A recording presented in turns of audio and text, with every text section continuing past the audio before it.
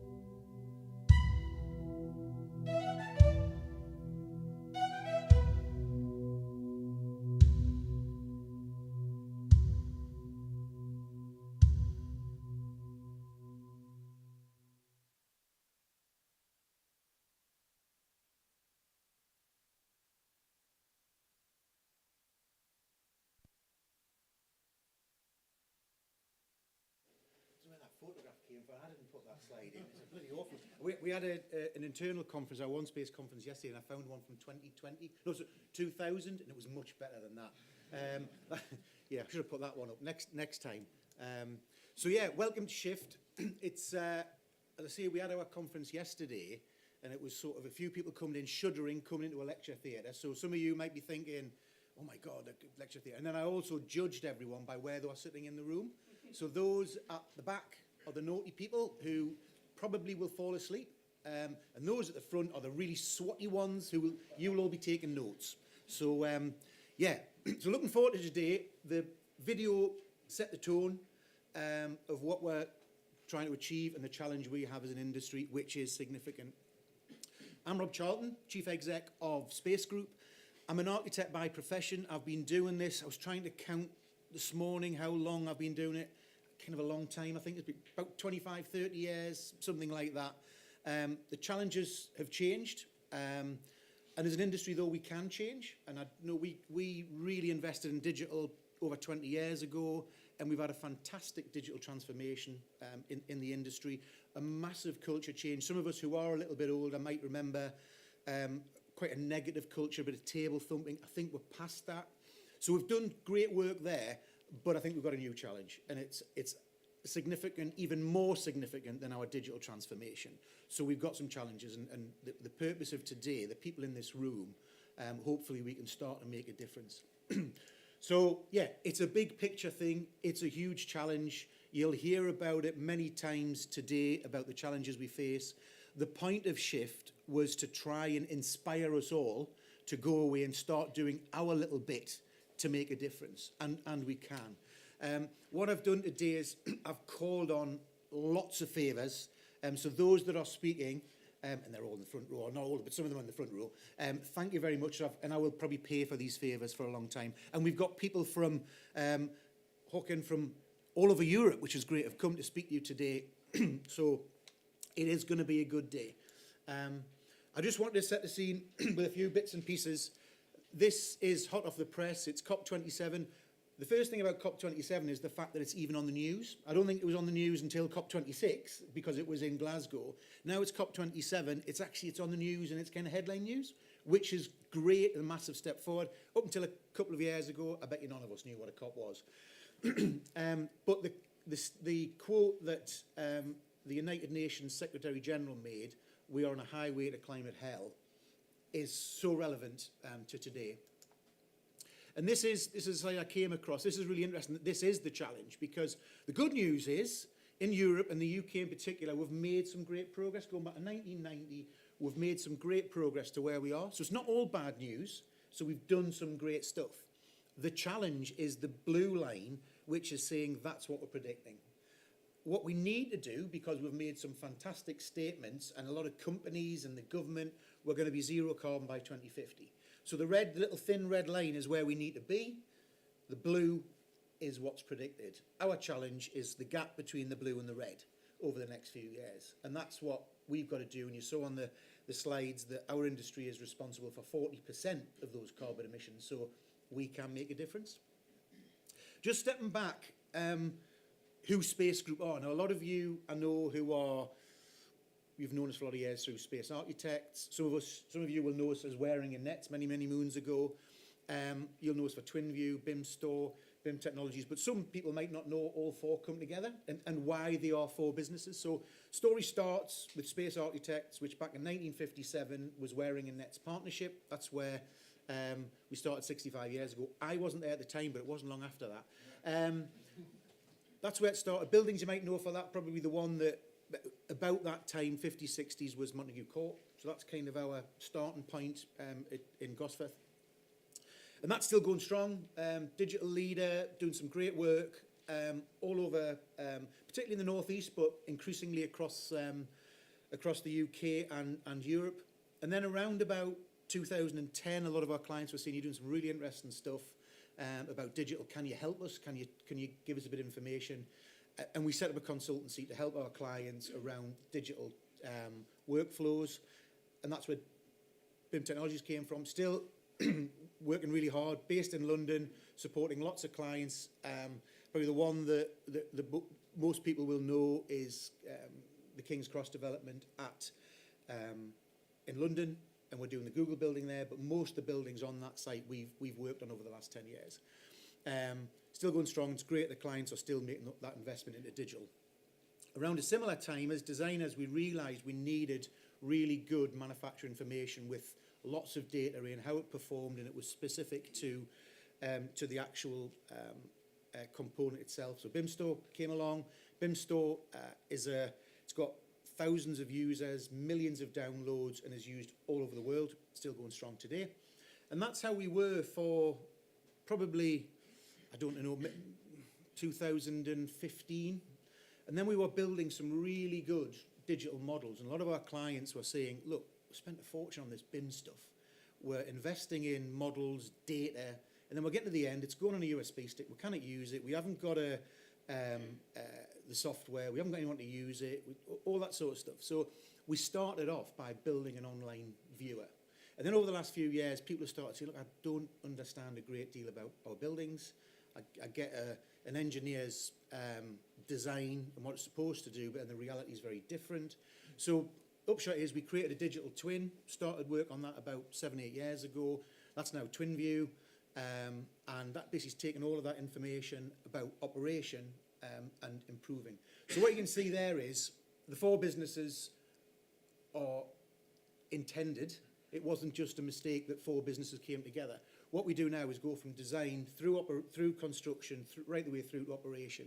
So from our point of view, we feel we are touching all the bits where we can make an impact.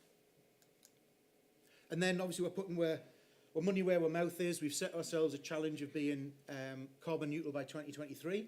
We started that journey quite a while ago, and I'm absolutely confident that we will get there. The one that's more difficult is net zero by 2030. That is a heck of a challenge. And we know that, but we're going to give it a go.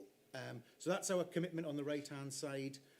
The important thing, though, is that we refer to carbon neutral and net zero, and we are accredited by science-based targets. But the reason we use science-based targets, it objectively defines carbon neutral and net zero.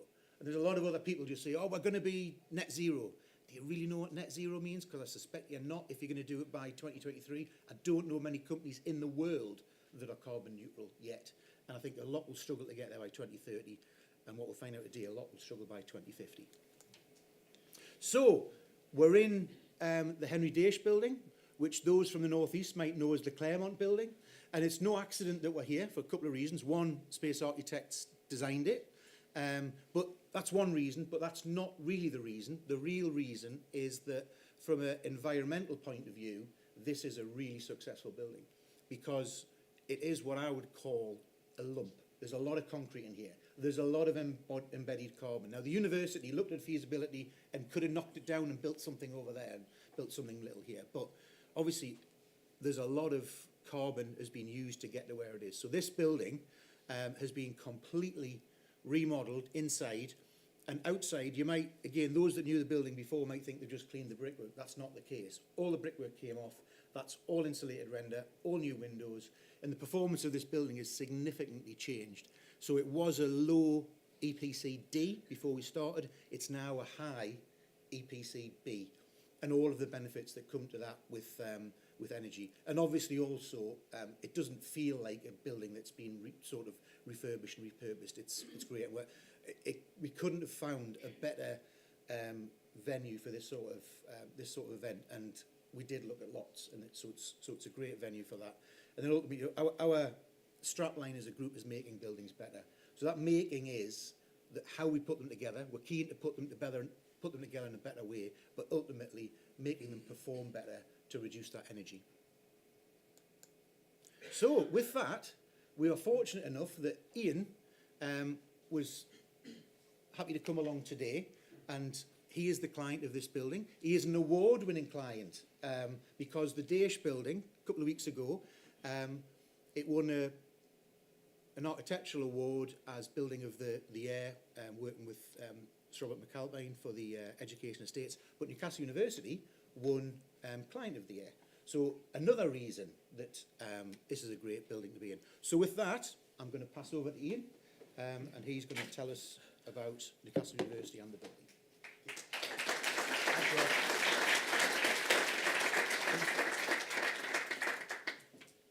Good morning, everyone, and welcome to Newcastle University and welcome to the Henry Daish building.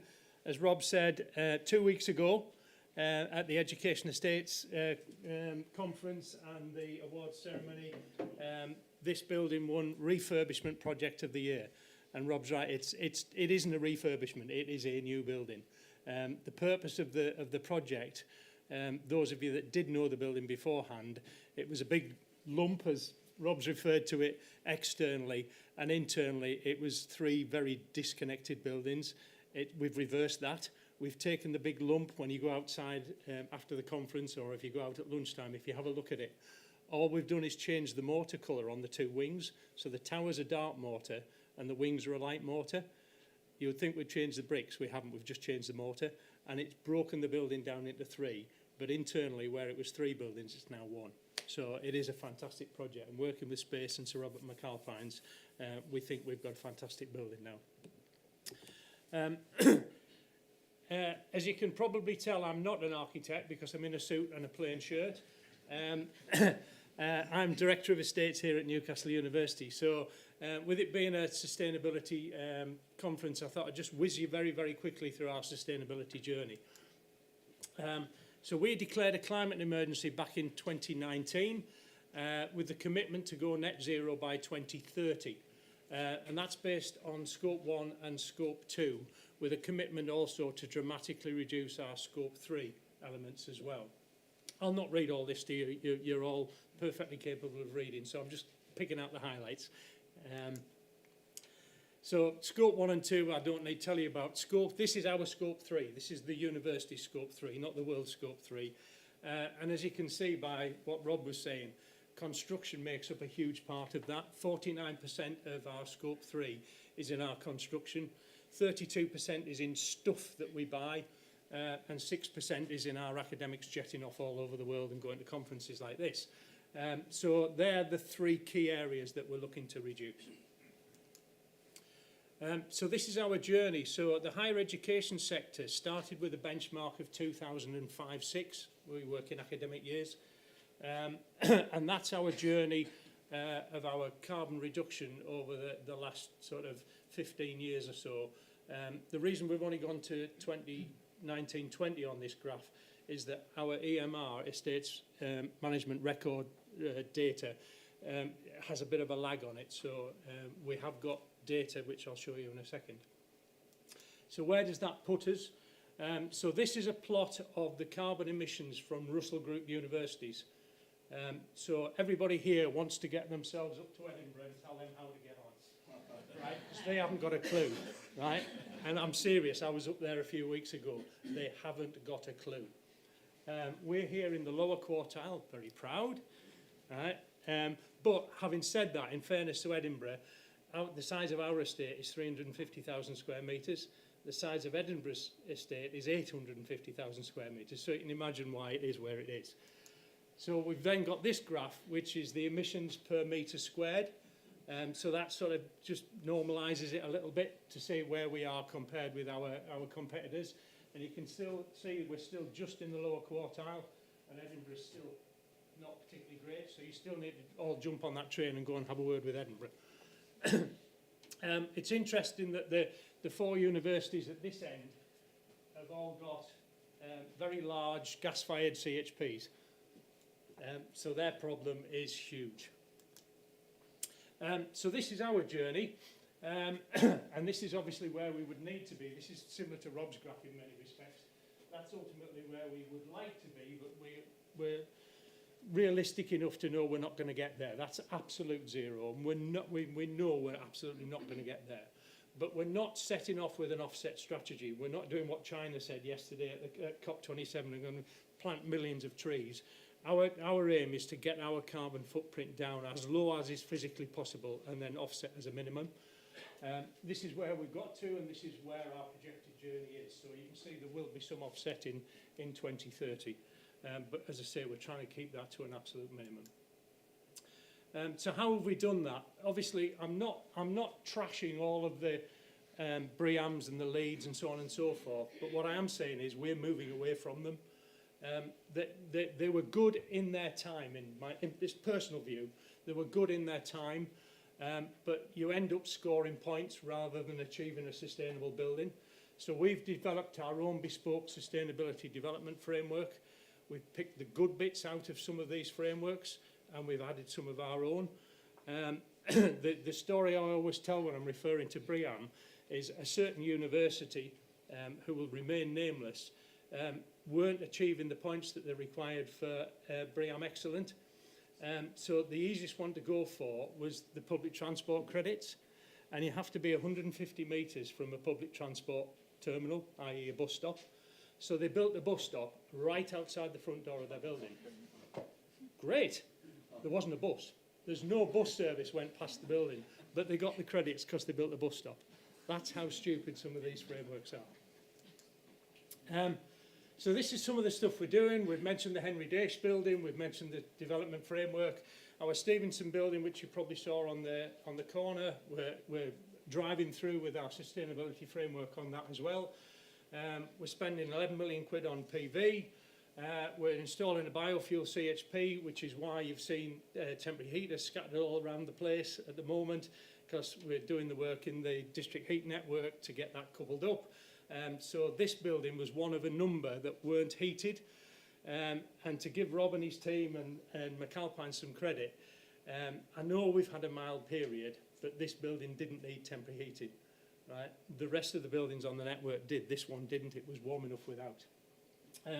We've undertaken a 6-month-long project looking at Campus of the Future, primarily because universities are rubbish at using their estate. We're appalling. We need to reduce the size of our estate. Right? It's the only way we're going to get down to anywhere near our net zero carbon targets. We're far too big for the operation. We need to look at rationalising our estate.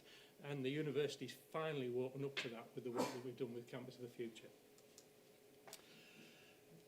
But obviously there's problems. Finance, this doesn't come cheap. But the university has committed to £15 million a year focused purely on net zero projects. Not the development of this building, not the development of the Stevenson building, over and above, which is where the 11 million quids come from for PV, where the CHPs come from. So you do need that finance support. There's always going to be competing priorities. I've said we're rubbish at using our estate. The academics tell you we haven't got enough. So there's competing priorities. Technology is always a bit of a lag, right? The biofuel CHP was sort of kind of state of the art at the time. It's not really, but we're getting there with the technology. The insurance is a really big problem. We were going to build the Stevenson building with a timber frame, glulam frame. We've ended up building it out of steel because the insurance companies that the university use both for construction, we've got two separate insurance companies, one for construction, one for building and contents, refused point blank to insure a timber frame building. Why, God only knows. Their argument was it would be a total loss if it caught fire. Do they not realise steel warps? But hey ho. And we've been recognised for what we're doing. As Rob said, won a couple of awards a couple of weeks ago down at the Education Estates Conference. Integration and collaborative working with space, working with other regional architects and design teams, working with McAlpines, Bowman and Kirtland and all our construction partners. We've won integration and collaborative working for 4 years out of the last 5. Relationships are so important to making this work. And you can see there on the top right-hand side, the Times Higher Sustainability Impact Rankings and the very recent QS World Rankings. We're ranked very, very highly in that for what we're achieving through our sustainability. So enjoy your day. Thank you very much.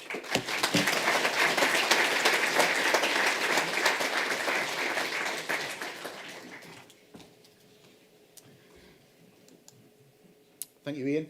Now you're saying, I did laugh because you said I'm the one with the suit and the shirt, but I have seen you in shorts and flip-flops.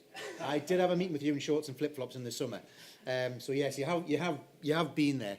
And then the other thing that you said, which was really useful, is when we were in here yesterday, was thinking, oh, we're going to have everyone in here today, and I'm going to talk about this amazing building. And there's bloody heaters in the corner, there's an electric heater. So I was nearly hid that heater this morning. But actually, what's great and funny about this building, what we noticed yesterday when we were in the other room, we had a lot of people in.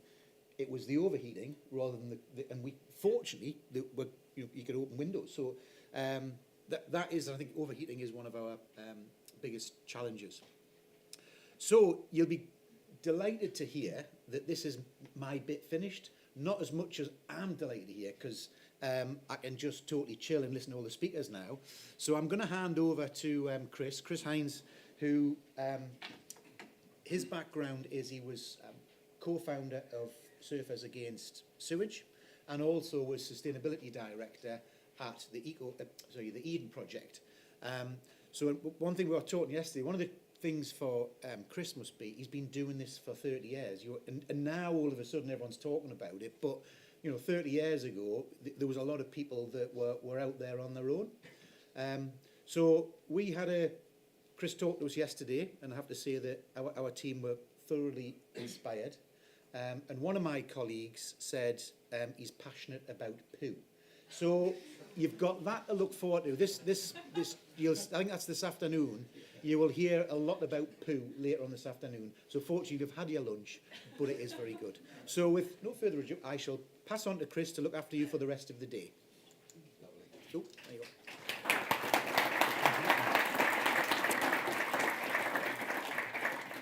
Thank you very much, Rob. Thank you very much, Ian.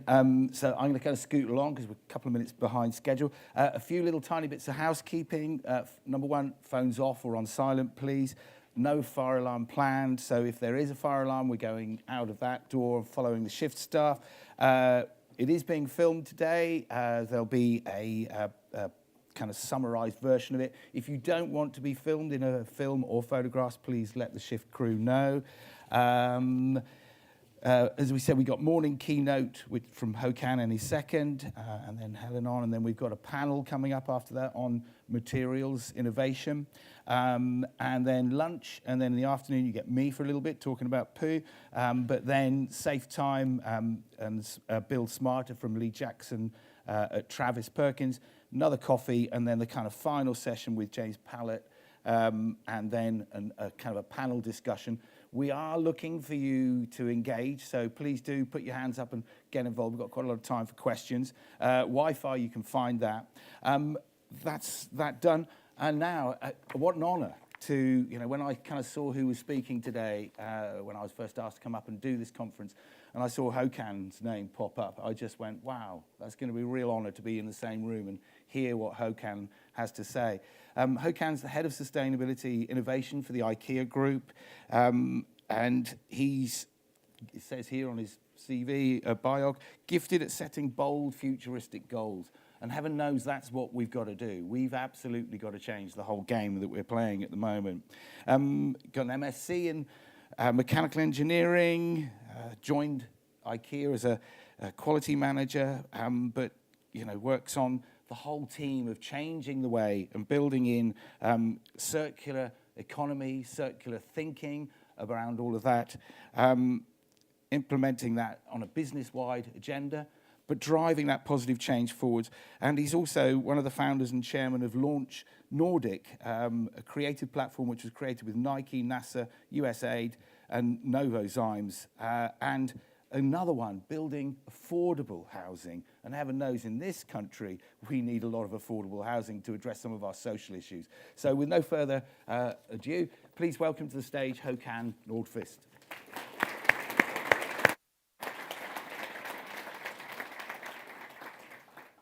Thank you very much. What an introduction.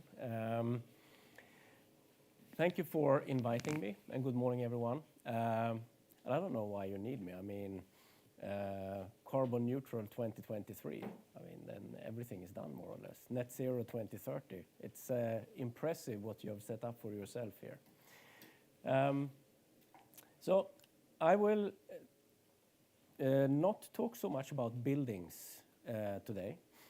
I will talk about change and how IKEA has been working with change and where we've been in the deepest caves of confusion and a lot of other stuff But what it's been sort of taken us to change things, to change systems, and also looking into what type of systems we need to change and what people we need to change those systems. And these are the people we need, the crazy ones. I will come back to them later on in my presentation. But what I thought was talk a bit about IKEA to give you a context of what IKEA is, where we are and what goals we've set up. Talk about innovation. What does it really mean to innovate and to create change through innovation? Because innovation is all about change, and change is not easy, it's hard. And then talk about circular economy and circularity, and a couple of examples of what we've been doing around that, leading into systemic change in society and the built environment and so on. So hopefully we can have some sort of a couple of questions and dialogue after that too.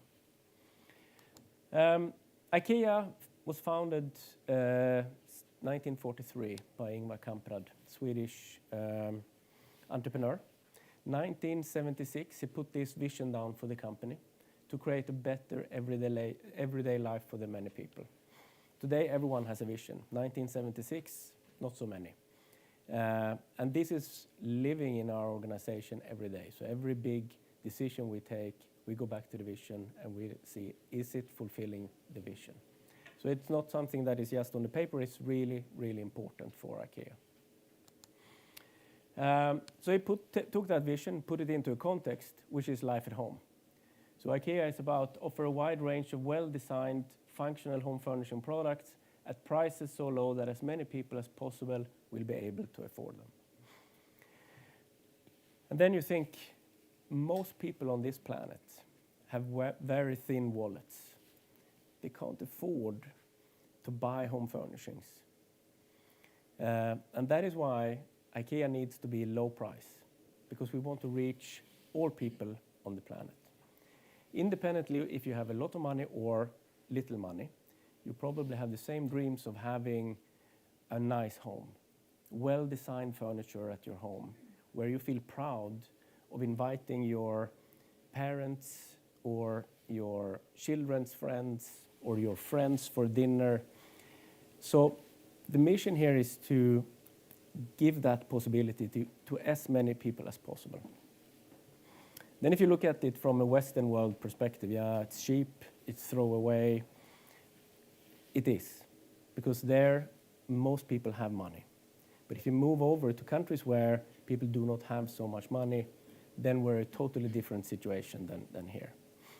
And we can't price differentiate in that way. So just to give a short explanation of what IKEA is, where we come from and where we are heading with these things. A couple of facts. IKEA is an acronym to Ingvar Kamprad, the founder. Älmtaryd, which is the farm where he grew up. Agunnaryd is the village where the farm was placed. So that's the sort of IKEA, why it's IKEA. So the letters in his name, the farm and the village. 1943, today we have 474 stores in 64 markets, 230,000 co-workers, 822 million visitors to the stores, 4.3 billion visitors to the IKEA.com site. And you could see the pandemic sort of here, but we managed to sort of grow again this year to 41, almost 42 billion euro in turnover. So that's a bit about IKEA.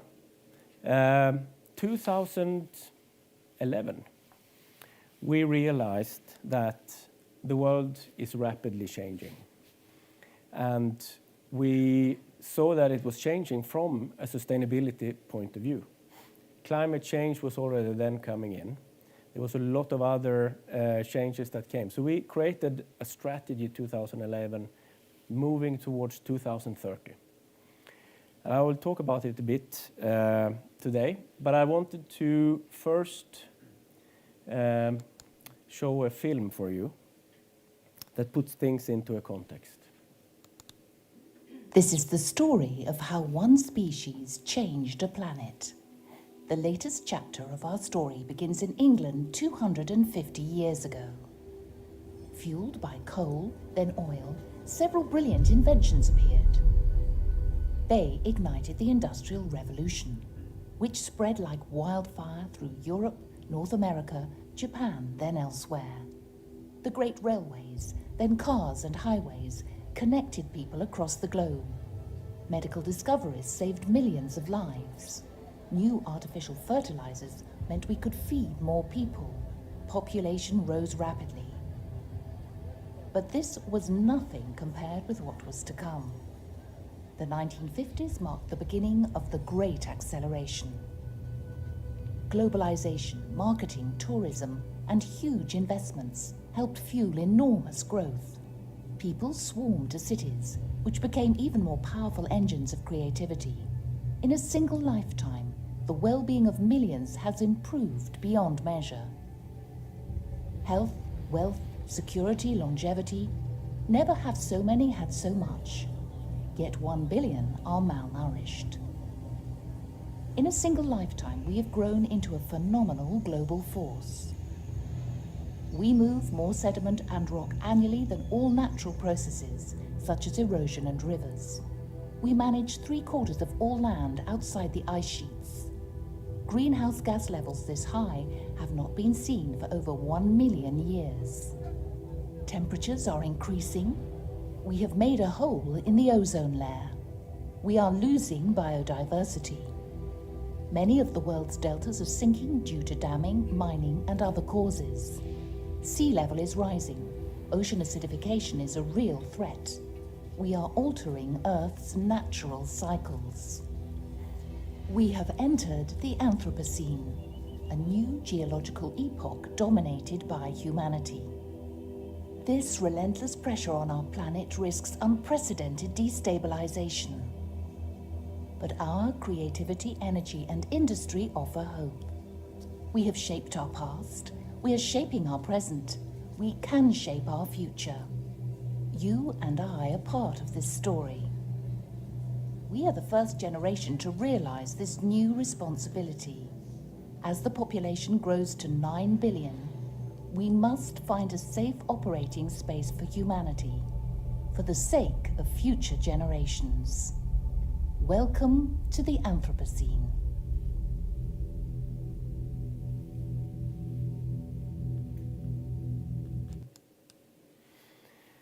So, we have the power to change Earth system, which is quite a big thing if you think about it. As a species, we can change Earth systems. You would think that if we can do that, we should also have the power of changing the small systems that we have created ourselves in society, or if it's infrastructure, or if it's buildings, or whatever. If we can change the systems of the Earth, we should be powerful enough to change the systems that we have created ourselves. And this is what we need to do. We've seen a couple of examples here in the beginning of the day on climate change. And from IKEA, we saw that 2011, we identified 3 main areas, main threats to our business and to our customers. The first one was climate change. We had already then seen we needed to close stores because of extreme weather events. Our co-workers were in need of help and sort of support when those storms, floodings, heat waves came. So we saw this is one of the main areas we need to work on as a company. The second one is unsustainable consumption. And we're definitely part of the problem here. It's the biggest challenge for the company. How can we, without compromising the lives of our customers, address unsustainable consumption so that you can still use the home furnishings when you need them and not compromise on your quality of life? The third one is inequality. And since 2011, when we sort of first took this, the inequality in the world has increased tremendously. And I mean, just look at the geopolitical situation today, where polarization is increasing everywhere. The pandemic actually threw back a lot of people back into poverty. We have, for a very long time, talked about gender equality. We're still not there. Should be the easiest thing that I mean, we can do. We can't do it. We can change the systems of the earth. We can't reach gender equality. I mean, something is wrong in how we address things. But it's also equality in every aspect of society. It's money, it's gender, sexual orientation, religion, everything. It's a big, big threat to what we want to do when we want to change systems, our systems, because we need to utilize every talent that exists among us. So those three areas were the big ones that we wanted to address. And we also felt we had the right to win here, because this is within the sort of space of IKEA.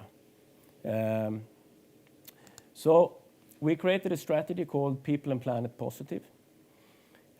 First published actually 2011-12, it's updated 2018, and again 2020 to be sort of relevant for what we've done, and also reporting on the progress so far. And what it is about, it's of course, you know, environmental things, it's social and economics. That's sort of the definition of sustainability. If you look at the world today, and what we said, this space here, when they work together, when they collaborate, when we take care of the planet, we sort of work with equality, or we work with the social dimensions of life, and the economic and the financial systems works together, then it creates better life. So if you remember, create an everyday, better everyday life for the many people is the vision. So the ambition is to increase that space, to move these circles together, to interact, to collaborate, and to create a better life for many people then. Unfortunately, we did research a couple of years ago, and not from an IKEA point of view only, but sort of a global perspective. This space is decreasing today. So these things are moving away from each other, which is alarming if we look at the future that we have ahead of us. We need to bring these circles together to create a bigger space in the middle where everyone can thrive, where more people can have a better life.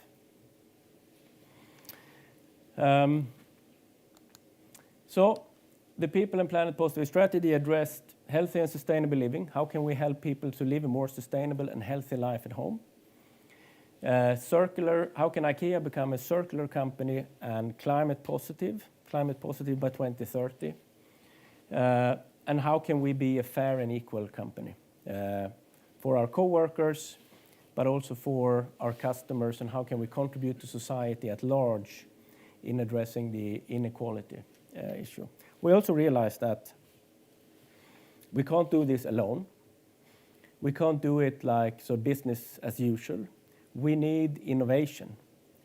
We need to work with people, we need to work with companies, we need to work with society, we need to work with government to innovate and find new solutions. Because the old solutions, if you just take them and implement it, it would be already done.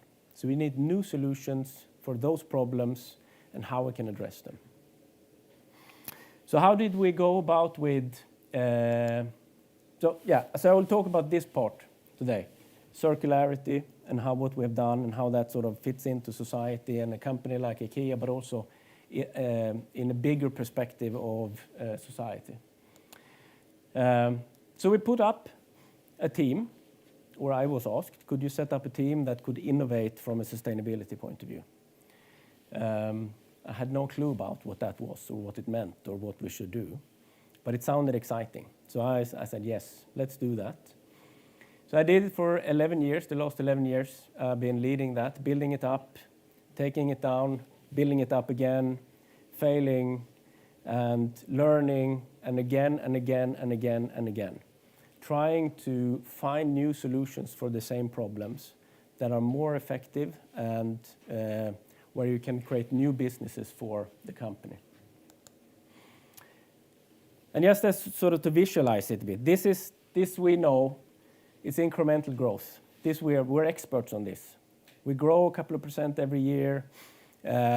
We become more efficient in the operations. We increase the profit a bit, the margins a bit. We invest, we get a bit better every year. Unfortunately, the world looks like this today.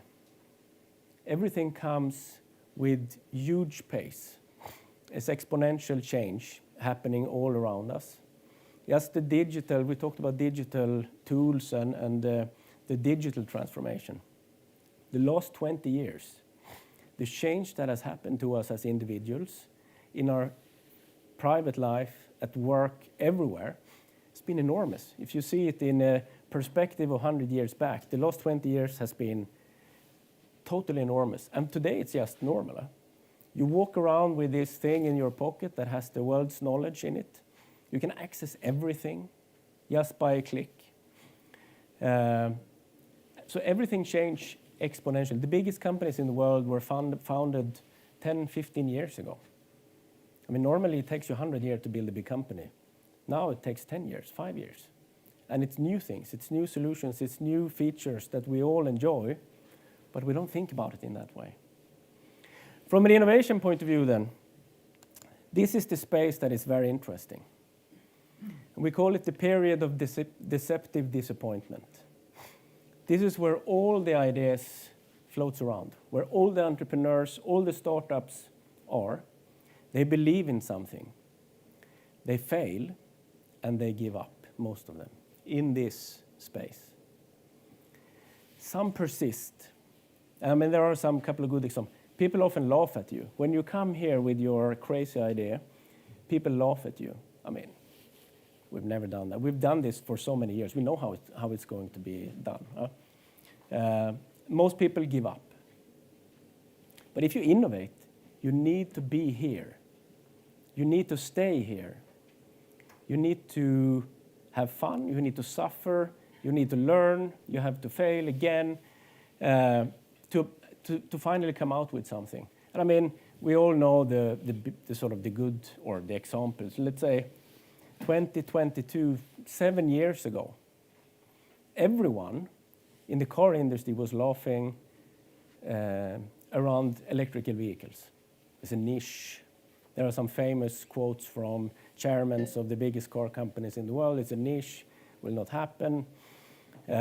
We've been building cars for 100 years. We know exactly how to do it. This is not something that will break through. There was one guy staying here, persisting, believing in his idea.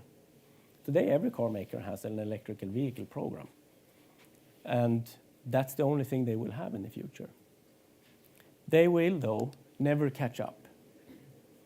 Because if you are here, you have a period of disruptive opportunity there. So everyone else is just playing a catch-up game. Catch-up game. They will never catch up. Especially in this example, he's too smart, so he's putting everything out there, patents and everything, because he knows he's 3-4 years ahead of everyone. We can take another one. So virtual reality, again, 5, 6, 7 years ago, those goggles, no one will have them. Yeah, it's for gaming, it's for fun. But it will never have sort of a big impact in society. Today, if you look at virtual reality, and we're now in a university, learning, virtual reality learning is booming.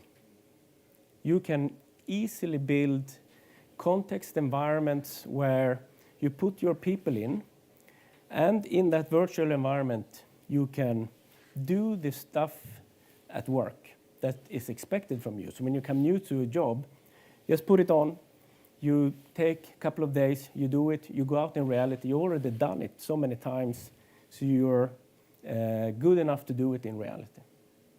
So the applications of these technologies are everywhere, but we need people that dares to stay here. So if you remember the crazy ones in the beginning, we need the crazy ones. And they're crazy enough to believe that they can change the world, and they will. And if you want to change your industry, and if you want to innovate new solutions, you need to allow people to be here. You can laugh at them, but you need to allow them to be here.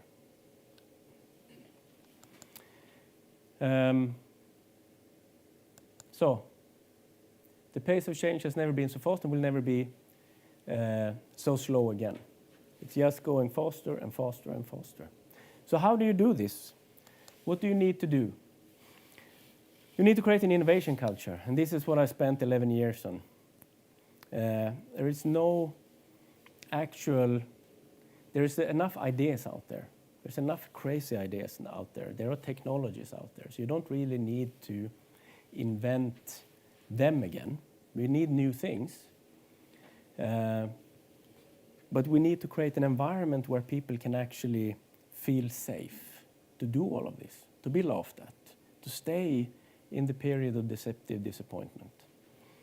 So, hire the crazy ones.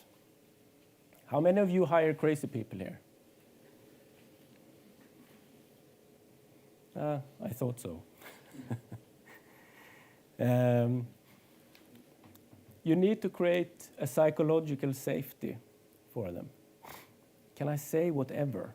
Can I come with my crazy ideas? Can I put everything on the table without people sort of pointing finger or leaving the room or nodding sort of the head? Or can I do everything and feel safe? And feel that the people around me actually likes what I'm saying and they want to sort of do it. They want to work with me on it. So it's, of course, a leadership issue. Promote failures and learnings. If you're not failing, you're not innovating. If you're not having crazy ideas, you're not innovating. You're just developing things that already exist. You also have, you have to learn. Failure is, for me, the wrong word. You have to learn. You have to do, learn, relearn, and so on and so on and so on. That's when you actually find the new solutions. It's hard work. It's not always fun, but the reward is enormous in the end. And then to create a reverse governance, I think this is one of the most important things. In IKEA, and I assume in many other companies, you get an assignment. Now you're the project leader of this project. You get the budget, and you go out and you start doing it. After a while, you need to go back to this, your manager or this council or this body that has given you the mandate and money to do it. You have to report in and say, okay, I'm here. Now I need some more money to take the next steps. And then all these people sitting in this council or in this body are smart ones. They're smart in asking questions. So they've probably done what you've done before, and now they want to sort of profile themselves. They ask the questions, hard ones. You don't always have the answers on them. And then you go back and forward. Perhaps you go back again. You have to redo something. You go back, and then you get your approval, and then you continue. So you fight for your project because you've got an assignment to do it. So you fight for it, because if you don't, you fail. If you don't deliver on the project, you don't get the next step, you don't get the money, you will fail. And that's not acceptable in the system and in the environment we live in today. So what if you reverse that? And you get an assignment, you have an idea or an assignment, you have this project now. But the task you have is to close the project as quick as possible. Because the faster you close the project, the cheaper it is. If it's not great, if it's good, do we need good projects? I don't think we need great projects. So if it's not great, if it's just good, your task is to close it. So when you come to the council, you say, I want to close this project. And the council will say, ooh, but we gave you this assignment, we need this. We decided we need this project, so why do you want to close it? And then you have to sort of explain why. The questions you will get will be totally different from these smart people in the council. And you can persist in closing it, and they will wanting for you to keep it. No. You have to go back and do it again. We can't close this project. And it's not easy as I'm saying now, but it's a mind shift in how we can innovate and actually close good projects that are not great. We only need great projects, not good ones. If we are going to change the world, change systems, change an industry, we need great projects from crazy people that want to close their projects as quick as possible, because that's the cheapest way. If you close it early, it's cheap. If you close it late, it's expensive. If you close it early, you can start a new one, and then a new one, and a new one. And finally, you will have a great one. So I wouldn't say that we came all the way through, but this is the mindset that we wanted to introduce into the innovation space in IKEA. How can you, if it's not great, close it? It's so hard for people because we're sort of brought up in a totally different way of working. I can't fail. And that's sort of psychological safety space, hire crazy people, learn, and the reverse governance. I think if you work with that, innovation can happen.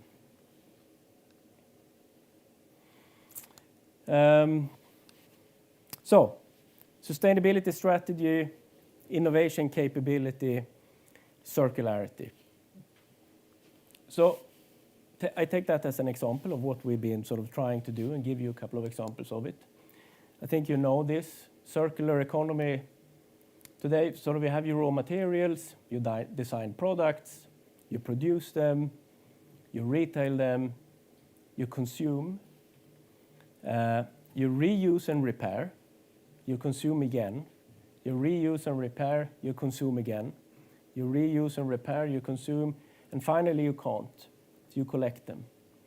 And then you recycle the material, and then you go in again and design, produce. So this way, this thing here should fade away. So this circle here will live its own life. This will fade away.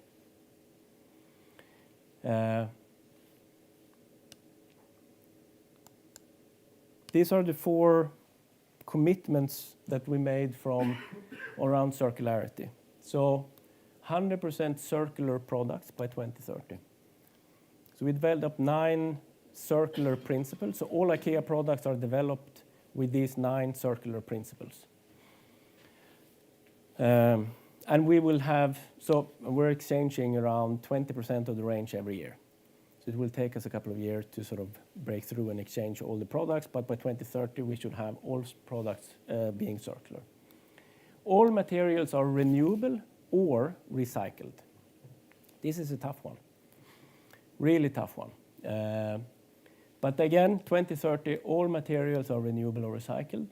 And then new ways for customers to acquire, care for, and pass on products.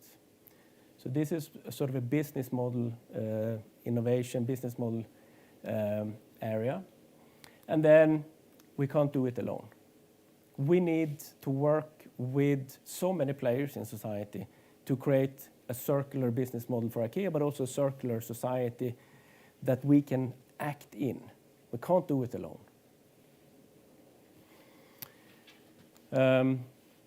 And this is just a quote from Tim Gore. The whole point of circular economy is to reduce the amount of stuff that you take out of the earth and turn into things that are on the market. If you're not doing that, then it's pointless. And I love it because it sort of explains circularity in a very content ways. Yeah. So, some conclusions from our side. global supply chain is a thing of the past. And this is a big thing to say, but it's like we've been, for the last 20 years, moving all production more or less to China or to Asia, where they produce, and it's not IKEA, it's everyone. Production in Asia, China, they produce poor labor conditions,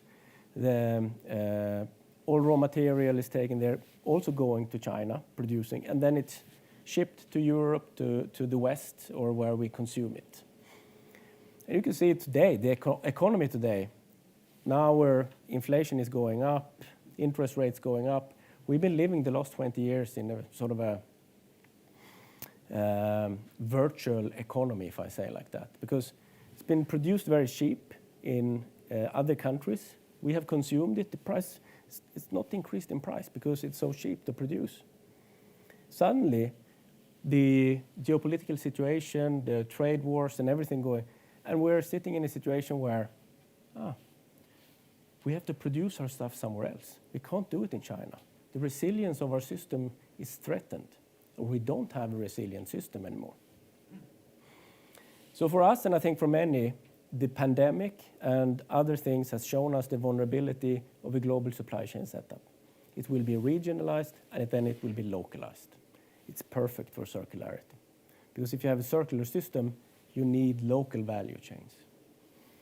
So we need to utilize existing resources in society, not take out more, like Tim Gore said. You can't do that. You need to utilize what exists in society. And we need to build new systems and infrastructures that supports that. And again, new systems and infrastructure, innovation, we need to innovate. We can't just, now we change the system. It doesn't work like that. You have to innovate. You need to motivate and incentivize that change. So a couple of examples then. From food, the food area in IKEA. We try to grow salads and herbs and to the IKEA restaurant through vertical farming setup, put everything into a container. We could grow enough for the restaurant and for the co-worker restaurant there. We put something in the store where we could sort of grow there. Food waste, we tried on-site biogas, small units for the food waste coming from IKEA, some on-site composting. So smaller things, or things just to test and try. Can we do it? What is the cost? Is it profitable? And so on. But then we took the next step and said, okay, how can we create a system out of this? And what can come out of the system? So you have a store here with food waste, organic food waste, flowers and plants, and grease and oil from the restaurant. Okay, can we grow mushrooms in the coffee waste? Could we make soap from the orange peel in the restaurant? It's both new products. We could commercialize that. Put it into the biogas plant. Out, you could have the compost, which is a new business opportunity. You can sell the soil in the store. It also came a liquid fertilizer. We could do that through the biogas plant, which we then could use in the vertical farming to grow salad again. From the biogas, it came gas. So you had heat electricity, which you could use in the vertical farm, or you can put it into the store again.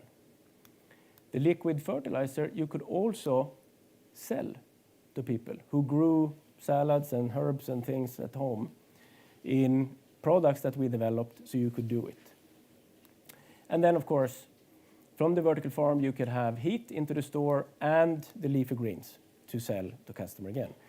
So trying to build a local, very local system, circular system, where we used waste products to build new products, new business opportunities, new ways of financing this transition that we need to do. That's one. Second one is we worked with something called furniture as a service or product as a service. You can rent IKEA furniture. Instead of buying it, you can rent it, you can lease it. Sounds easy. It's super difficult to go from a linear sort of buy and sell, instead, and then you go into leasing. If I buy products here, I have them a couple of months here, and I sell them to you, and I have a margin in between, then I get money back into the system. I can buy new products, and I can have them, sell them, new products like this. If you start renting them out, well, I don't get the money back here. I have sort of a 2-year period where I will get the money back, so I don't get it immediately. Someone need to finance that cash flow for 2 years or 18 months or whatever we have. A lot of money. If your turnover is 41 billion euro and you need sort of 2 year or 1 year, 1.5 year financing, well, it's a lot of money. So how can you then do that in a way? And how can it look like? And then, so, yeah, you need to create a totally new system in a local system, because the furniture are local. Take them back and put them on the market again. It's not like I can send them to China and reproduce them. It has to happen in Newcastle. So I need this in Newcastle. I need sort of a digital hub. This could be a global one. Digital hub with omni-channel marketing, e-commerce, and so on and so on. You build a new interface with customer and the customer use. You create all the data here, when they use, how they use. So you have a way of understanding the status of the products, because then you get it back. So you have a regional recovery center where it's all furniture are assembled. You need all these capabilities. You collect it here, you wash it, you repair it. You need an extra factory here, which have the bigger repair, refurbish, but also rebuilding the furniture. You need an ecosystem here of local players who supports this. You need a mobility infrastructure that can support huge volumes in Newcastle to facilitate this system. And we can't do that alone. We need to work with a lot of players in society to make this happen. So we have an idea, we have a way of seeing how this could be done, but we can't do it alone. We need so many players here that can help and support us. And I think this is the thing with the built environment then.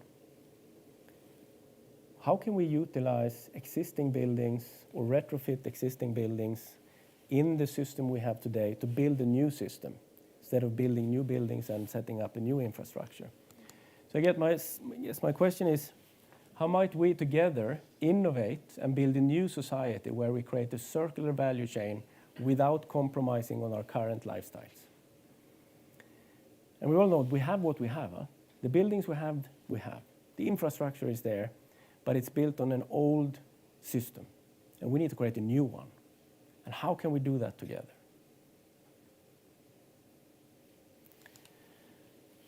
And who are the crazy ones that can actually do it? Because I don't think we can just say, now we do it. We need to find the solution. We need the crazy ones. And I hope if I come here another time and I ask the same question, how many of you hire crazy people? I hope there are a couple of arms in the air that have invited some crazy people in there and given them the chance to learn and fail and innovate the new solutions. Thank you very much.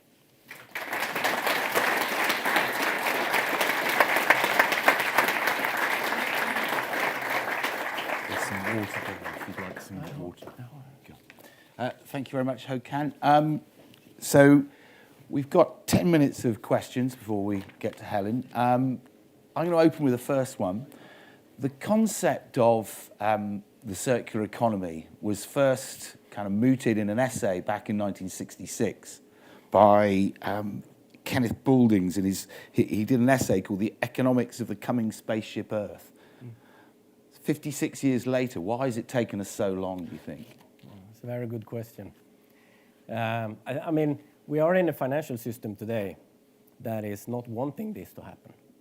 Okay.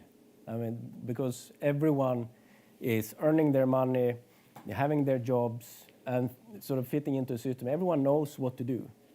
So most of us, I would say 95% of all the people they like that comfort zone. They like that being in an operational space where you know what to do.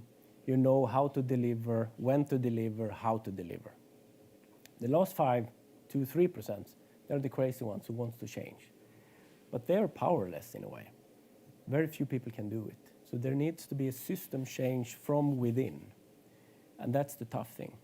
You can't do it without incentivizing it, without getting those big players on board wanting to change.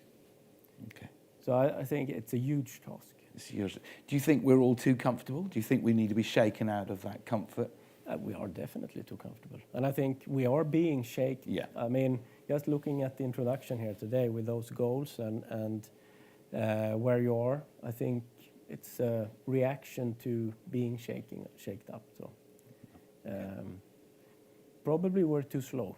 Too slow. Okay. I think we'll come back to that. I know from a couple of other speakers during the day. I did say about the phones. Do we have any questions from the audience? Sir, can we get a microphone to you? Because we're just trying to record everything, so it's coming very quickly. Cat's there like lightning. Well, not. Absolutely inspirational what I've just seen. I suppose it is to do with circular economy, but if you, and I've just lost my train of thought actually because I had to wait for the microphone. Oh, sorry. No problem at all. Let me try and, I've forgotten. Sorry. Oh, sorry about that. Sorry. We'll come back to you. We'll come back to me. Yeah. Another question? Gentleman in front of you, John. Hi. With any form of change, big or small, the people willing to listen to you are usually the ones who are already on board. And it's the people who aren't really willing to listen to you, the ones you need to change. So how do you approach trying to change that mindset and the ones who don't want to listen to you? It's a good question. Depends on what context you're in. I mean, you have one context here, and I don't know how many of you who actually wants to listen to me or sort of take it in. But my point is, if you are a leader, you lead a company or a team or a division or whatever. If you put your mindset into this, and if you just create a space where you allow your people to innovate, could be a small space. Not everyone wants to innovate, but if you do that, you can build change from within, because then you interact. To sort of go out and talk to a lot of people and think that that can change it, I don't think it will, but it can perhaps inspire people who leads people, because everything sits in the leadership, creating the psychological safety space and having an ambition to change through innovation. And I think everything lands in leadership, in change. Innovation is one way of doing it, but if you're only focusing on your operational stuff, you won't change a lot. You can get more effective and efficient, but you won't change a lot. Back to you, sir. Yeah, I've got it here. Sorry, I had to write it down. The old memory's going. Obviously, we do a lot of recycling at home. I mean, I now have a box full of stuff, so I'm check everything to make sure it can be recycled. But once I've done my part and I put it in the bin and it goes off to local authority, I have no idea where that rubbish actually ends up. And last year, you might recall, there was a programme, I think it was on BBC, where plastics and stuff was ending up on a beach or maybe somewhere in Malaysia or something like that. And I guess really, it's all about education, but, and I appreciate, the crazy ones, the small percentage, but surely, this has got to be at really high level as well with government sort of getting behind all this. I'd just love to hear what's your thinking about that. Yeah, definitely. So we can all do small parts in our lives, because then that changes our mindset a bit. It also gets us a bit operational into it, so we can do things, and we love doing things. So I think recycling is a great example. But if we want to create the bigger system shifts, it has to be a collaboration between industry and governments and investors. And my personal view is that governments needs to be much more bold. They need to set the direction. They need to create the regulation that leads us in this way. And they need to innovate too. I mean, I know it's not so easy to innovate around regulation, but you need to dare. You will never change anything if you don't dare, and if you're not bold, if you don't take the steps necessary. And again, you can fail then. You will fail. And perhaps you can't fail in a government or in a regulatory environment, I don't know. But if we don't do it, it's really hard to create the change that we need. We can't trust on sort of a few Elon Musks around the world that will change everything. We need government stepping up, being bold, regulating more, but regulating the right things. Another question from the audience? Corinne, on this side. Thank you. And then I think I had up here, Corinne, and then another one over there in a minute. Hi, yeah. It was what you were saying about renting furniture, and I mean, I imagine for a company like IKEA, if everybody didn't buy new furniture for a new baby that they're going to keep for 2 years and then get rid of, or every student in a student house didn't buy new furniture that again they're going to keep for 2 years and then get rid of, that in terms of waste, that makes a huge difference if everybody rented that equipment. But actually for you as a business model, that must be sort of life-changing for the company. How close do you think you are to achieving that mind shift, both from the consumer and from the corporate point of view? I think the consumers already want it. So all the research we're doing, we see that consumer wants it. And there are some low-hanging fruits, like you say, students, children. For us, and this is the big challenge for big companies, our total digital backbone is built on buying and selling. So I can't send an invoice, a rental invoice to a person. So we need to change that, and now I can, but I mean in the beginning, we couldn't do it. So those small things you need to change as a company. So we're very close to that. We're doing a lot of, you could say, pilots. So we haven't launched it globally, but we do pilots collaborating with universities, for instance, and we do with children furniture too. And the good thing for us is when you do it, we own the material through the value chain. You use it, but when you give it back to us or when you're ready with it, we can put it on the market again, second-hand, renting. We can recycle the material. So we don't need to go to China and cut more forest down or dig up more minerals. We actually own our material value chain already. But it's local. So for us, the local infrastructure is super important to build together with many, many others so that we can have that value chain and not needing to use the global one. Thank you. We had another question over here. Someone had their hand up over there. I'll take front row here. Cat running everywhere. Gentleman on the end there. Yeah, some great thoughts you've thought-provoking. It's really just, I was pleased that you mentioned the word profit on a number of occasions. So IKEA have got to be profitable to do it, but obviously to hire the crazy ones and to come up with ideas and reject some, it requires investment. Yes. So call whatever you want, subsidy, investment, cross-investment. And that's great. You mentioned the term a couple of times, big companies. So what's your message to the SMEs, the smaller companies who haven't got the same, wrong word, financial luxury to do it, but you still want them a mindset? So what would your message to them be? Yeah, it's a very good question. We don't have the money either. I mean, we have a lot of money, but the transformation is bigger then. So you can do it small or big. I think it's about, I'm not going to answer your question directly because the financial part is unique for every company. But I think as a business leader or a company leader, you need to decide around your business, what you want to do and how you want to contribute to society. And of course, you can't transform it immediately. You need to keep your operations. You need to sort of earn your money there. But if you're in for transformation, my learning is this is the only way. You need to have this small space where people can innovate and where they can, where they dare to step out of it and actually challenge.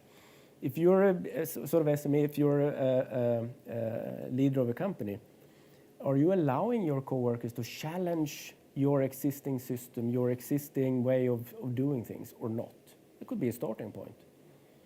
And then build from that, building that culture, innovation culture or culture of change, if I call it like that. You can do it with, you don't need all the money in the world to do it, you need some money. So it's an investment in the future of the company. Lovely. And one last question from the gentleman next to you, and then we'll go to Helen. Yeah, thank Second, it's exciting to listen to you. I just wanted to, if you could elaborate on the failure, the word failure, and how many failures would you allow to sort of take forward and to reward? Certain cultures, you have only one chance, and that's it. If you fail, you fail. Now, there is a cultural issue. Europe is a little bit better in terms of supporting this, and without failure, you won't have innovation. But how we define failure in your company? Thank you. Yes, failure is the wrong word in a way, but you need to dare to not always push your project through. I mean, most of us has been in project leading decision or roles and so on. We're pushing it through. We know it's not great, but we need to do it because that's our job to do it. We don't think about how it could be even better, but we just push it through. So I put the man up there on the slide, Astro Teller. He's leading Google X. So what he's doing, so there is not, you will not have a number of failures. You're only allowed to do 3 failures. You can do 100, as long as you close the projects and there is a good reason for it.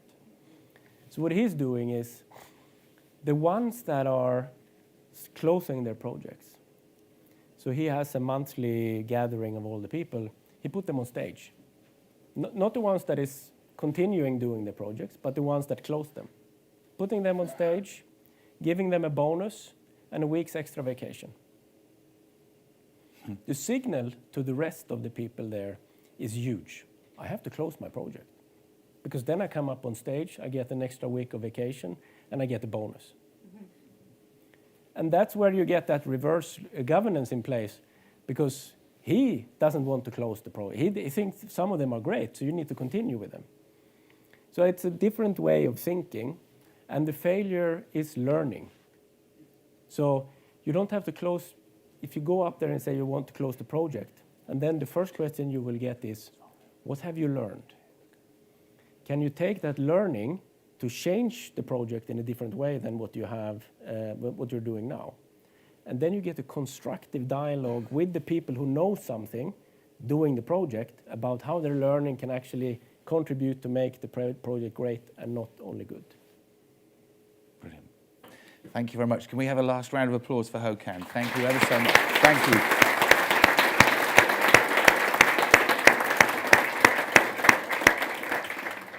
Thank you, Håkan.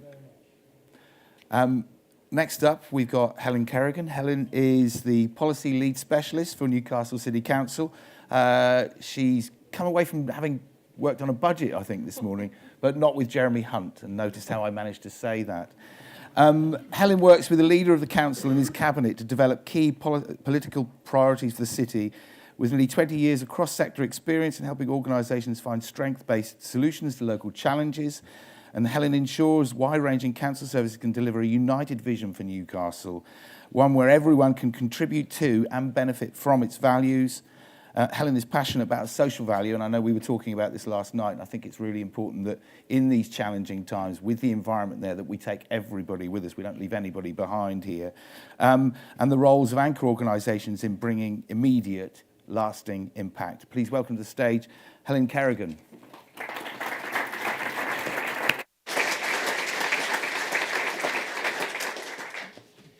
Good morning, everyone.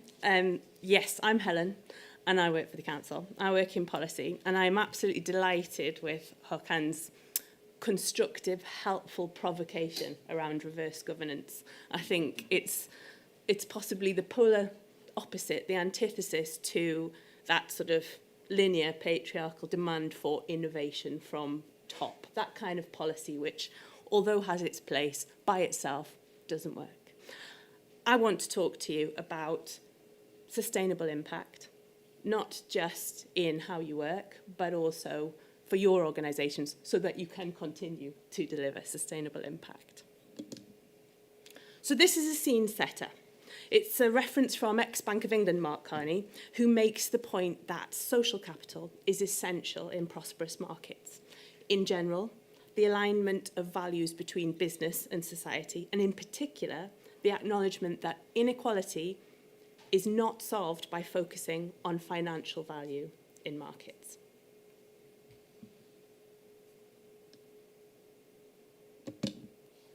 Here's another scene setter, and it's from economist William Easterly, who talks about planners and searchers. Now, his research is about where sustainable social impact is designed, and it famously relates to foreign aid principles. But these can be transposed for our purposes here in terms of how we consider our responses to the composite crises of cost of living, of austerity, Newcastle's child poverty levels, and climate change. So Easterly looks at planners like the World Bank, the IMF, the UN as outsiders who set inspiring goals like universal primary school enrolment or halving the number of people living in extreme poverty. And then planners develop ambitious plans for achieving those goals, like big programs to roll out public health or education or transport infrastructure. Now, in delivery, these can fail. Like the example that Easterly gives of aid agencies handing out mosquito nets in poor countries to eradicate malaria without properly considering the complexity of political, social, institutional, technological factors that can result in the diversion of those nets from reaching the people who need them. So then he looks at searchers, like community-based NGOs, as insiders who don't apply a preconceived plan for development, but instead they live in communities. They hire local staff. They start by asking people what matters to them, not on what can make a real difference. And he gives that contrasting scenario of the same mosquito net example by looking at the success of local not-for-profit organisations designing systems of subsidised sales of those nets with much higher reach into rural communities and much greater use. Now, this isn't a false choice. It's not an either or. It's not a planner or a researcher. And from the council's perspective, we certainly believe that it's right to set ambitious goals and it's right to set ambitious plans underneath those goals to achieve them. However, it's just that we absolutely know that without the leadership of local communities, it just won't work. It's the only way to drill down far enough to make informed decisions that provide effective solutions that meet local need. So for the council, in Newcastle, social value is core business. I'm a policy advisor to our cabinet and our senior management team, and it's part of my job to get buy-in at the highest level of the relationship between the decisions that we take and the long-term impact that they have for our residents. We are politically led, and we must respond to residents' changing needs, but we're also an anchor institution. We have a deeply embedded history and connection with the way that our city works. This year, we've embarked on a new inclusive economic development strategy for our city, working with other anchors and stakeholders in the city to subvert the traditional economic models that have presided nationally and locally for a long time. And we want to use every single lever available to us to make decisions based on what we, as a city, as a collective, know is needed to create sustained benefit for everyone. And social value is a key part of that inclusive economic strategy, with a big and a lasting impact on the quality of life and resilience that we have to economic shocks. And as part of your local area's economy, it's your business too. It's up to you to make it your core business. So what is it? There's still blue mist around the term social value, possibly because of the industries that have developed since the advent of the Social Value Act in 2012. You know, is it a procurement rule? Is it a way of presenting added value to win business? Or is it really that different to corporate social responsibility? For us, and speaking for us as a council, it's really simple. It's what residents say is important to them, like a decent place to live, sustainable employment, equal access to quality local services. And we've committed to considering this value in every decision that the council makes. And when we design and deliver services, either directly ourselves or through third-party partners, delivery partners, we consider how the lives of local people will be affected, and we want the decisions that we take to create opportunities for residents in our city. It's important to us because it's our role as a council to make public money deliver better outcomes in an effective way and in a sustainable way. And it's important to you because it makes your entire business better. It makes it a better place to work, delivering services that bring better outcomes, and it makes you more competitive and more sustainable. It's not just an add-on to your delivery, and it's not just a transactional approach to winning business, certainly not from our perspective. It's a design approach that considers wider impact and uses the knowledge to shape your delivery. It can't simply be expressed in financial terms as a return on investment.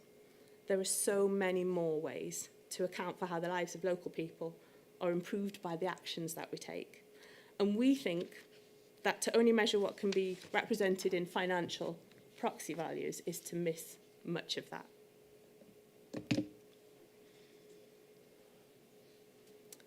We've worked with communities and other city stakeholders to think of social value in 4 ways.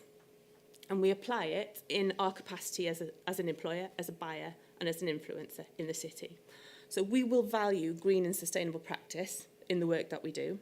We will value local spend, employment, skills building. We'll value the input of communities in identifying what they need and how we should all take action to address those needs.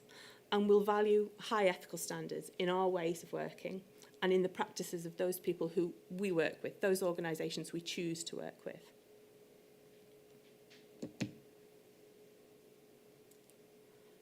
Whether we're delivering a service or project ourselves, or whether we're commissioning others to deliver on our behalf, these are the kind of questions that get conversations started with suppliers and with stakeholders when we engage. What resources do you use? What improvements can you make? How do you apply that knowledge, that data, those plans to Newcastle? When we look at location, we look at transport miles, air pollution, energy, waste reduction, in the work that you're doing both in Newcastle but also in general if you're based elsewhere. Do you source your materials locally, sustainably? We're looking at that local chain again, that move from global supply chains to local.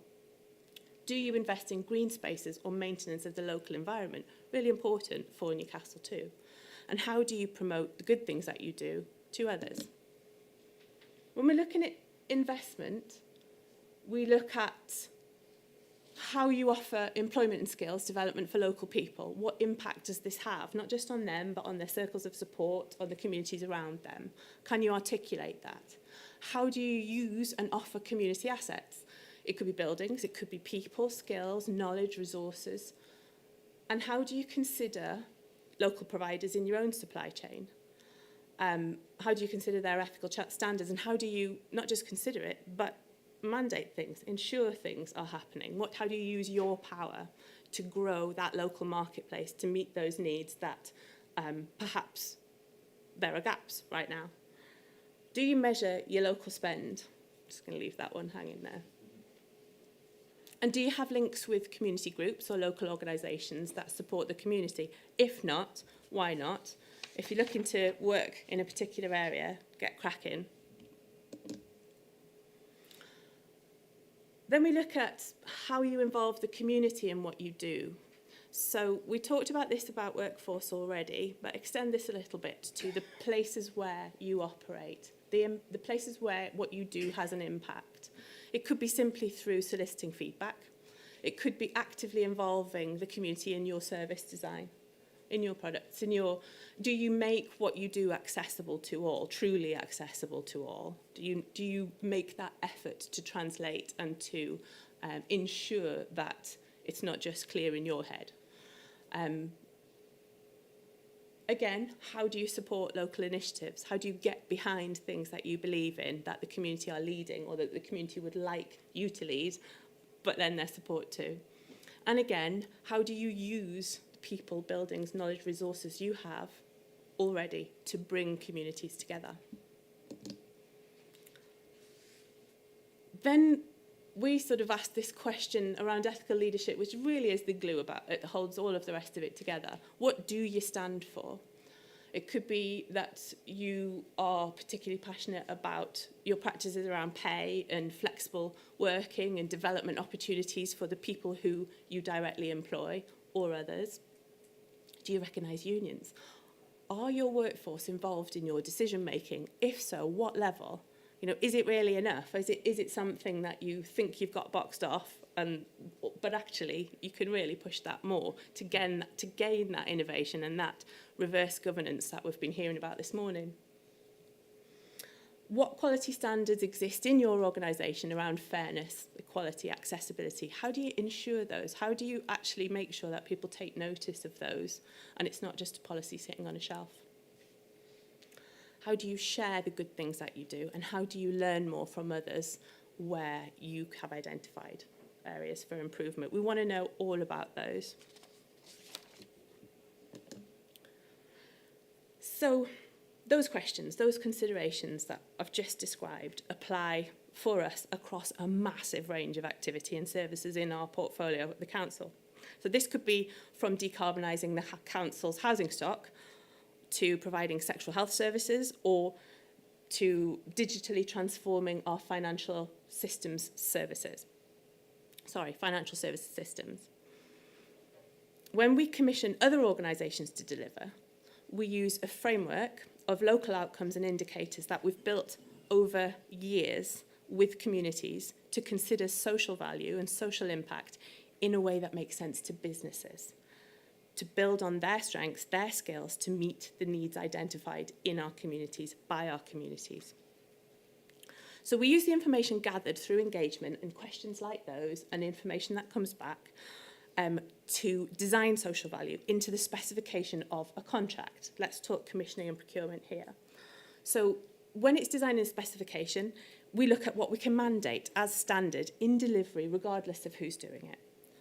We look at how we use the information in structuring a contract. So it could be something as simple as, is the contract long enough to deliver the social value opportunities that have been identified through engagement? Does it need to be longer?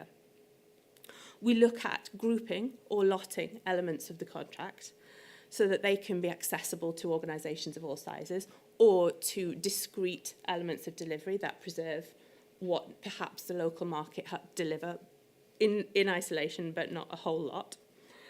And we also look at separating lots geographically, perhaps, to preserve really local links, maybe even at street level in Newcastle, to preserve the links that have built between providers and communities and grow those. We use the information that we've collected through that engagement to choose a procurement route and a procurement process that's inclusive, but it's proportionate to the opportunity. And we use the information to ask tender response questions that are focused right in on the social value activity that's been identified during that engagement process. And we do that to obviously to recognise good work practices, but to be able to put that flag up to say we are ready for you to drive innovation in these areas, and we want to know about it. And we also use the information to support organisations to understand the tender process and to make their tender bid with confidence. They can respond fully. So we do that for each opportunity, and we do it in a bespoke way for each opportunity so that it's both useful and sustainable. Because through this process, we learn much more about the real issues that affect the marketplace, our local marketplace, in responding to the contracts that we have designed, or responding to the needs that the market's identified. And we also learn an awful lot more about the ability of those organisations to be able to respond, and what we need to do to perhaps support to address that. So by the time a commissioning and procurement exercise goes to market, everyone involved should be familiar with the opportunities for social value that have been identified in it, because they've been part of the process to identify them. And the percentage weighting that sits around the criteria for social value in a contract should also be no surprise to bidders, because it reflects the relative value of the opportunities that they've helped to identify. So design is king. And matching organisational strengths to the opportunities makes for much more sustainable social value. And on the slide are some of the factors that go into balancing the weighting of social value criteria for each tender. But how then do we compare? How do we, as a commissioning and procuring authority, evaluate social value between tender responses? Well, first of all, we've focused our tender questions proportionately on the social value outcomes and indicators identified during that commissioning process. And this allows us to compare responses based not simply on the amount of a particular output or activity that's been proposed, but more importantly, how bidders plan to deliver it. Quality, not quantity. So to give you an example, say that we've identified opportunities for employment and skills building for young people in Newcastle from disadvantaged communities. So we get an offer from a small local organisation who propose to develop their existing links with nearby schools and colleges to give 2 structured work experience placements per year to young people. Now that might be more desirable than an offer from a larger national organisation of 4 skills building sessions to great groups of unspecified school kids in the course of the contract. Why? On paper, the first offer might reach fewer people, but the intensive nature of the experience offered might be more valuable to schools and to students who are interested in pursuing building their industry skills. The wider market in the sector that we're talking about for that procurement might have established opportunities for career development and training like apprenticeships that could follow for those students if they've gained experience and confidence on those structured placements if they've been placed well. The first providers made school and college links themselves. They've done it themselves. They've demonstrated proactivity and responsibility for delivery. And those self-made links are much more likely to sustain beyond the term of the contract than if the council had made those placements and arranged that themselves. So, what's in scope now and next for Newcastle? Notwithstanding recent changes in business secretary lineups, we've had a strong steer from central government that in the last few years that social value must be designed in order to sustain. It's not just a pre-procurement process. Social value models have moved on from financial proxy measures and unit values. They've moved much further towards method statements and wider impact measurement. And we are very glad about this in Newcastle because that's the approach we've always championed. And it listens more to local communities and markets. And it's not just us. We've formed a network, social value anchor network with partners to look at maximising the heft of our employer and purchasing power in a really focused way. And wider alliances are developing with regional partners to coordinate social impact through our relationships and through our collective purchasing processes and practices. So this is my last one. When you are applying these principles to your own activity, whether you're bidding for new contracts, whether you're procuring your own supply chain, or whether you're just concentrating on your day-to-day, daily activity, here are some key takeaways. Number 1, embed social value at the core of your business. Your strength is in your people. Make yourself a better place to work and produce better outcomes for people. Number 2, get involved with your local community. Be that searcher that Easterly describes. Use local knowledge and skills and develop your organisational strengths. And lastly, simply, as with all worthwhile development, only do what you intend to sustain. Thank you.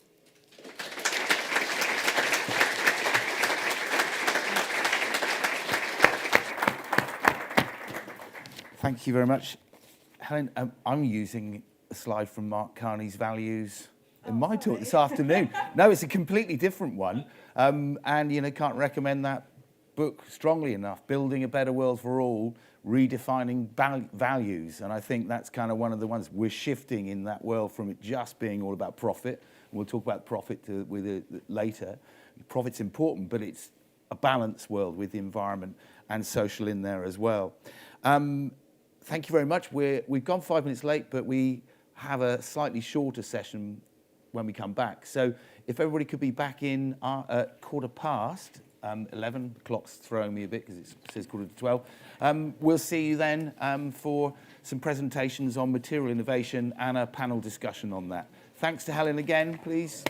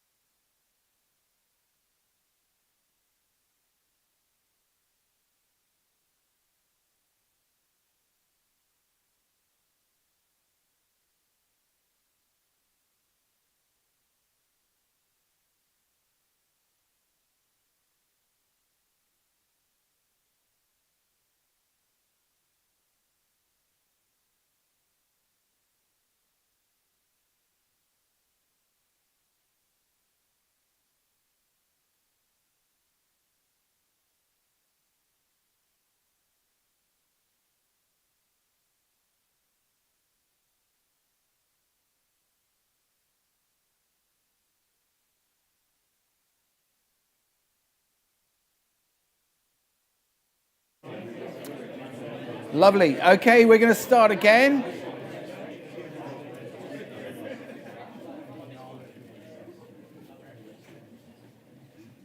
That's weird. That's like being back at school, but being on the other side of the classroom, which you'll understand from my talk later wasn't comfortable territory for me, but that's after lunch.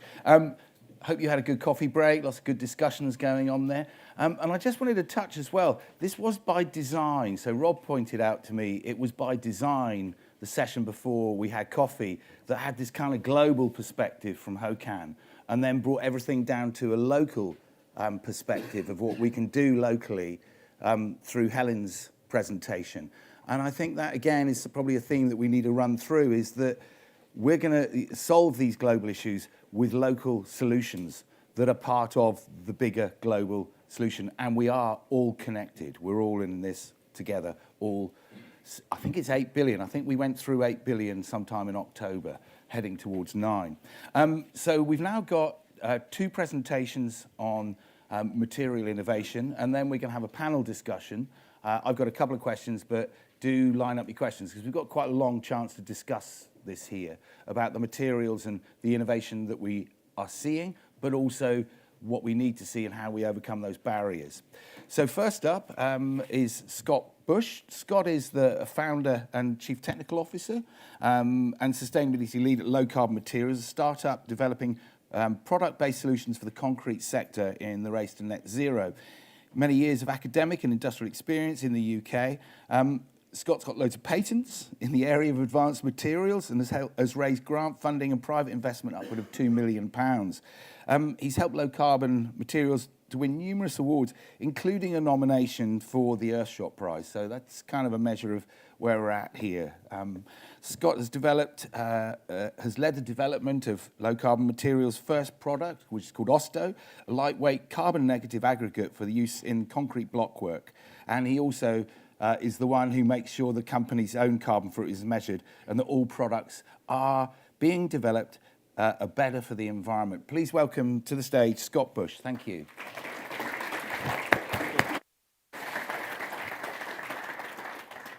Thanks, everyone. Thanks, Chris, for the introduction, and good morning to all of you. I'd just like to do a quick clarification on the nomination. On Friday, it was actually announced that we are a finalist of the Earthshot Prize now, which is fantastic to be recognised from a list of independent experts from across the world. So I'll talk a bit about that at the end of this presentation. Like Chris mentioned, my name's Scott Bush. I founded Low Carbon Materials with 2 of my friends from back when we were doing PhDs in Durham University.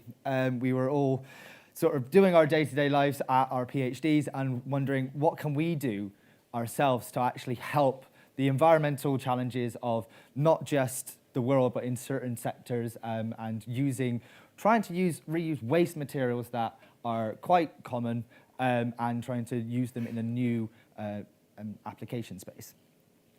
So what I typically deal with in the company is the new product development. So coming up with these new ideas, the crazy ideas that we mentioned before, and thinking, right, let's do some innovation on here. Let's see if what we can make is something different, new, and exciting. I think the answer to the question of do I hire any of the crazy people, I guess technically I hired myself.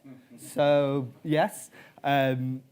I also deal with a lot of the collaboration. So as a small company, it's vital that we are able to work with larger companies to do product trials, to make sure that we're able to go to market. As a small company, we only have a limited amount of resources, but what we can offer is a lot of innovation and a lot of new crazy ideas.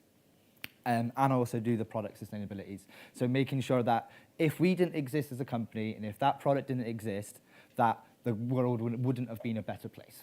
So making sure that if we were to, go away tomorrow, that actually we made an impact just by being as a sustainable company.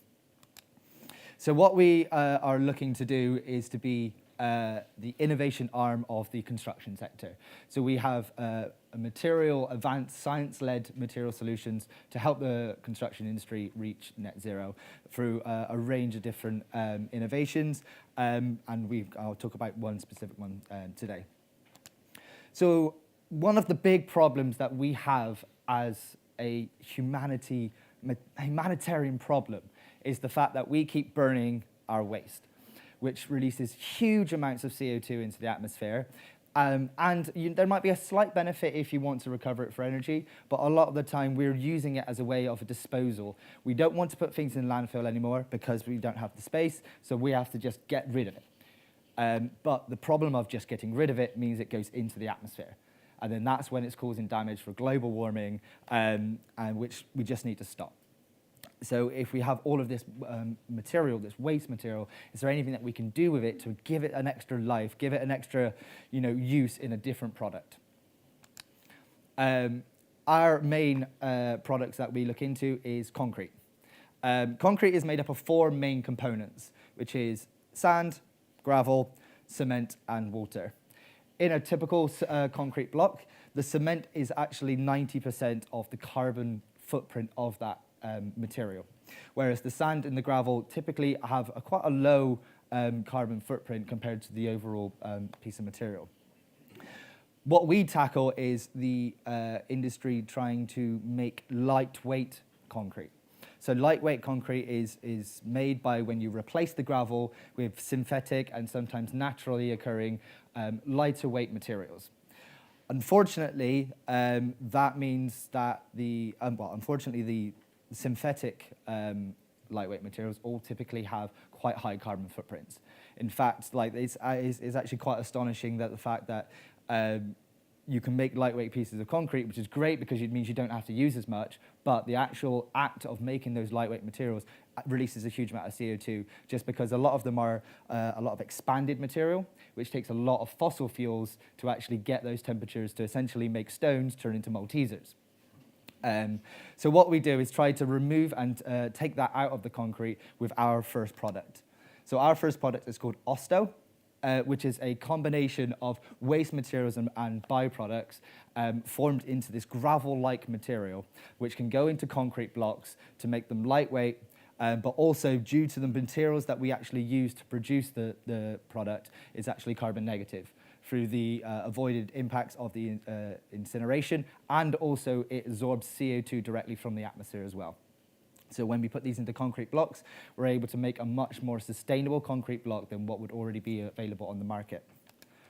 So our blocks are specifically designed to have as much of our material in to reduce that carbon footprint down to a net zero, without trying to compromise on the strengths or the density of the concrete blocks.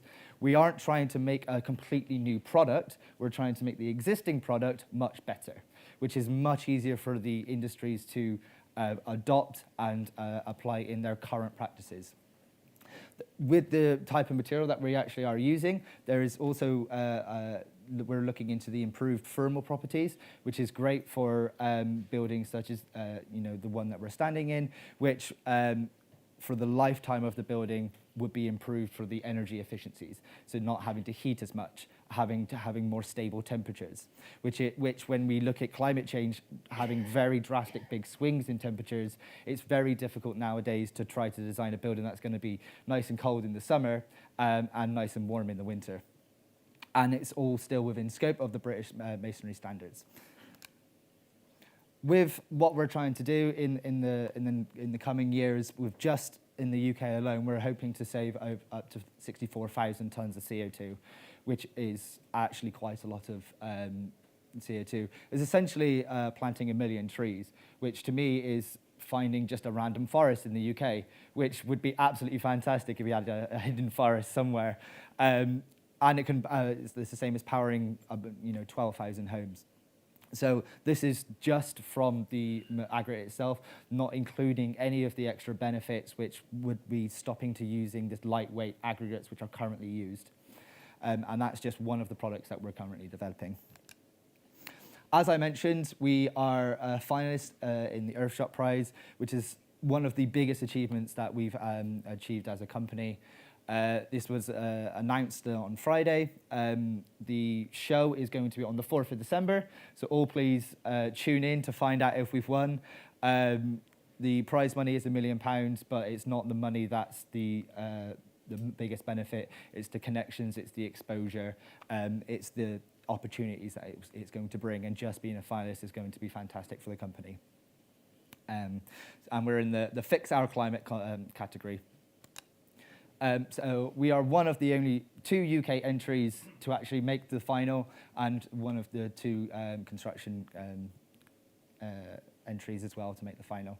So we are extremely proud of this achievement, and we hope that this is going to be a big platform for us to springboard to launch not just in the UK, but also globally as well. Thank you for listening to my very short talk. If you've got any questions, please bring them up on the panel a bit later. Brilliant. Thank you. So much.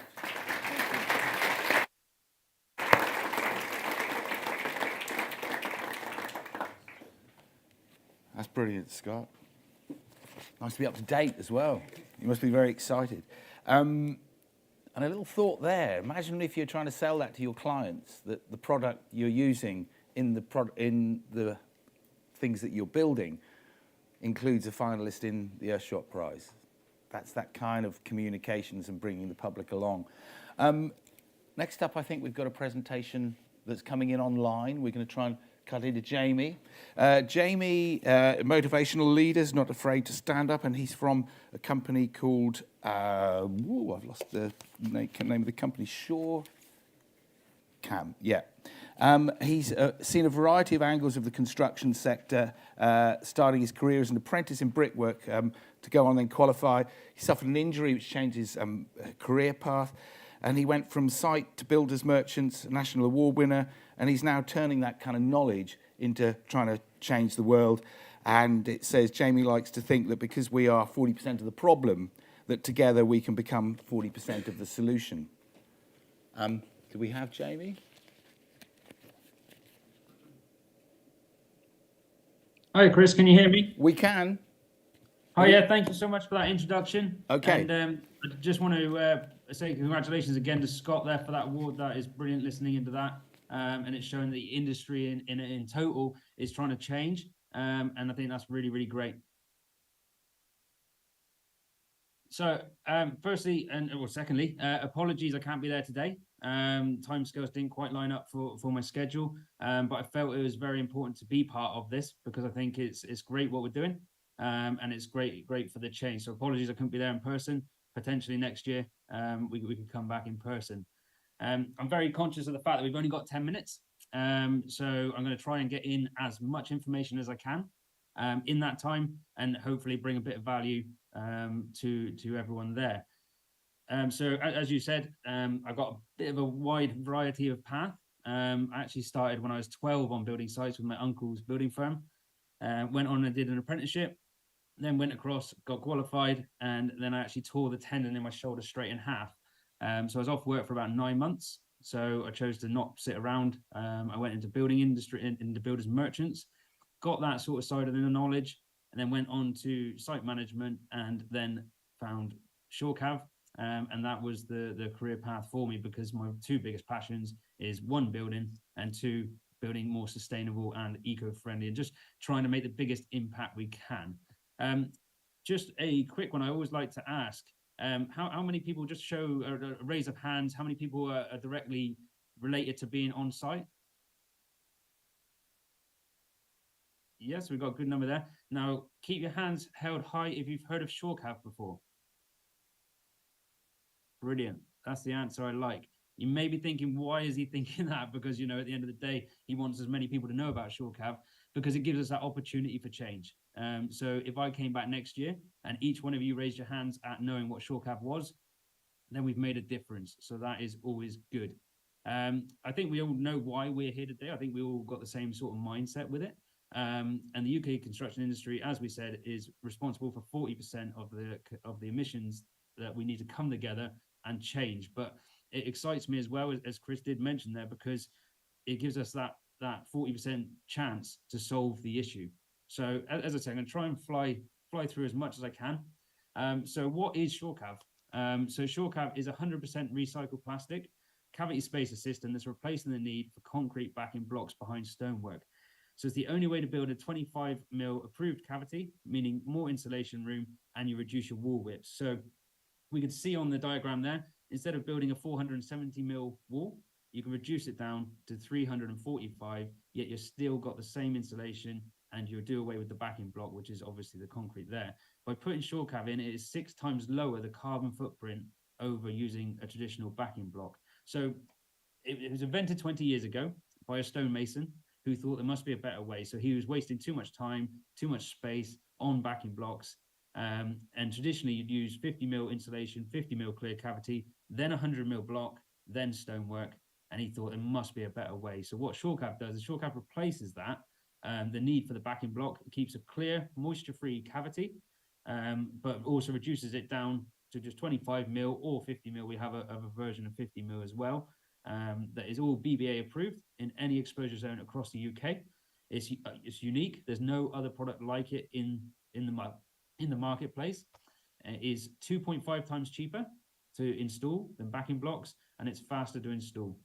In regards to the space saving, if I give you an example, for every 70 houses constructed using SureCav 25 right the way around the house, you gain enough space for an extra house. So if you think about these big sites and the impact they're making, and we're using all this extra room, all these extra concrete, extra muck away, extra blocks, things like that, it's just a real staggering stat. So as I said, it creates a clear, moisture-free cavity, so it gives you a protection against wind-driven rain, and it avoids your moisture problems.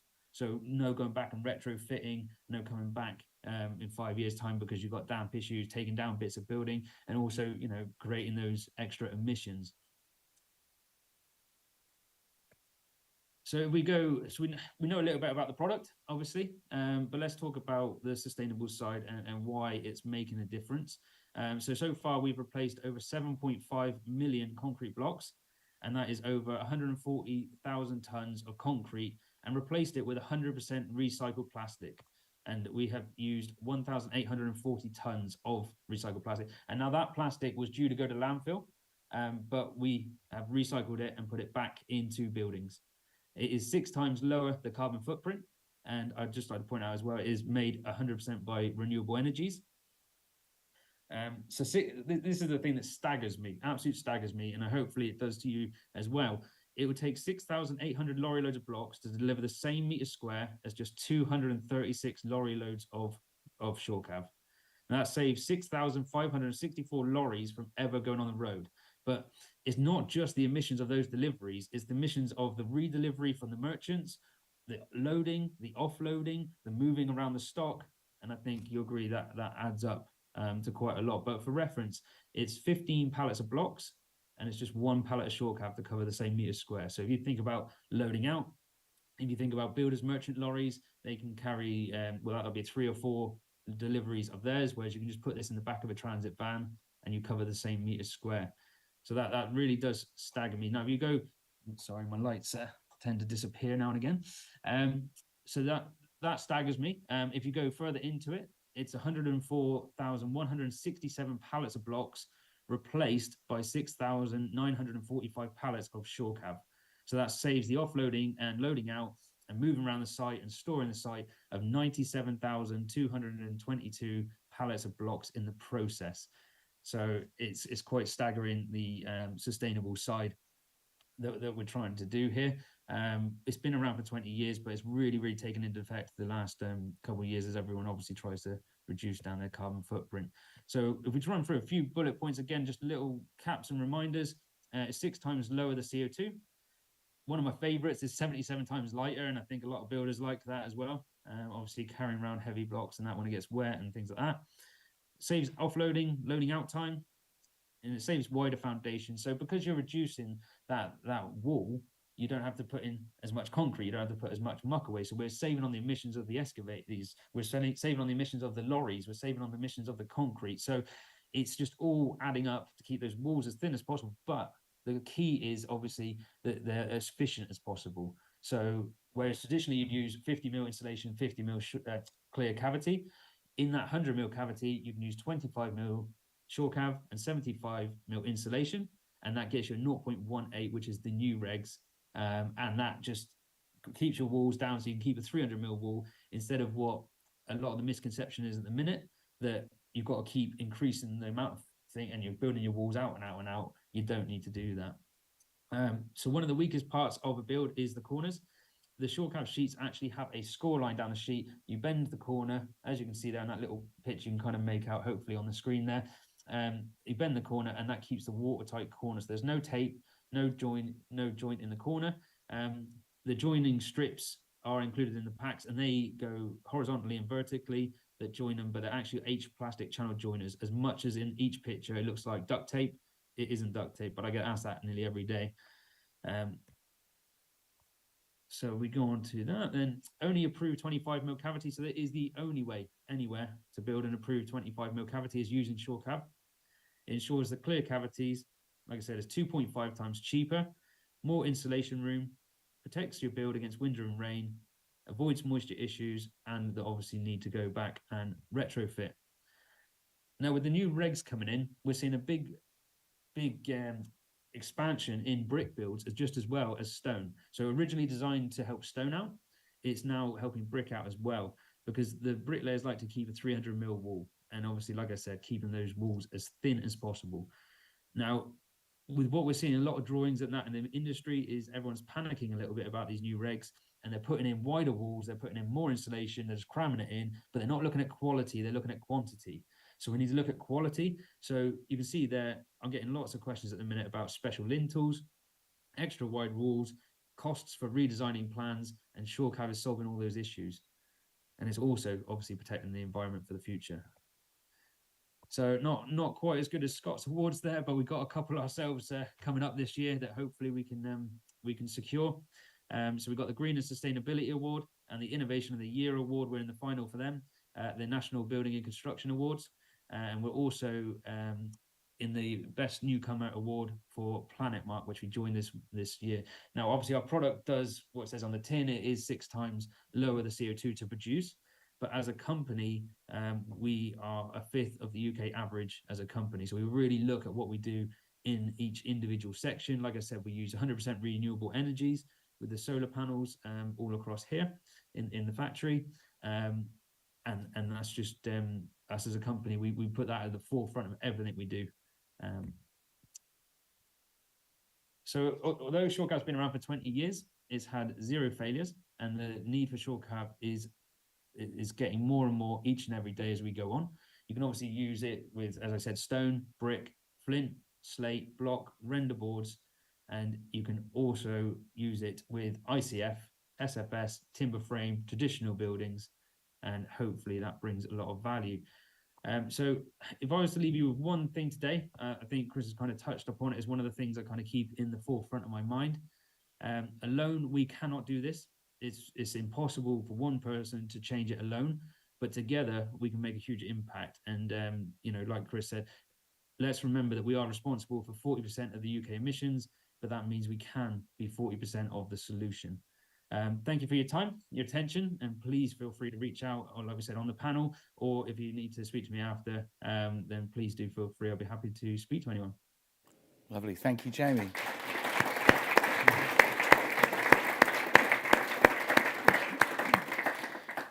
So we're now going to go into our panel discussion. So Scott, if you'd like to come forward, and then I'd like to introduce as well Dr. Giovanni Pesce, who's Associate Professor at the Department of Architecture and the Built Environment over the road at Northumbria University. Yeah. Master's degree in Architecture, specialist in Building Pathology, and a PhD in Materials Engineering for the Science of Construction, and a PhD in Civil Engineering from the University of Bath, and a member of lots and lots of different institutions, and a really good chap to sit next to during dinner last night. So thank you. It was really good. So we've got the panel here. I've got some questions lined up. But has anybody got one that they want to pitch in with? Opening question, or shall I just get going? I'll wait for Kat to come down. I'm going to launch a question at you. Back in, I think it's over 100 years ago now, there was a contest to create an alternative material to the ivory that was being used to make billiard balls. And that material ended up being the first ever totally manufactured synthetic plastic. And it was done to save the slaughter of elephants for their tusks to make billiard and snooker balls. Do you think that there's, I mean, and then you look at what's happened with plastic, it's been done some amazing jobs, and we would kind of probably most of us be dead if we didn't have plastic in some of our vehicles, and if we go to hospital, we're going to need some of those plastics. Do you think that some of the amazing materials that we've got that have helped construction get there, do you think they've been abused? Do you think we value them? Giovanni, can I come to you first? We value them. We definitely abuse materials, construction materials. I can bring a number of examples, but can I actually connect with what Scott has presented? I think you downplayed a bit, or you haven't provided, sorry for this, the right framework for why your development is so important. So one of the crises we've got at the moment is we lack of aggregate for the construction industry. Yep. It's a second commodity. We have huge problem in supplying sand and coarse material. Just to give you an example, countries in the Arabian Peninsula, they import sand from Australia, right? Because the sand available in the desert is not suitable for concrete, okay? Just to give another example, in terms of innovation regarding aggregate, a country in Europe, Norway, was one of the most successful in exporting natural aggregate. They had plenty of sand, and until 2008, they were exporting a lot in other European countries for construction. This is construction. There was a point when they said, oh, we can't do this anymore, it's unsustainable. So we need to turn to crushed aggregate, taking rock and crush to produce aggregate. And it took them 20 years to make sure the industry was safe enough to move from natural aggregate to crushed aggregate. Okay? So it's not a problem that can be easily solved, the lack of aggregate. And if the solution is crushing rocks, we just move a bit away the problem because it's still depleting natural materials. So what they've done, they've developed something which doesn't deplete the natural environment. They take waste. And the importance of what they do, it's huge because the volume of aggregate we use. Do we abuse material? Yes. Think about sand. We do abuse material because mostly we use quite a lot of concrete. As you said, I mean, concrete is made of water, aggregate, and cement. And all of three are natural resources. With regard to water, there are situations where construction industries use tap water for their mixing, and we give people desalinized water. Doesn't sound right to me. Even if the construction industry is allowed to use different kind of water. Aggregate, I just mentioned, is a huge use of aggregate. Cement, we use a lot of cement, and it's usually demonized in the sense that people tend to point to cement. That's the wrong way, that's the wrong material. But it's not. It's absolutely fine. In terms of CO2 emissions, cement is average compared to other materials we use in the construction industry. The most pollutant would be aluminium.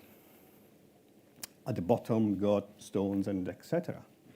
The real problem is that we use too much cement, even in applications where it's not really necessary. Think about the majority of the dwelling houses around here, 2-story building. They're mostly made with cement mortars. Do we really need cement mortar in those buildings, 2 stories? Other products, other binders can actually replace cement. But we are so used to use cement. It's easy to use, it's cheap.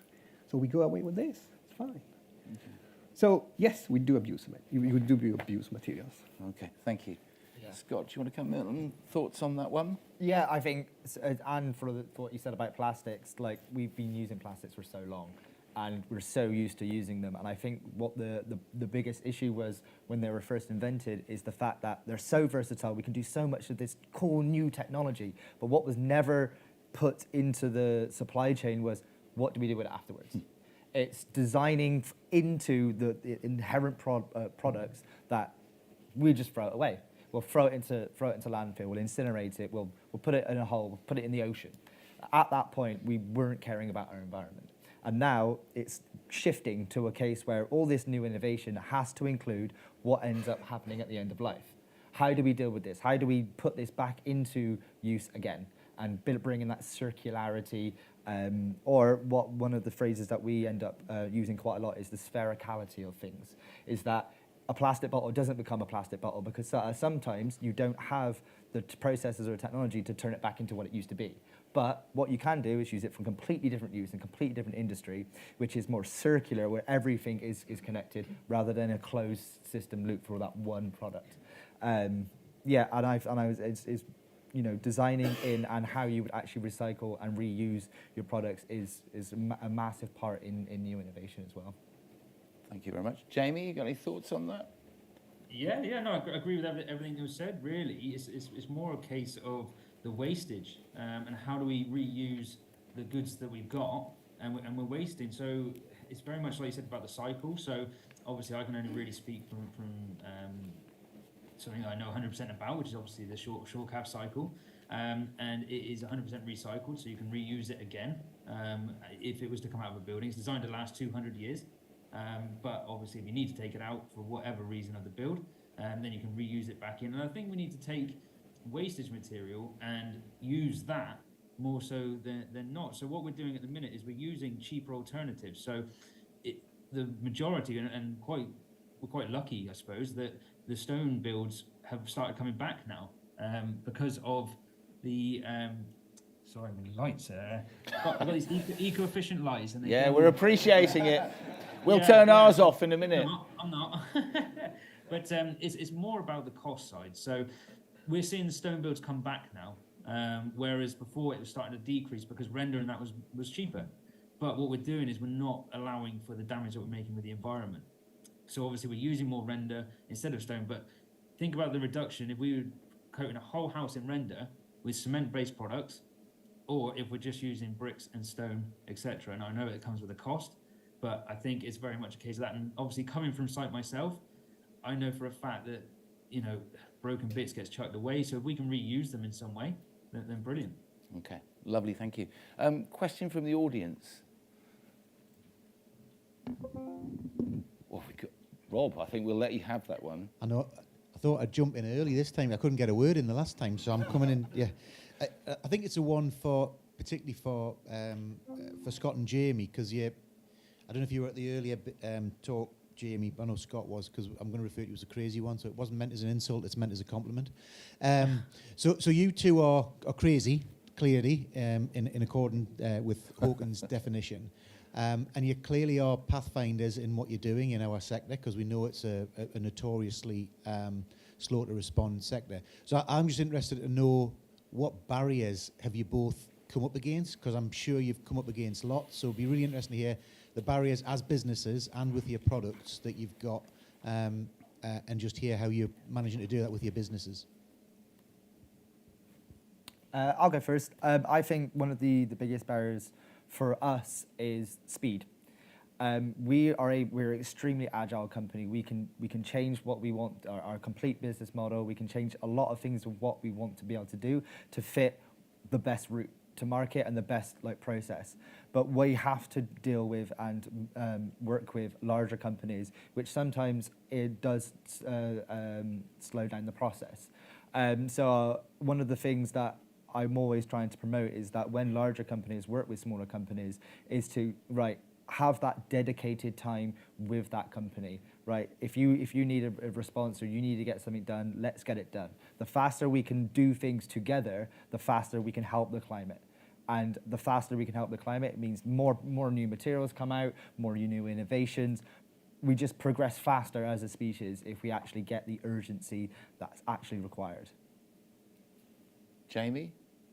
Brilliant. Yeah, no, I agree. Speed is one for us. we come across obviously barriers. I think the word habit comes straight to mind. I think the fact that the builders, without insulting too many builders, because obviously I was one, are very stuck in the ways. And I think as an industry, we're stuck in our ways. Instead of inviting in new technology and new ways, I think we like to stick to what we know. So we get a lot of people who obviously we're putting in the 25 mil cavity. A lot of people are saying, I'm used to 50, I'm used to 50. But they're not looking at the benefits that the 25 brings by bringing in the more insulation, etc. They just say, this is how my dad taught me, this is how I am, and that's that. So habit is a big one that we run into, trying to convince people. Once you do it, though, they tend to stay with it, so it's all good. But yeah, habit is a big one, and I think habit could be potentially the cause of why this industry is moving slower than any other in regards to change and improving our CO2. So confidence as well. I think confidence in new technologies. I think, we speaking from a personal point of view, we are BBA approved in any exposure zone. So that should give you the confidence, but I think it's just that case of, once again, habit, trying new things and having confidence in that, and the speed and the support as well. So when you bring a new product to the construction industry, you've obviously got to, one, try and convince the builders. You've got to make awareness. You've got to get across to the architects, because obviously they're designing it in. You have to get the inspectors up to speed with it, so they are experienced and expecting it. But then you also need to look at the distribution unit as well. So stockists. So we've gone from 9 stockists last year. We've got 94 across the UK now, and that becomes the confidence part from a stockist point of view to say, yes, we want to hold this product because we have those confidence. But like I said, it has taken a good 20 years to get to this stage. So I think it's very much a confidence, habit, and a speed of change and wanting to change as well as an industry. Thank you. Giovanni, do you have anything to add? I would comment every single sentence. I totally agree, of course, with him. So first of all, I think we've heard this morning already that one of the key points is everyone must be on board in this change. If we expect an Elon Musk to come up and with a solution that save our problems, that's a wrong approach. Everyone must be on board. If builders don't use the material, there is innovation in construction material. There is innovation. But materials in the market are not used. The builders don't really use, or architects or engineers don't really specify this. For many reasons, habits have been said. Definitely, it's one of the problems. As well as standards. The industry is based on standards, on regulations. And materials need to be approved for specific use. In your website, I think you say it soon will be certified for a specific standard. How difficult was for you to get a certification? Yeah, so we're still going through some of the testing, but for some of the concrete blocks that we produce, they are produced to those standards. So the standards are set for those materials, so that's fine. But what's more difficult is actually getting approved to be used for other products. So they have like a list of materials that can be used. If you're not on that list, you've got to wait. You've got to apply. You have to wait to be added to said list, which reviews only happen every couple of years. Ooh. So then you've got to think, okay, well, I can only wait until the next review, which might not be in 6 weeks. Wow. It might be a much longer time, because you normally have to demonstrate use actually in field.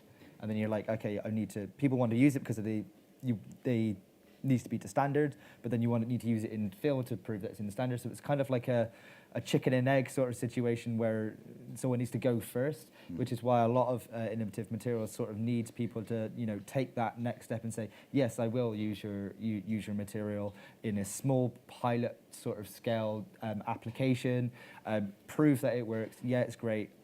I want to use it more. You talk to other experts, engineers, civil, structural, those types of people to say, right, I've done my testing. You've proven your testing. I think that's safe to use. And then once you've gone through all that process, it's then much easier to get into the standards.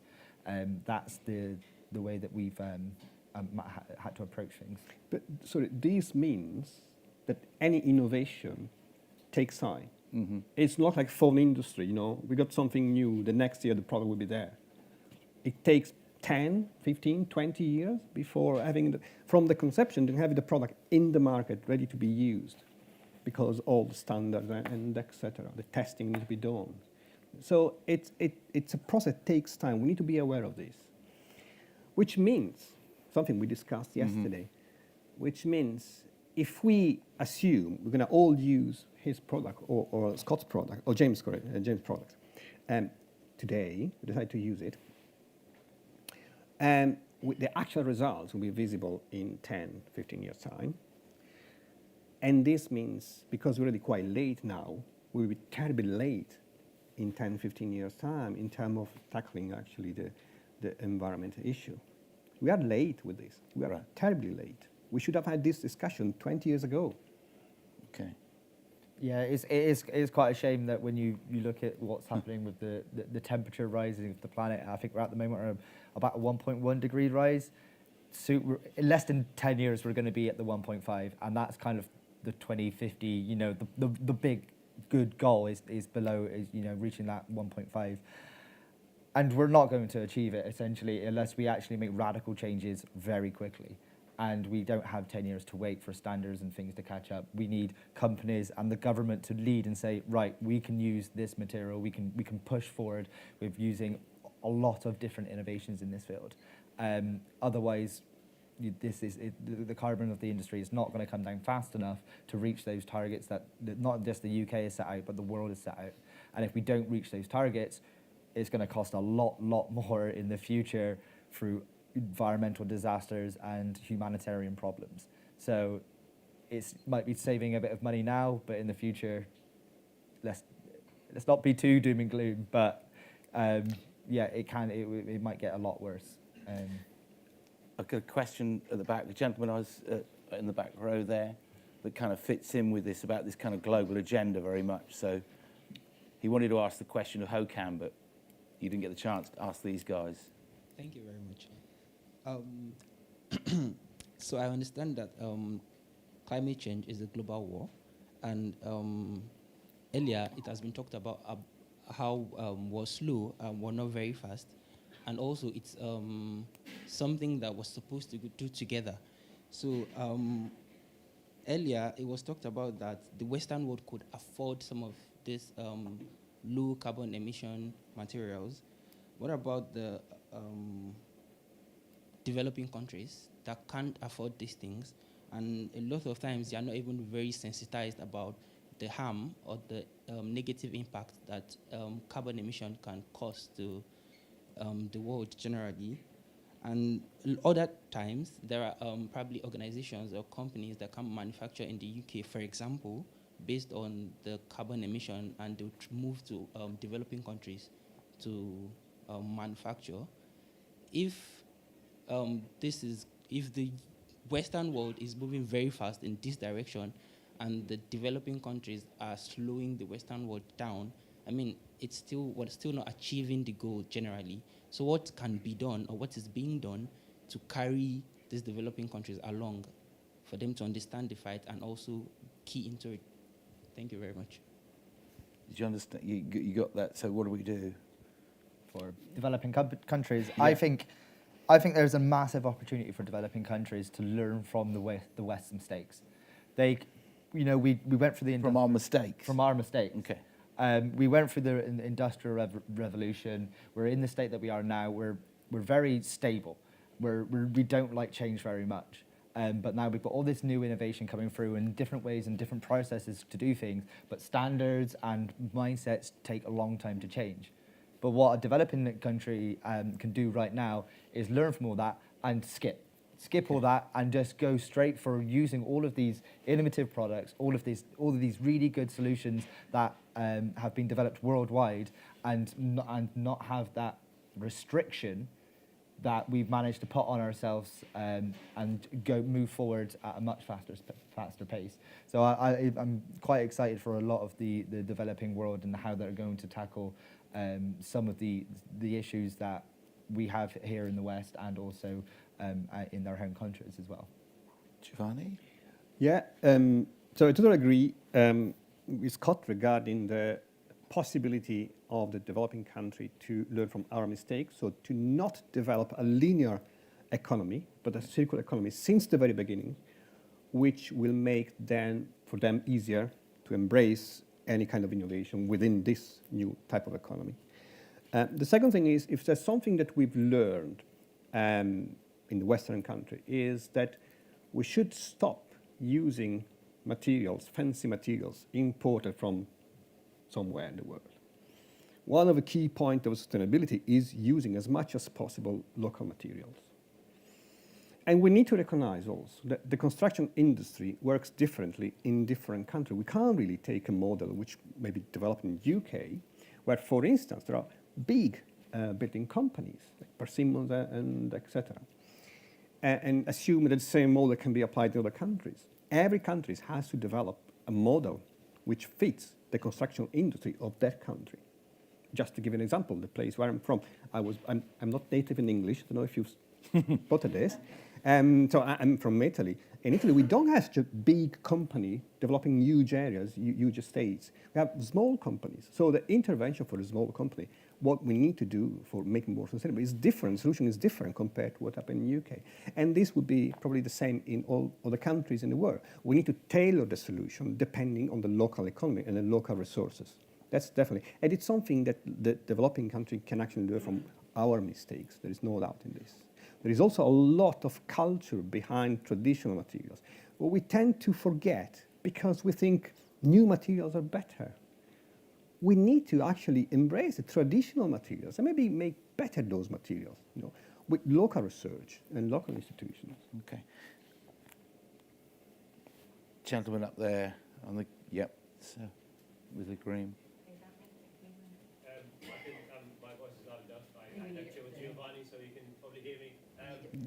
It's just more of a comment and a personal reflection on the use of these alternative materials. I'm reflecting on a domestic extension I was involved in, and you can put me in this mad category of wanting to calculate the embodied carbon as part of the overall development. And I had to make something like 20 phone calls to different companies to get GGBS-based concrete, which is an alternative. So I probably wouldn't go through that again if I was just a normal person trying to do this. So, and at the end, I was the only person, domestic person in the Northeast to ask for this, apart from Newcastle University on a large commercial project. So you can, it's just a kind of a lifestyle choice and a way of doing it, which is different. But I think my question is people wanting these alternative products, which are great that you're making, is what's the incentive for them now? It's not embedded in kind of building regs or anything like that. So it's a big challenge. So it's a kind of a comment and a question as well at the same time. Yeah, I think for the new materials, I think, well, first of all, it's fantastic that you actually went out to try to make your new build as environmentally positive as possible. In terms of the incentives for these new companies, what we found is that there is a lot of great reception from large companies looking to reduce their carbon footprint. There might not be regulations or the government demanding that companies reduce their footprint, but there's a lot of construction companies and architectural firms looking to put targets, like we saw this morning, the 2030 target for net zero. They're imposing it on themselves. And I think previously we were always waiting for the government to do something. And it's almost gotten to the point now where, okay, the government's not going to say anything. Right, well, okay, I'm just going to police myself. I'm going to say, right, this company, my company, is going to be net zero or reduce their carbon footprint by X date, which is great to see. And then when we speak to these larger organizations, you can kind of go, right, you've set out that your target's going to be 2030. How are you going to achieve it? Like, what's your plans? And then because you're coming to them with a lower emission product, they're a lot more receptive. They might not be as widely available at the moment, but it's not a big barrier that we're getting. Like, oh, what's the incentive for us? One thing I always sort of go back to is imagine being the first company to ever use double glazing. Like, if everyone was using single glazing and you went to a new company and said, I've got this new innovative product, it's double glazing, it saves you money, the customers are going to love it. Imagine, retrospectively being that company that picked that up. You would have made a lot of money. you're in there, the first people to use it. You get a really good working relationship with the company that produces it, and it widens out your innovation arm. I think that's one of the things that larger companies, they're not as quick to come up with innovations, so they can use smaller startups and small companies to bring that into their company. Okay. Any questions from this side, gentlemen? Sorry, Chris, could I Yeah, close out come to in, that? Jamie, and then I'll take a question from this gentleman over here. Yeah, I thought it was brilliant that obviously, like Scott said, that you looked into it, and I thought that is good. But I think I can imagine the journey you went on to, and the roadblocks that you faced in these calculations, the lack of, I'd almost say, education in it. I think it is key. I think government, yes, we all know what they're like, but if we look to accelerate those decisions and put some priority on it, then we can make building regs that include these innovation products. That changes habit as well.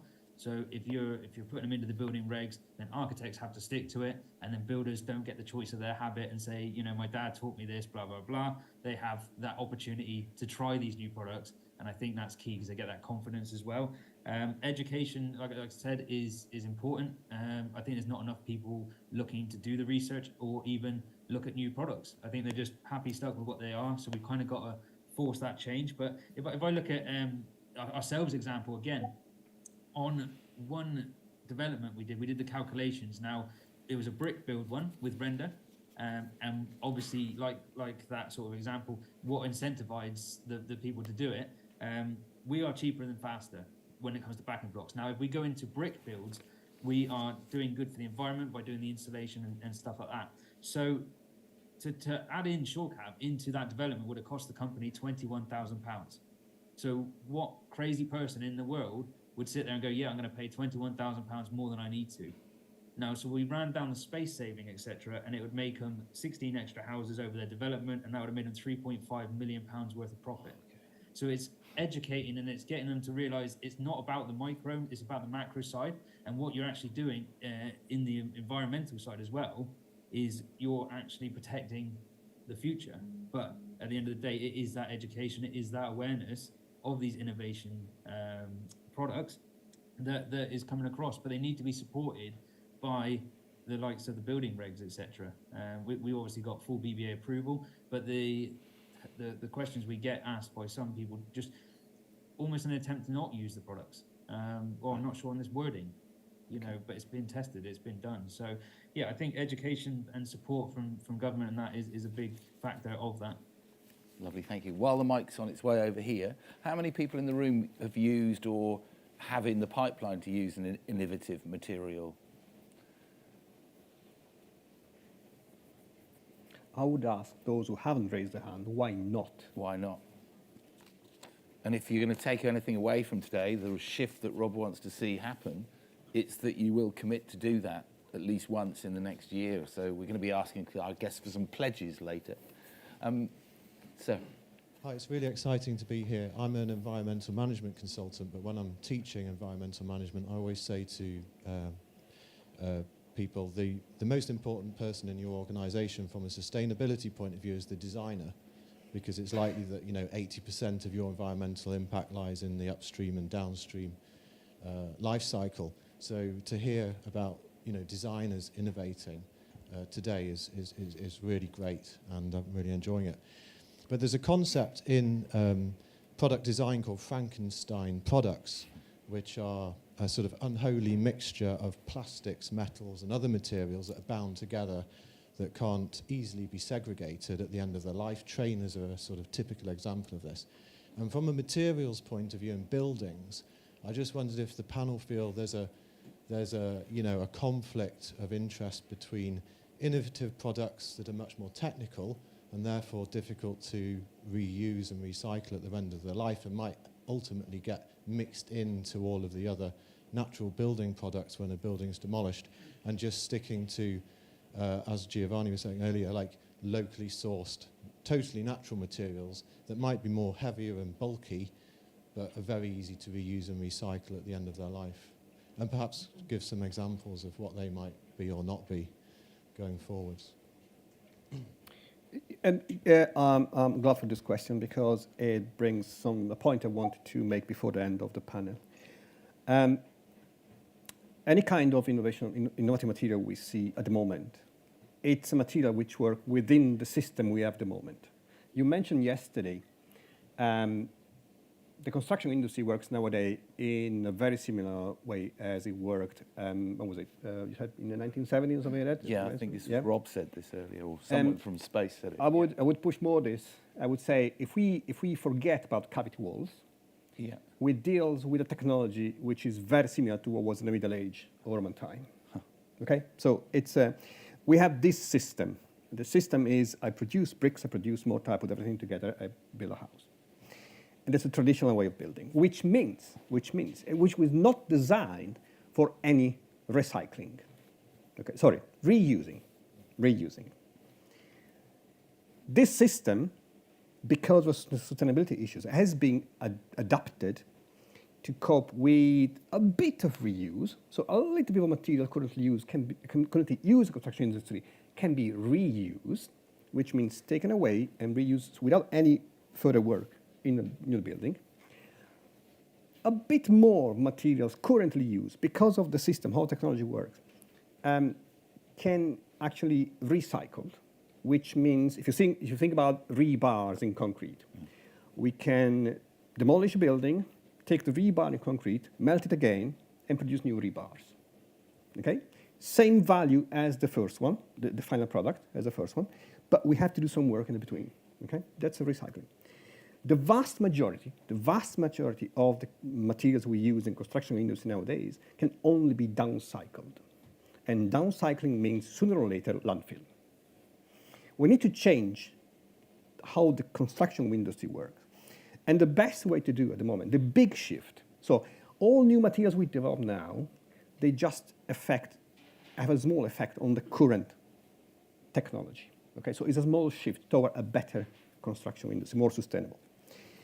The big shift will be when, since the design stage, since the first moment, architects or engineers, they sit at a table to design a new building, they think, what I'm going to do with the final, when I'm going to dismantle the building.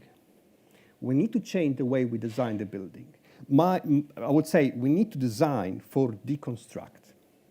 And deconstruct means taking the building we don't want anymore to use in order for each material have its own destination, not to landfill. Okay. It's a different approach to the design process. And once again, architects, engineers, surveyors are at the forefront of this change. It's a big, big shift. I live on a bottom of a scree slope of an old copper mine in Cornwall, and it's interesting, in the old photos from 1860, there's two massive great engine houses, and guess what? When that mine finished, they just demolished and took all of the structure, all of the stone and everything from those and moved them to the next copper mine, where they were then built back up into the next engine house and reused. So some of this stuff we've kind of got a bit too comfortable, do you think? Do you think we're too comfortable with our way and too set in our ways? Yeah. Okay. Definitely. If we're too comfortable, I'd blame IKEA. Gentleman there, and then we're out of time. So not you, sir, the one behind you. Yeah. Cat, you got him.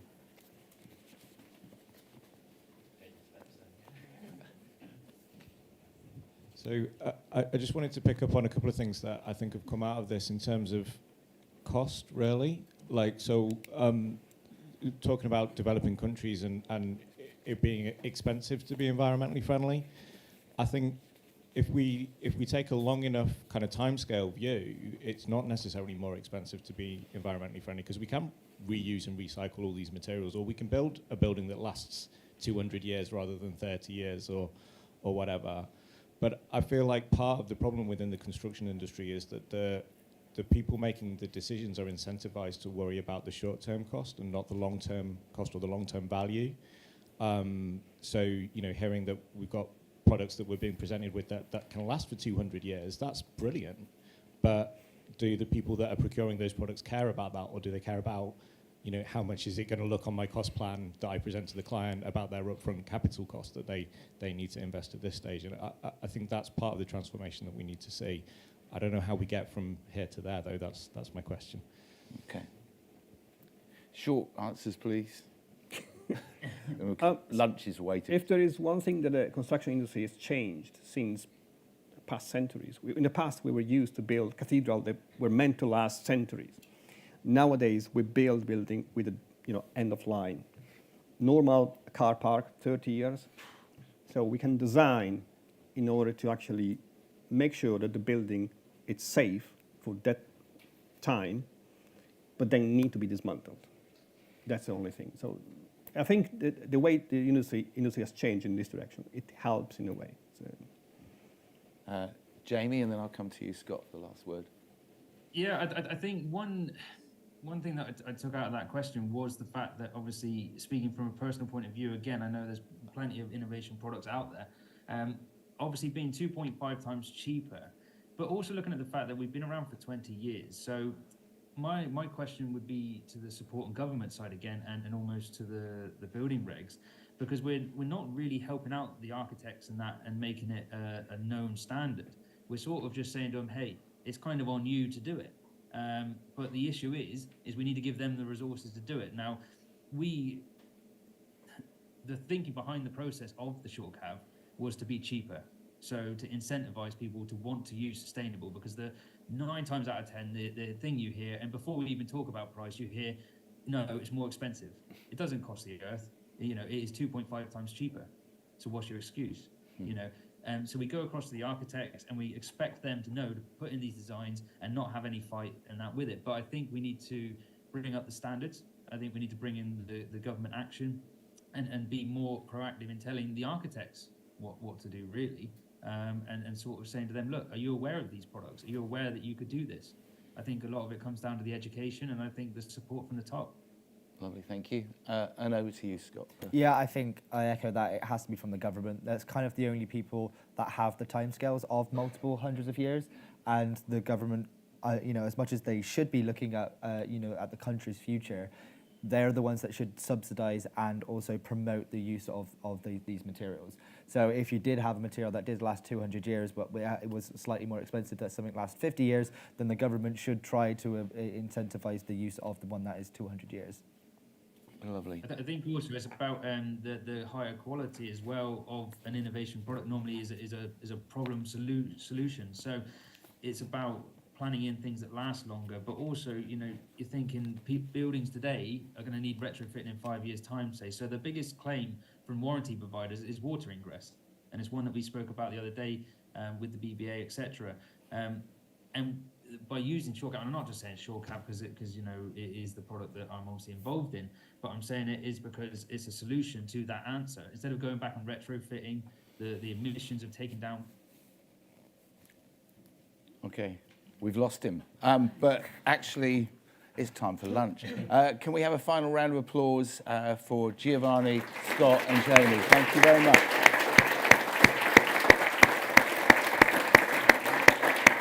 Thank you. And we'll be back at 1:10, please. And the clock went mental earlier. The clock went all the way round and has gone back to being wrong again. So that confused the hell out of me. So sorry for being 5 minutes late. See you at 1:10.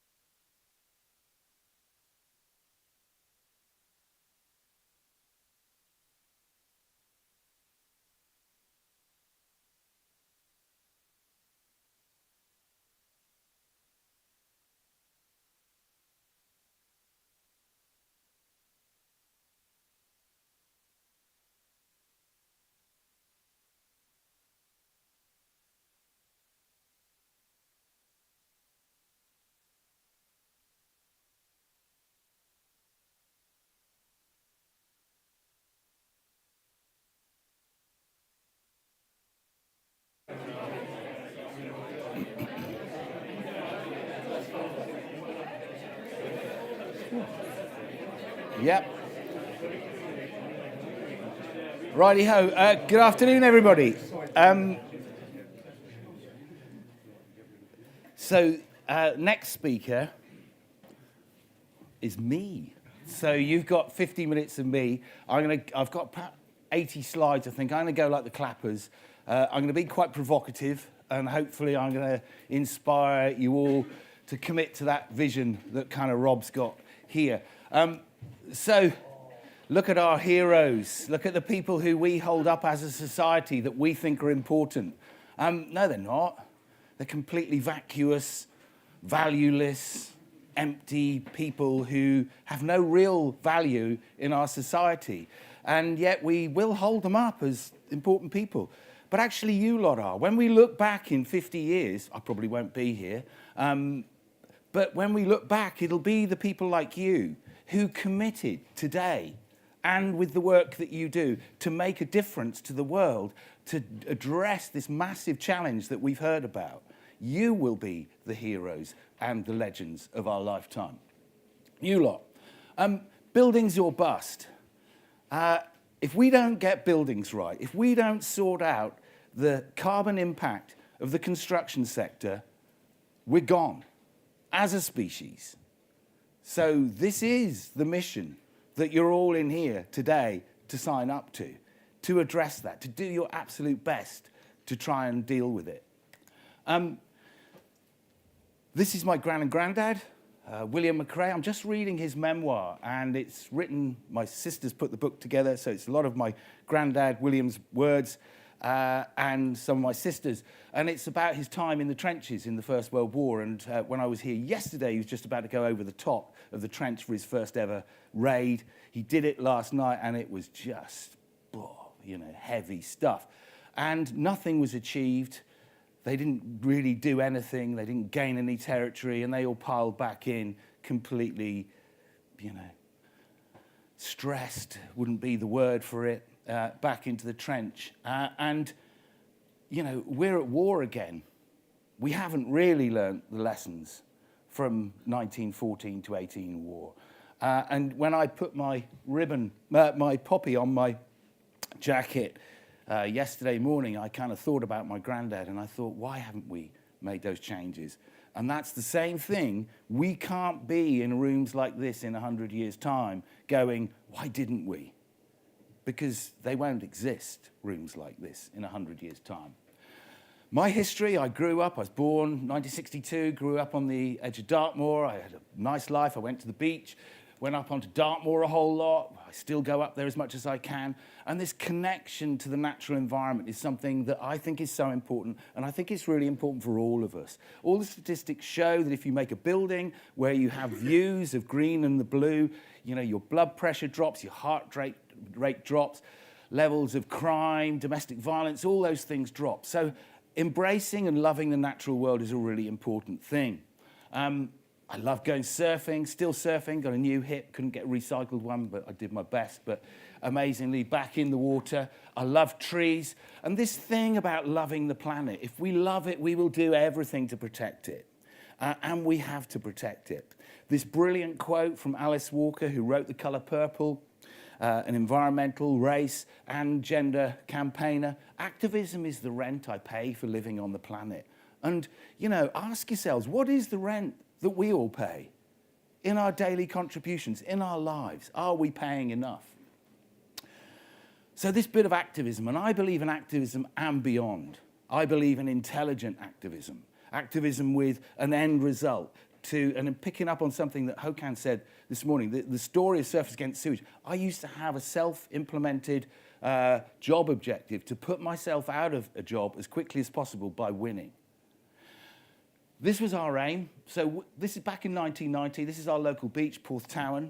I live about a mile up there. I live next to a sewage treatment works. Yes, I'm a YIMBY. Yes, in my backyard. I live next to a sewage treatment works. But this is our local beach, Porthtowan. I've got a House of Parliament Select Committee report at home that says Mr. Hines brought to our attention the case of Porthtowan, known by the locals as Porth Tampon because of the dreadful state that it was in. But this is what we want to do. This was our aim that we always held in our hearts and our minds. And I think everything in life is a combination of these two. There has to be a balance between heart and mind, passion and intelligence, fact and those things driving it forward. Little tiny footnote to this one. That chimney up there, old copper tin mining bit of history, chimney from that era. Behind it is a place now known as RAF Portreath. Used to be known as Nance Cute Chemical Warfare Plant. Second only to Porton Down, and they would produce whatever they wanted there. And when they didn't want it anymore, they would just flush straight into the sea out of 2 porcelain pipes that big. But anyway, that was our aim. Even if you didn't care about ugly old surfers, people did care about children and families who came to the coastal waters. And, you know, children between the ages of 6 and 11, most at risk from infection because they've lost the inherited immunity from their mothers, yet to fully develop their own.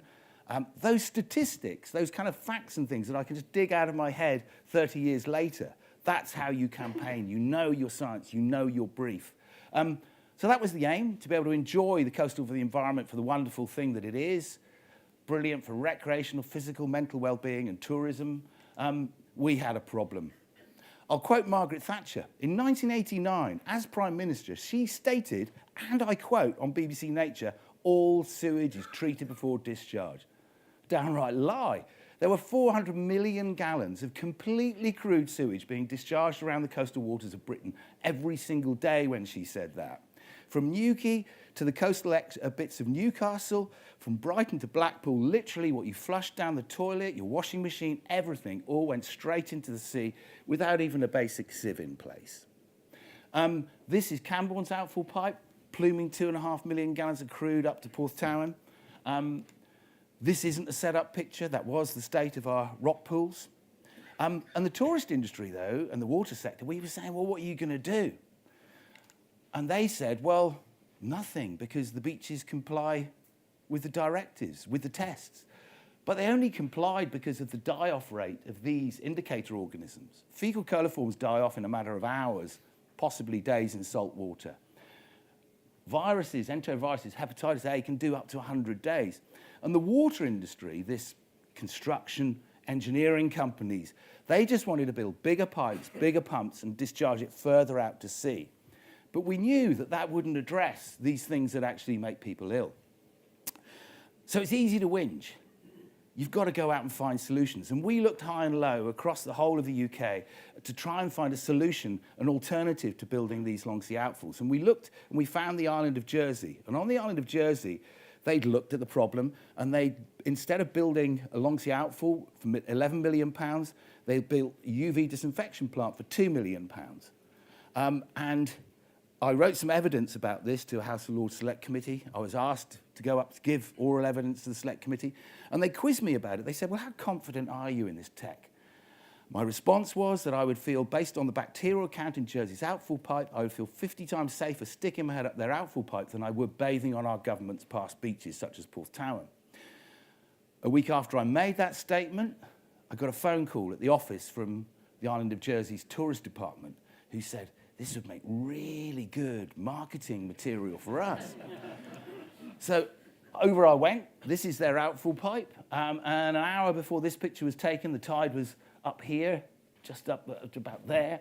And we had Sky News, BBC, Press Association, ITV, etc., all there. And I jumped off the end of the pipe. I turned round, paddled as hard as I could, and I duck dived into the mouth of 100,000 people's sewage. And I got that far up the pipe before I was blown back out with the force of it.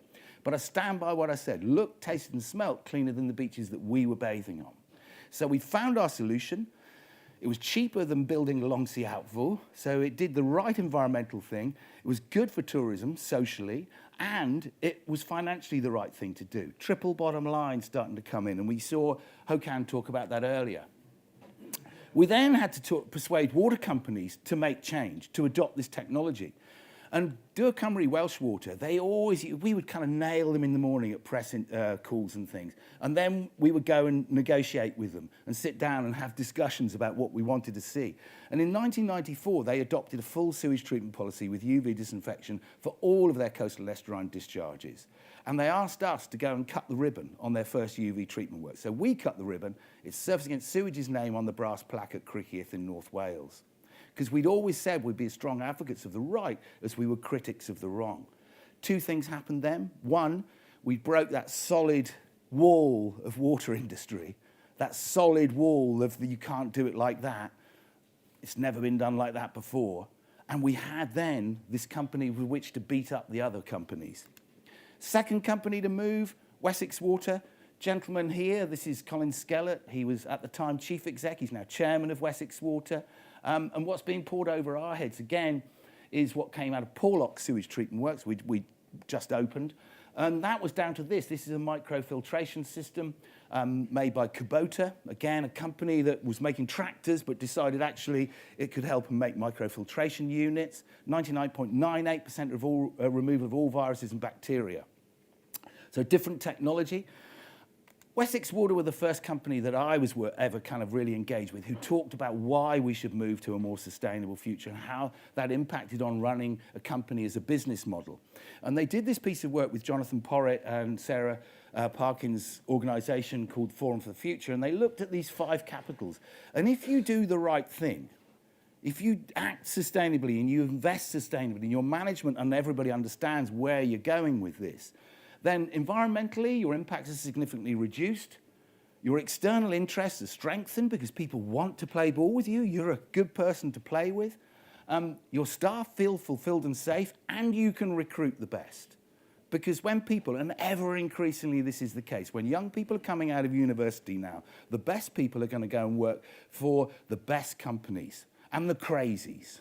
They are going to go and work for you. That's who they want to work for.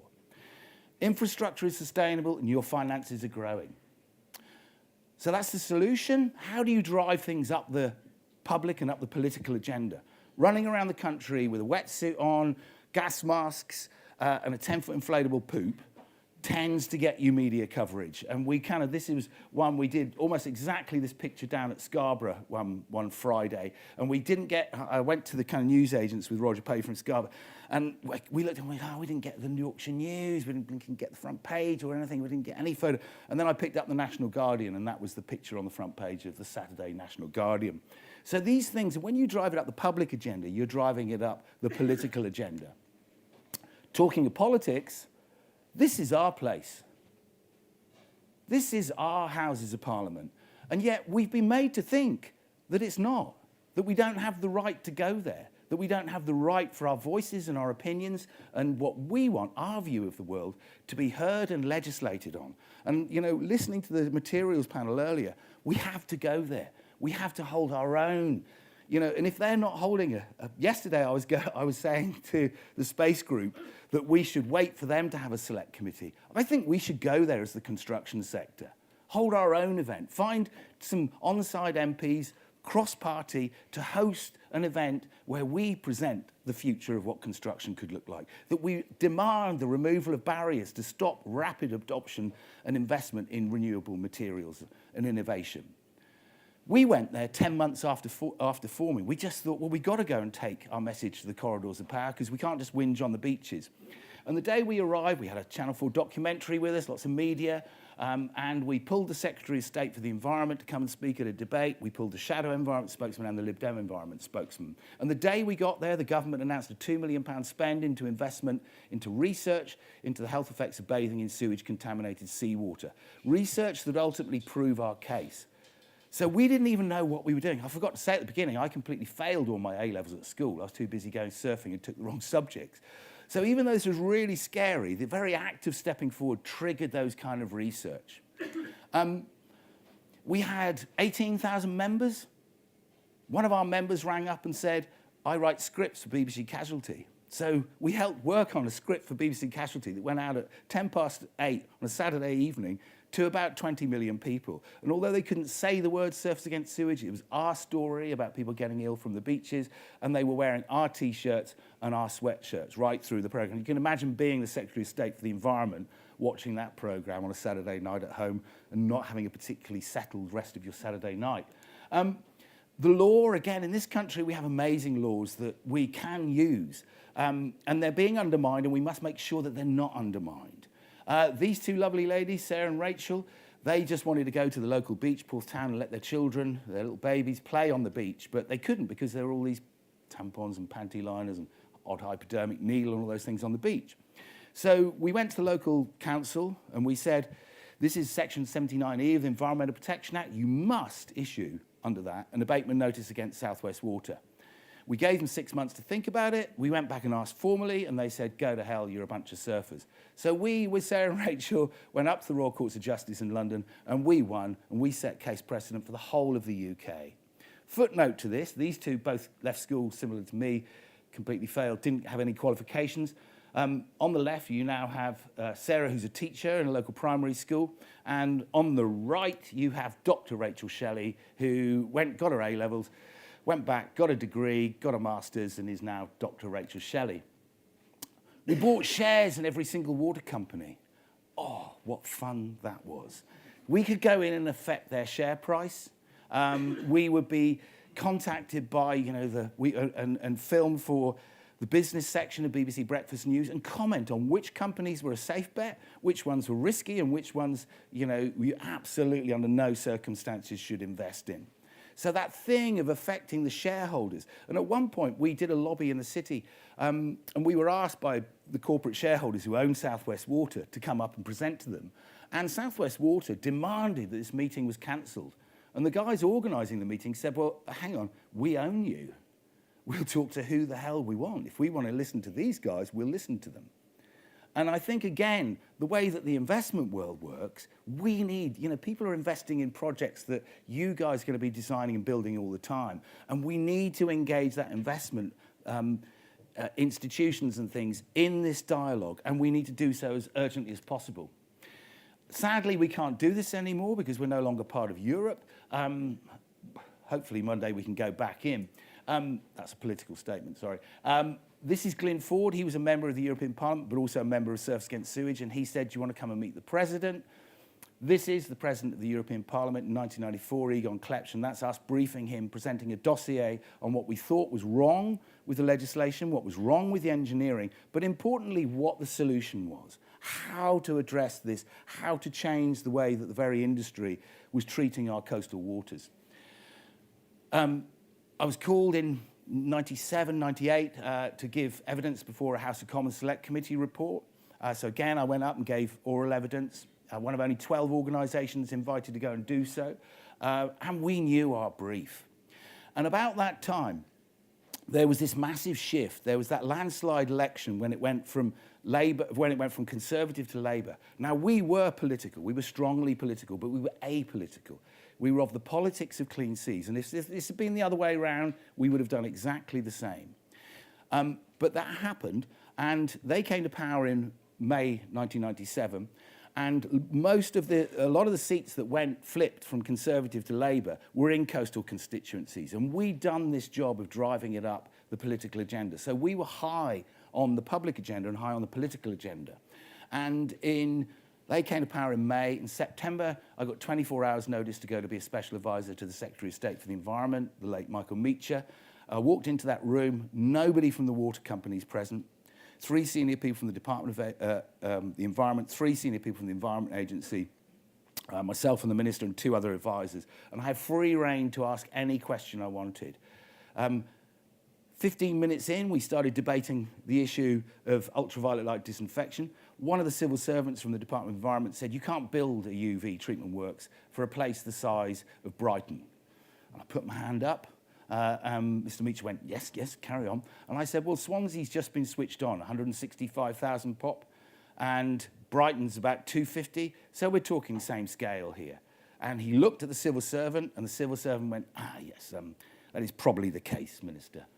I walked out of there 2 hours later, punching the air, and 6 weeks after that, the government ruled that all sewage should receive at least secondary treatment with UV disinfection for 14 out of the 20 million people discharged into coastal waters. We won. We helped trigger a £5.5 billion spend on the clean-up of the coastal waters, and that money was being spent on the right thing. We kind of changed an industry and changed a sector. Looking back, we knew our aim. We identified the problem. We came up with a solution and found and worked with people. We created that environment for change using media, regulators, politics. The guy Director General of Ofwat, when we lobbied him in Birmingham, said, this is nothing to do with me whatsoever. And I said, of course it is. You must deliver the greatest environmental bang per pound of customers' money spent. It's our money. You must make sure the water industry spend it correctly. Negotiating, stay at the table, friends and foes, funding. We were completely independently funded just from membership and T-shirts and sweatshirts. Everything was a team. The only reason I was out there briefing the President of the European Parliament was because someone else was opening the envelopes and processing all of the bits and making it fun. And when I say fun, I kind of mean an edge to it, an engagement, because it was serious. In the last year I worked there, I was called to give evidence at the coroner's inquest into the death of 8-year-old Heather Preen. Sadly, something that with the way the water industry are performing at the moment could happen again, all of these stormwater discharges. Saying help, we need to help each other. And it's really interesting talking to the two gentlemen at the back there about how we help the developing world to come through. We're all in this together. Two things happen when you say help. And in a conference like this, like classically yesterday, I wanted to put my hand up loads because I didn't understand loads of the acronyms. But if I'd put my hand up and said, what does that mean? Luckily, Rob was explaining to me in my ear what half of them were. But if you put your hand up and say help, two things happen. One, other people understand as well and say, God, I thought I was the only person struggling with that. The second is that someone somewhere will say, yeah, I think I can help you on that. I've got the engineering solution, or I've got a new material that's coming through, or I can help you with monitoring and twin view, all these systems. We need to collectively move forward and help each other. After that, I took a year out. I was pretty kind of burnt out, really. I was quite tired. I wanted to go surfing, so I did that. And then I went to this bonkers place, the Eden Project. And these had all been built. This wasn't built. This was built in my time there. And that, look, this thing's based on the Fibonacci sequence. Anybody who hasn't been there, this is the core building. And that's the same as a Romanesco, I think they're called. But some kind of headline statistics, because I know you're all construction geeks and things. Did I get away with that, calling people geeks? But, inspired by the Buckminster Fuller geodesic panels, least weight for maximum surface area in a curve, and built up against the wall there, so it's got all that thermal mass to keep it stable, but also temperature variations. Each hexagon, 3-layered, 2-meter deep, double pillows, basically, with the air regulated to temperature. And scaffolding, it's got good UV transmission, so they couldn't have built something that big with glass. It couldn't be done. So that was one of their big things that they struggled with. And that, again, that material that came forward at that time helped them build Eden. It couldn't have been done without that material technology advance. 230 miles of scaffolding, really unpopular with all the construction sector in the southwest because you couldn't buy a scaffold tube anywhere, rent one anywhere. There's some statistics on the biomes and the outside biomes. This one again, 83 tons made to 11 different, 80,000 tons of soil made to 11 different recipes from clayland waste and composted green waste. The core building, Fibonacci sequence, single mine source copper roof, and all FSC glulam. They got insurance. It was interesting to understand why the university here is struggling when Eden managed to get the insurance for their glulam building. But this bit here, which I wanted to flag up, I went there to try and solve their waste problem. When I got there, due to value engineering, they valued engineering or cost cut out the entire waste management facilities. When I went there, every single cup and all of it was just single use going to waste. And I would design this kind of project called Waste Neutral. And on a Friday afternoon, I would put on my dirty clothes and go and stand in 3 bits of Harris fencing with a container and sort through the rubbish and what could be recycled and what couldn't. So beware value engineering and cost cutting. We need to make sure that the environmental bits, the juicy bits, aren't cut out to satisfy the Kardashians in us. Just came up with that one. And I went there to kind of work out how and try to use what I'd learned from Surface Against Sewage as to how we all of us get to live on this amazing one planet that we call home. And it is amazing. As I said, that's why we want to protect it. But sustainability, we all have an impact from the day we're born till the day we get in one of these. And sustainability is about minimizing the negative impact, but maximizing the positivity of what we do with our lives, making our lives absolutely count.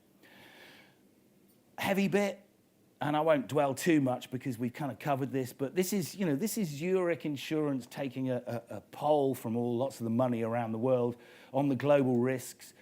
Along the bottom, likelihood to happen, impact up the side. Over here is really heavy negative things zoning in there. That's COVID, the infectious disease spot.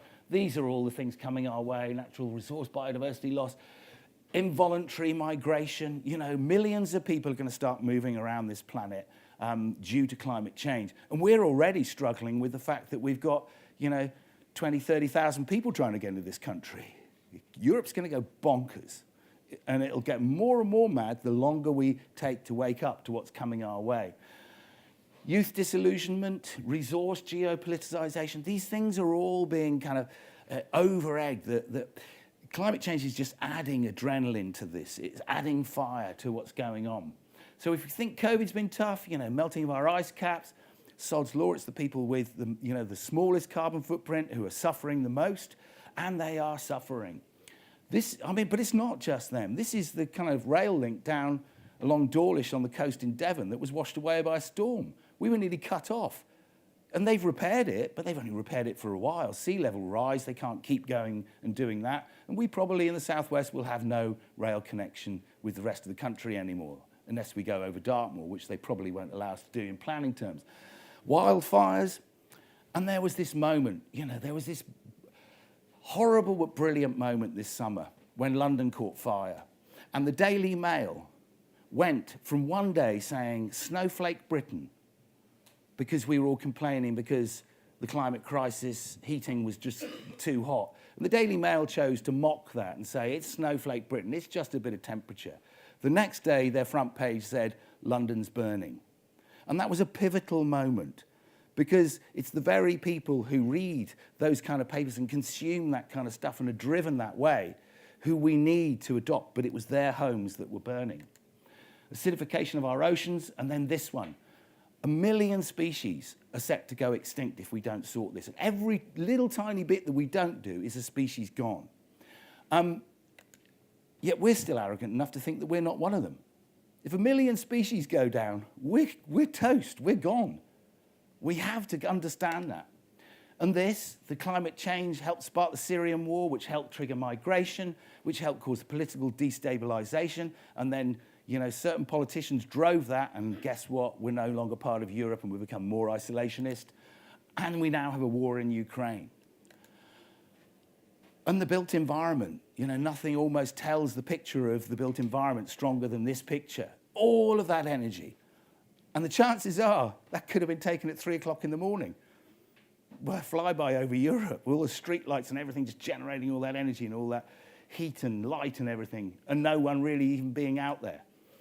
This sector, you know, the emissions, 28% of global house gas emissions due to operating buildings, the OPEX.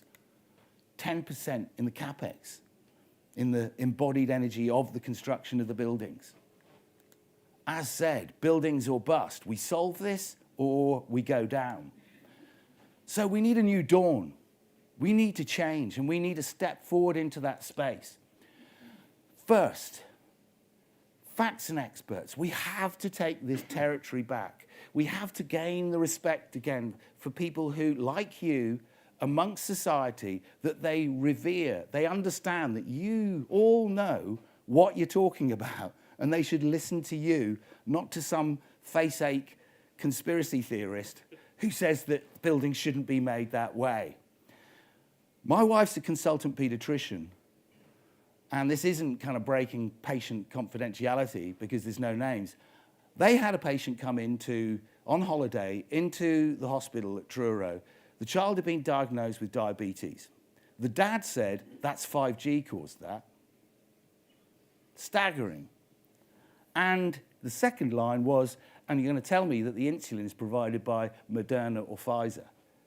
That's the level of distrust of experts and science that we've lost. So we need to love science. We need to love our engineering. We need to love the profession and respect the profession that you all work in. Triple bottom line thinking. Who understands triple bottom line thinking in the room?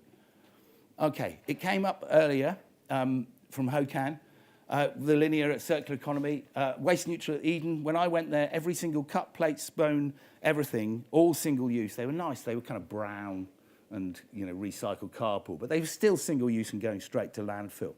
So we looked at the triple bottom line of putting in a dishwasher. By putting in a dishwasher and actually having crockery and plates, we reduced our carbon impact of the materials and our landfill by 8 tonnes a year. The carbon impact of manufacture and transportation to us. We gave people, we created 2 jobs. So socially, we created 2 jobs. We gave people a nicer cup of tea because it was in a proper cup, and they could suddenly have salad on their plates. So their diet of our visitors slightly improved because it didn't fall off the plates. Financially, we sold more tea, we sold more salad, and we saved ourselves £159,000 over 5 years. So this thing, and one of the challenges to us, I guess, is to present this case of the financial viability of sustainability, of doing the right thing. That's a challenge to us, and we need to create the tools and the dialogue behind that. And that partly requires looking at taking a long-term vision. This one I threw in, Wee Man was the sculpture that came to the Eden Project, and it was created from the 3.5 tonnes of waste electrical gear that we all get through in our lives. And, you know, we get through in our lives and it's single use and then it goes to landfill. Most of it doesn't even get recycled. But there used to be, hands up who can remember radio rentals? So in the UK, no one used to own TVs. We all used to rent them. And Hokan was talking about this kind of circular economy and stuff. Our TVs used to be part of a circular economy because I don't want to own a TV. I want to be able to watch programs on a box that sits in my living room. That's what I want to do. But we've been conned into the fact that we just want to own a TV. You know, like I've got a marvellous 62-inch where I think that's irrelevant. We've got to change that. And again, we didn't talk about it, but, you know, we need to share things like tools. We share, where I live, there's 2 houses up a lane. We have 1 lawnmower for years between, because I never need to mow my lawn at the same time as the guy next door. Why do I need to do that? I can wait an hour. And that helps reduce that. So different models. Renewable energy, all these criticisms. You know, you hear people, the naysayers, say, oh, by the time you take the embodied carbon of a wind farm and the turbines and all of that, it doesn't add up. This one has now been reinstalled. Those turbines have gone because they were 20 years old, and there's a new set in place that are bigger, more efficient. Because if we hadn't had the brick-sized telephone, we'd never have this new telephone that we've got now. And again, like thinking about how on a global level, we need to not use these. We need to give, you know, the developing world the best technology that we can, as soon as we can. Carbon footprint. Who in this room's done their own personal carbon footprint? Okay, please, please, please, please, please go and do WWF. It's a 10-minute exercise. Do your own carbon footprint. It gives you an understanding of what it is. This was mine in COVID, so my travel was tiny. But, you know, here it is, homes. That's the carbon footprint of where we all live. I sit on a sustainability advisory panel to the BBC. And this logo, Albert Sustainable Production, which they came up with and now is adopted right through BAFTA and Sky News It, and all BBC programmes from this year have to have gone through some form of the Albert Sustainable Production certification. And it's not perfect. And I was talking to Scott earlier about this, but it is a mark, it's a commitment to do it. And it makes the production companies think about it, and it makes them ask up their supply chain, what's the carbon of this? And it changes the very nature in which they're done. And the BBC also now have a commitment that every single programme, whether it be fiction, sport, or news and fact, have to look at the potential of telling the stories about climate change and the crisis and what's happening to us. I told you it was coming up again. Brilliant book. Hard read for me, that one, but I kind of stuck with it, and I found this brilliant quote in here. Profit is no more the purpose of business than breathing is the purpose of living. Now, that's not to say you don't need to make profit, but you need to do the right thing with profit, and you need to take into account the social and the environmental impact at the same time. And you need to reinvest. You know, you look at Patagonia, the guy who set that up, he's just declared he's only got 1 shareholder. It's called the planet. All profits he's planned back into doing good work. Every office, every one of your offices should have this magazine, Ethical Consumer. And it's, you know, look at these, low carbon cooking, cleaning and that, bananas and where that comes from, your chocolate, all of that stuff. And it rates everything from your mortgage to your bank account to your electricity company and probably buildings in there. There'll be some construction companies in there. And it gives you tables of what they're doing. It measures them. It goes social, environmental issues. And this is why we should all have these. If we took that there was an average of £50,000 a year you earned as professionals, and you lengthened that over a 40-year career, that would be £2 million. Add inflation and wage increases, 3 to 4 million each, and there's 100 of you in this room. £300 million of consumer power in this room to do the right thing. And even if you only do a little bit of the right thing this year, you're starting to do the right thing. And what about your company spend? And another really good one to watch out for is B corporations. You know, it came out of the food sector and design sector, so you see people like Innocent, Ella's Kitchen, but Rodder's Clotted Cream down where we are. And up here, you've got a company who are hosting you today, who are driving this and are on their way to accreditation as a B Corp. And once you enter into B Corp, if you want to spend an amazing half a day, go onto the B Corp assessment page and do the down and dirty, the business impact assessment. It'll take you 3-4 hours and get your kind of senior team together and just blast through it because it's an eye-opener. It makes you change the way you look at the world. Built for the Environment, brilliant document that I read when I knew I got this gig. We must change the way the built environment is designed, built, maintained, operated, and regulated. And this in the contents, and I thought I'd put this up because you look at this little contents page. The built environment has a significant environmental impact. Accepted. Everybody accept that one? You bet. Ambitious change in the built environment sector is possible. It has the capability to transition. The built environment sector is committed to change. And this one, there are enormous social, economic, health and well-being benefits to shifting to a sustainable built environment. It's good for everyone, and it'll be good for you in your businesses as well. The REBA order of works and the stages, sustainability and carbon has to be plugged in here at zero. There's no point in designing something and thinking about it and then going, now we'll do the sustainability down at, 3 or 4. There's no point because you haven't got that commitment. And your clients need to have that commitment. And maybe you need to, when you're first talking to a client, you need to say to them, are you on board with this? Do you know about this? And if they say, oh, no, it's not of interest to us, say, well, it is of our interest to us as a company who are going to design and construct your building because we're part of a responsible construction sector. We need to make this change happen. And you, our clients, need to understand if we're going to work with you because it'll be far smoother line. And, do we need to do this? Absolutely, I need to do this, and we need to do this immediately. And I love Rob's slide, immediate, drastic action to make change happen. Because I did this about 3 years ago for a different conference, and I adopted the slide now. And by the time you take out how many days in the year and you take out weekends, we got 2,088 days left to make some massive changes. So we need to commit to change. We need to paddle over the edge of the most difficult, horrible wave that you've ever wanted to take off on. And it might be scary as hell, but we need to paddle hard and dig and go over the ledge and get the ride of our lives. This is a picture taken just down the coast from here on the amazing, northeast surfing. But we need to make that. And we need to, that metaphor, I think, is about taking off on the ride of our lives. And it's going to be a gnarly old ride. This is a geothermal energy project down in Cornwall. And I put this up because maybe we need to change the very concept of where we even make our dwellings and where we live.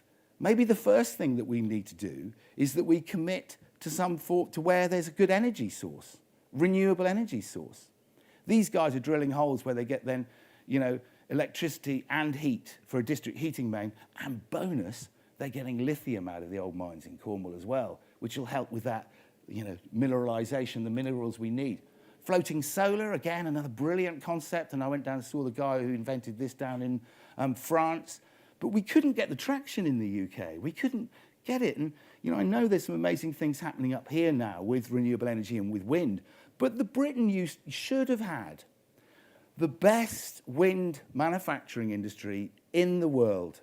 We've got the second windiest country in Europe.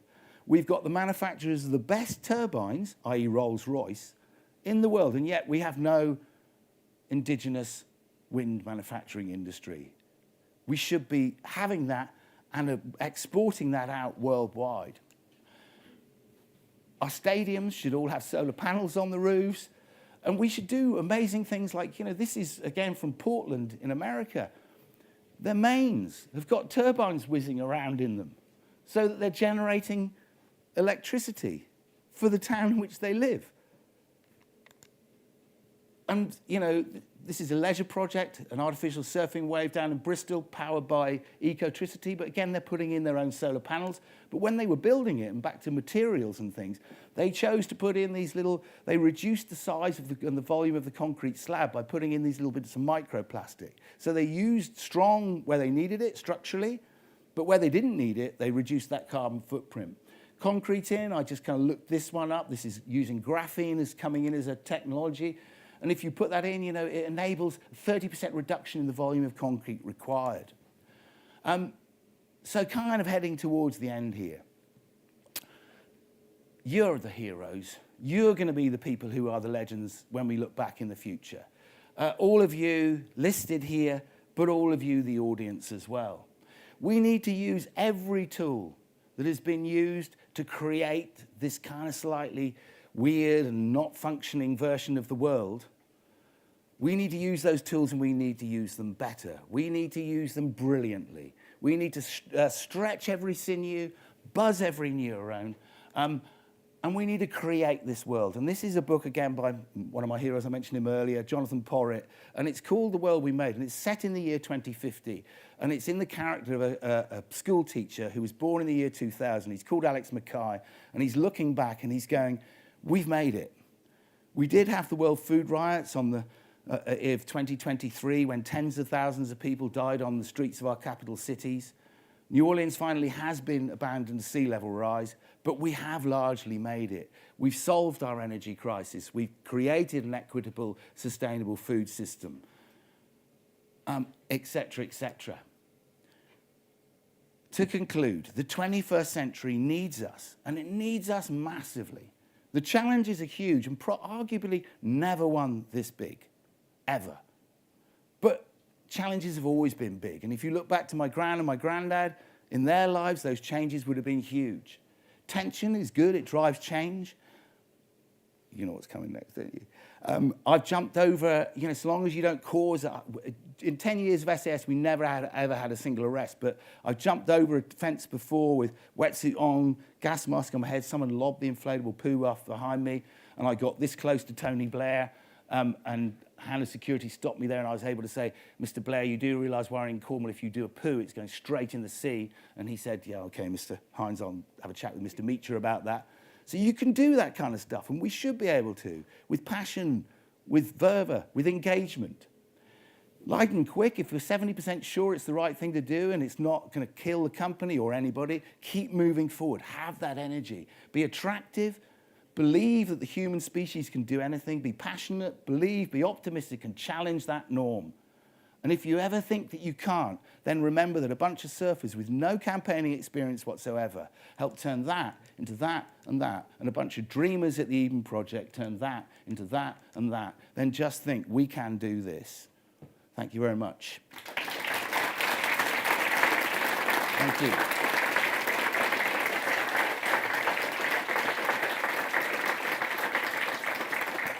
Thank you.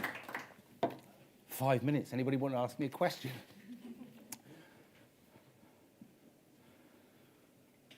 No? Right, let's crack on. Hang on, I've got to find Lee's biog here. No, you'll be great. Next up, can we click out of that one? Yeah. Next up, we have Lee Jackson. who's going to talk to us about, well, Lee Jackson is the whole house director. Trained as an architect, 30 years of experience in the building industry, spanning new build, retrofit and manufacturing. And he's worked with businesses of all sizes and shapes. He joined Travis Perkins Group in 1999 and held several senior roles within the group, ranging from sales ops, sales operations, technical leadership and program delivery. But the thing he's really here to talk about today is this whole house concept, where he's led a team of industry professionals to develop a revolutionary design platform that offers a new way of working for house builders, one that simplifies the ever-changing compressed process of planning, designing and building homes, coordinating everything you need in one place. And I saw some of this yesterday and it's like, yeah, this is part of our solution as to how we go forwards. Thank you. Welcome to the stage, Lee.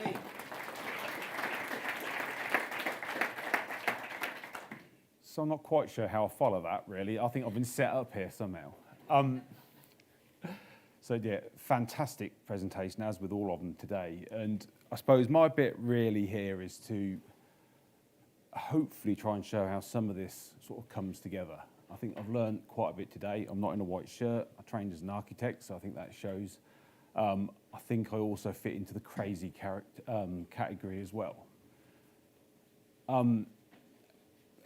The whole idea behind Whole House started a long while ago, probably back in 2008. And this morning we've heard about how you need to persist and keep looking at an idea and saying, actually, it is a good idea, a great idea. But I think you can't forget sometimes that it might only be a good idea at the time. And when the timing's right, it then becomes a great idea. And hopefully that's where we are now. So why am I here? Travis Perkins, largest distributor of building materials. I'm not here really to talk about the Travis Perkins Group. I'm here to talk about really an issue that we went and had a look at the industry and narrow that down to one small sector and say, look, how can we help? One of our values and statements is we want to have a sort of deeper relationship with our customers, and where do we really add some value? So I was tasked a few years back to go and say, right, how do we help regional house builders? What can we do to that sector? And then don't come back and say we need to do something. Tell me who should be doing it and how can we support them? And went out there and had a good look, and actually it was quite obvious that we needed to step up and do something a little bit different. So, oh, what's happened to the slides? Have all gone a bit funny. Okay.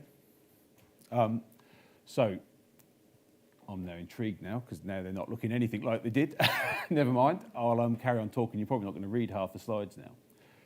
So this is all about a sector that we wanted to go out. As a business, we do really, really well with big national house builders, construction companies. We do a lot with regional white van man, people that come in our stores and all this side of things. But the sector we never really done brilliantly well with, or sort of index we want, was regional house builders. These worked heavily with regional merchants. So as you go through that sector, you start to say, right, what do we need to do? How do we break that mold? These are business owners working with business owners. So you're looking at this and going, right,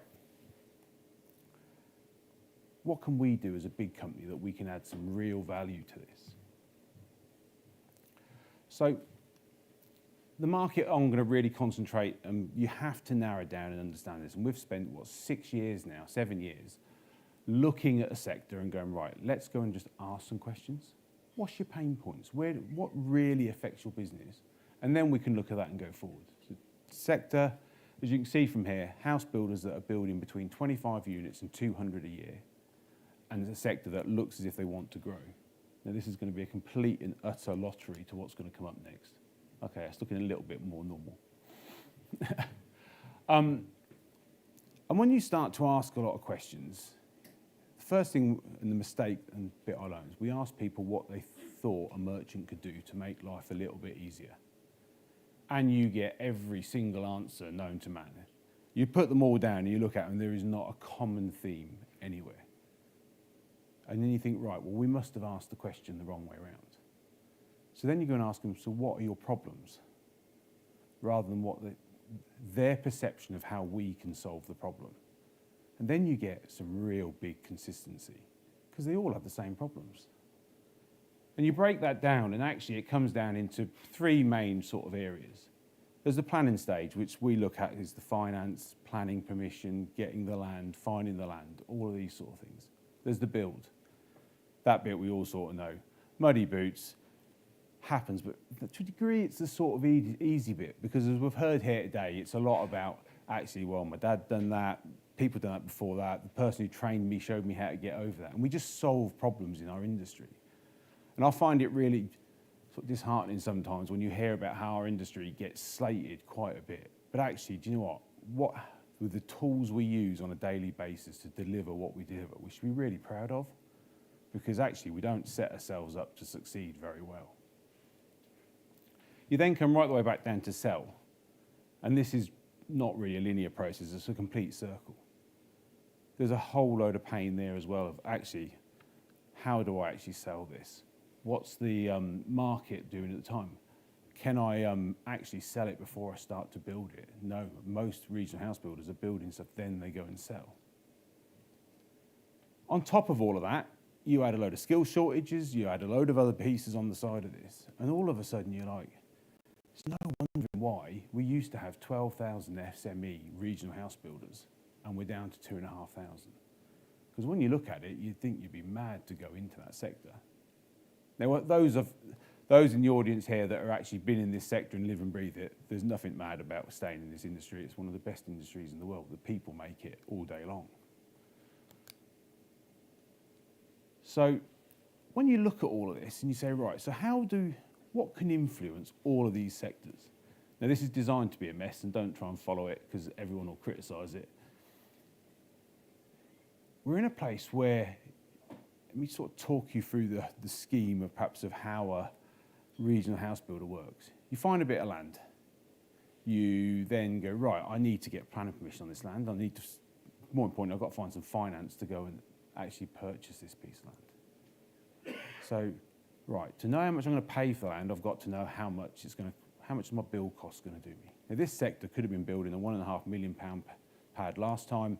It could now be doing 40 plots with a mix of 2-bedroom, 3-bedroom, 4 bedrooms and 5. How do you know what your build costs are a square foot when you build stuff that's so varied? Top of that, you've got inflation, you've got pricing, shortages of materials and all this stuff. So they sort of, it's a little bit like, well, yeah, that's close enough, it worked last time. And the difference between the good ones and the bad ones is how accurate they get that number, and generally how much of a grey area they build into it as well. So you take 18 months, 2 years, you're paying interest out, you get planning permission, away we go. Yes, we've got to get on site. We need to start getting some money back in. We go to an architect's practice, we say, right, I need some construction drawings now. Hopefully they're going to now match what we had planning permission for, because now we're going to somebody else, they're going to turn me a set of drawings. But I've got diggers on site, I'm starting to dig trenches. I'll get my set of working drawings. And at that stage, most people think, right, it's all go. We've got all my drawings. It's about 20% of the design work is done at that stage. And you're already digging, you're already on site. So what happens, and when is the other 80% of the design work actually done and completed? It's in this bit, when we're on site. So you've got a set of working drawings. You literally sat there and you go, right, we're coming out of the ground, poured the concrete. We now need to put some block and beam in or do a floor system. So you come to a merchant and go, right, I need to get some designs and prices. We send it out to 3 manufacturers. An actual design gets done. Chances are they've given it to another merchant as well. So they've gone out to 3 manufacturers. So now we've got 6 design teams all designing for this building that's already started on site, and we hope it fits. So we go a bit further, we then go to the floor joists. We get to the roof trusses. All of these are coming back with a design. We get to the staircase, another design, another company, another set of designs. Then we get all the other little bits. So plumber comes along. Well, they don't send you a design at this scale. They design it at 1-to-1 on site in that place. So You start adding this all up. The electrician's doing the same. And you soon get to this number of 80% of all the design work being done. So when do you actually know what you are building? I reckon the first time you know the actual design actually done is probably the day you hand the keys over to the person buying it. So how does that affect this sort of plan, build, and sell stage? I think it's fairly obvious to how that affects the build part of this when you start to look at it. You're having to undo work. You're having to look at stuff. You get a design and go, right, actually now I've got the design, now I can put an order. You start to then go through this whole process and you're saying, right, so I've started to build. I'm starting to tweak my design. I'm changing as I go. So I can't order stuff on time. I don't know what I'm going to order for a start. Everything becomes a little bit lastminute.com, to say the least. So I'm looking at this from a merchant's point of view, and we make a reactive customer's quite a nice customer from my point of view, really, because they're just panic buying half the time and they want it. Is that the right thing to do? No, it's not. And it's not something that we should ever look at. So, okay, we've got this. How does it affect my planning permission, my land costs and all this? Well, if you don't know what you're building, how are you ever going to know what the cost of that build is? Now, more importantly, if you don't know what it's going to cost, how can you start to judge things like embedded carbon? Because you don't know what products are going into that building to even start to do the calculation on it.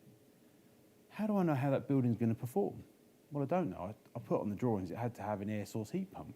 Don't really know what's involved in that. Plumber will sort that out when he turns up. It got me a tick in a box. My SAP passed regulation. Happy days. Move forward. Right the way through to sell. I'm never going to be able to sell this until it's built, because how do I tell a customer what I'm selling them until I know what's actually in the building? And we do this over and over and over again. And it works. So do we need to fix it? I'd suggest yes.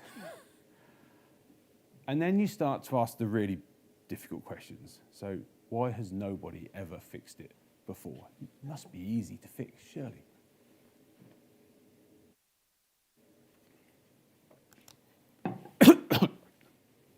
So we need to unlock how we do things.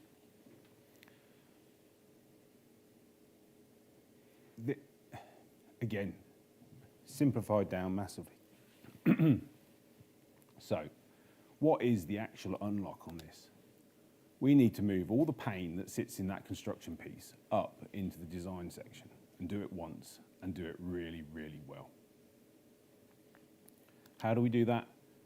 We need to add some form of design freeze into it. Now, if I go right back to really understanding your customer in the first place, this customer base wants to be different to everybody else. They pride themselves on building something completely different. They pride themselves on being different.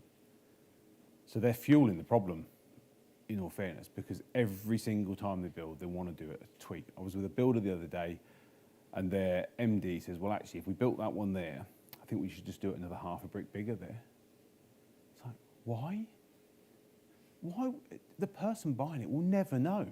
Half of the innovations and the really brilliant things they put in their homes, you get to a sales office, they don't even tell the customer it's in there, because the sales pitch was done to the MD, and the MD bought into it, but no one actually thought about it when it got to selling the property. The customers just got this innovation built into their property without knowing.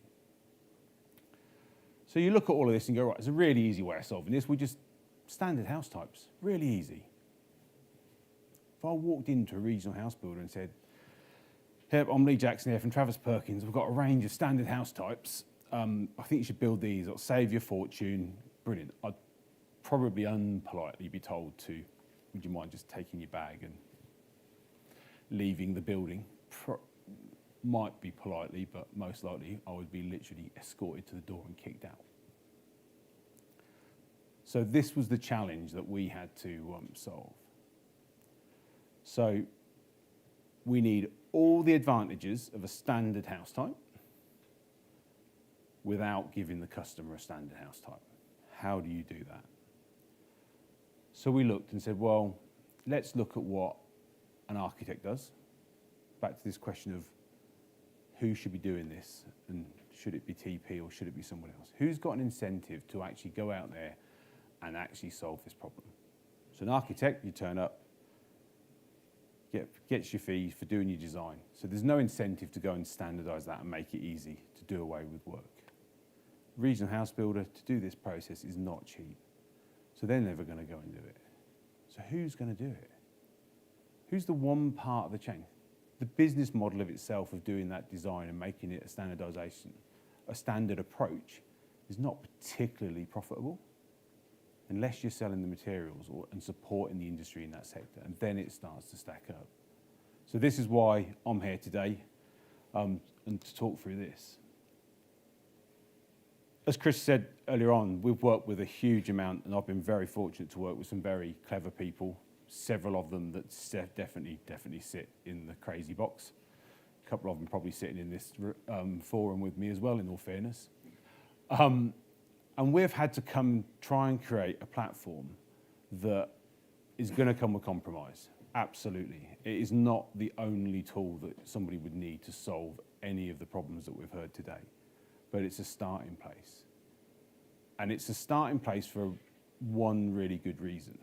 We've heard loads in the press about MMC and volumetrics and timber frame, and you've got the masonry side, and everyone's all going off trying to come up with a solution. The biggest problem is nobody actually knows how we build houses today properly. And if you model that properly and start to do this stuff with digital twins, and I mean down to plumbing fitting level, you start to see very quick where all the little problems are that you can solve. What you're doing with a volumetric is nearly running before you can actually walk. I'm not saying it's the wrong solution, and it'll be the perfect solution for certain types of build. But you've got to understand what we do today to then start to refine from it. So how does this turn this on its head? Well, actually, what it starts to do is put everything up front. So when you get across to plan, build, and sell, you've now got clarity of cost. Because actually, if you do it up front, the day you actually start to do your planning permission, you actually know every single element and cost. Now, those costs are going to change with inflation, but at least you know what's in there, and you've got something to update as those price increases happen. Compliance, you know what you're getting for planning permission, you actually know it complies. I'm taking calls at the moment from people that have just got planning permission and now can't get building control certification because there's too much glass, because the regulations have changed. That's a big worry when you've waited 18 months, you've been spending that, and now you found there's another problem being chucked in there that you didn't know was going to come and hit you sideways. Speed. You can suddenly start reacting really quick. And this is the planning thing. If you're suddenly on a portal, if a planner says, oh, actually, I don't want it to be brick, that scheme needs to be render, or that elevation or block needs to be render. Go back to your architect, fits in, gets a set of drawings, come back. By which point the planner's changed their mind or forgot that they said it. If you could do that instantly and actually get back there, you've got buy-in from people all the way through. It's not going to make the process any quicker, but it is the lags in between the information being generated. Gets on site. Enhanced fulfillment options. If we know what's in there, we can actually start to, from a merchant's point of view, start to look at things. We can value engineer designs, start to take elements out of that. We need to be able to have that certainty with flexibility, and that's where software and technology actually starts to add the real innovation to this, because this is about when this good idea, 2008, was going to involve a massive drawing office, and it was just a flashy front end. We're now in a world where IT's caught up, and actually we can now start to make this a really good idea because we've removed the bottlenecks, and all this stuff can be done in the cloud and super fast. The de-skilling one here, this is really, really important. I hear loads about people saying, right, skills industry, plumber, how do we find and train enough plumbers and these sort of things? So what's a plumber do? So your plumber buys the materials, does the design, orders it, delivers it to site, get it to site. The last thing they actually do is push two bits of plastic together and sweat up a joint. They're doing everything, taking all the risk. So you're going to train someone to that. You've got to train them to run a business. They've got to do a design, manage risk, They've got to sort all the logistics out, getting the stuff there on time, turn up and put a compliant system together, making sure it's right. But if we'd have actually designed it in a nice warm office with all the manufacturers involved to give a completely indemnified design, now you've got to just train someone just to start out turning up and actually pushing two pieces together. That's quite an easy process to go and train. That's not to say that's what they're going to do every day of the week. They'll then grow through it. The other big change it starts to do is if you know every component that's in there and the plumber's not the person doing the design one-to-one in the property, now means I can actually look at free issuing material. Now, plumbers are a really good example. If you wanted to start off as a plumber today, you go and get all your bits of paper, you set off. You can install a lot of material in a month before you put your first invoice in. You're then going to have to go and wait probably another 30 days before you get paid. So that's another month gone. So you now have 2 months worth of kit that you've installed. Now, we're working towards, I don't know, air source heat pumps. Couple of grand gone out of one of them. You imagine how many of them you put in a month without all the plastic, the plumbing, the copper, the joins, the pumps and everything else that goes with it. Now, as a SME builder, if I work with the likes of Travis Perkins and some of the banks, getting the funding bit, I'm doing that anyway because I'm going to have to pay for it. But I can't do free issue because I don't know how many bits I'm giving the plumber. So actually, if they're doing a job on a Saturday, they're taking my components and using them on a Saturday. So I need the subcontractor to supply the materials because that way it's all they've got all the risk. And if I've got a design and I know what it is, I can now issue them a bag, 18 T's, 19 elbows, X meters of pipe. I can go and start back to where we used to be on an industry of training people up. It's really easy to set up by yourself if the only risk you've got is your labour. To fund that for 2 months is not a hard setup. So it starts to open up this D-skill bit really, really, and gives us more options. It doesn't say it actually solves all of the problems. Quick one on sell. I'm conscious of time. Get onto this piece, and there you can get visualizations, de-risks, and more importantly, you know what's going to go in the build so you can start to market it up front. So what is this solution? This is a fly-through really quick, and as I talk through it. We've created a platform that basically starts off with 5 chassis-type plan. As you will see, you can make a 3-bedroom terrace look quite differently without changing the plan. And I'll challenge anybody, there's not a lot you can do with a 3-bedroom mid-terraced unit. You can put the kitchen at the back and you can put the kitchen at the front. There's not a huge amount else you can do. We can all convince ourselves that we can do loads of things. But we've created a platform where anybody in this room could log on and within probably 20 minutes design your own property, click through, have all of the options that you do, but every time you click a button, if it allows you to click it, you've got a compliant design. Now that bit's not overly fast. We do that with a car configure every day of the week. People go on, you log on, you configure a car, you look how much it's going to cost you. Imagine doing that with a house, and we can now. Now the bit that turned this from a good idea to the great idea is this piece. 45 minutes after you've literally hit save, downloading a complete set of working drawings. And that's not the 20% set of working drawings. It's pretty much the 100% working drawings. Block and beam, roof trusses, floor joists, stairs, kitchen, plumbing, electrical, you name it, working with a team of 20-odd manufacturers with their design teams, all working together virtually, checking that the design works with somebody else's. That's how it should be done. And I'm sitting here saying, look at this is brilliant innovation. If you pick up any textbook that tells you how to design a house, that's it. There's nothing special about it. We just don't do it. So I think I'm closely getting towards the end of the time, and I'll try and give some gap for some questions if anybody's got any. This is not about standardisation being all buildings need to look the same. If you look back in time, you take the Royal Crescent of Bath. It's pretty much a repetitive building over and over again. It looks stunning. Little tweaks on each one that makes the difference. Good quality design with a repetition is really good. Value engineering has been mentioned loads today. This starts to enable us, and has in here, there's one door width in every one of those designs. Those 5 chassis, in fact, I'm going to put it out to the audience here. 5 chassis designs. Who wants to have a guess of roughly how many different house types you could create from those? Nick, you are not allowed to answer this. Anyone want to guess? 1 million, higher or lower? Higher. 100 million, higher or lower? Higher. I reckon without going into all of the colour variations, just basically the form, we reckon there's about 500 million. So standardisation does not mean everything has to be the same. You can create your own tools of this. It's been a challenge. It's there. It's about to go live. But this is about understanding the problem, properly understanding the problem, and going back and asking and listening, and then saying, right, how do we move forward? For me, putting price on there and actually knowing what it's going to cost you, the cost of change for every time you flick between a gas boiler or an air source heat pump, knowing that the gas boiler is going to put PV on it. The fact if I want this brick or that brick or this roof tile or this roof tile, the price changes. That I want to disappear as quick as possible. It does that today. That's easy.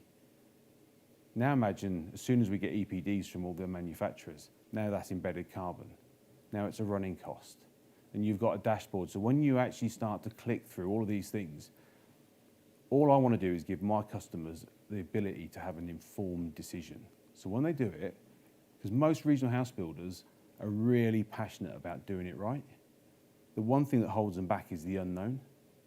We heard it earlier on about trying to get the information just to do an extension to actually work out what the carbon was going to be and find ulterior products. This gives us an opportunity to build those in up front. We know what it is. We can then work on the supply chain to make sure that supply chain is in place to deliver it the right way from the right locations. But unless you get this bit right, this is the hard bit, and it has been hard to get this far. But what this has now done is unlocked, well, it has just unlocked everything, because it's now just data. It's about pushing the right information behind it as we get it. Now, we could have waited and waited for all the data to come through, and we could wait for a perfect world, and I can keep value engineering this property over and over again. But it's a line in the sand. Now it's my team's job to make sure that they start improving on that and driving it forward. But at least we're making informed decisions with volumes and actually to see what that payback is as well. So I think that must be pretty much me done on time. Is there any questions from anybody? I've been told you've got to wait for the microphone, I'm afraid.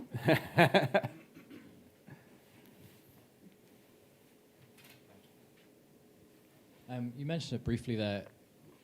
We've heard a bit about kind of local supply chains. It's been really important to this.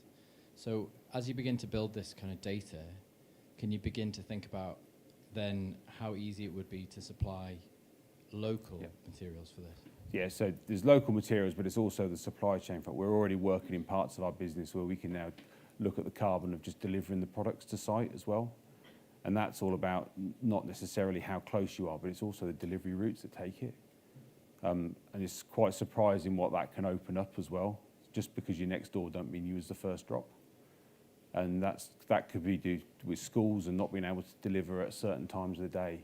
So yeah, it's very passionate about getting the local products. That works into right back to the planning piece. But you've got to know how a product's being used first.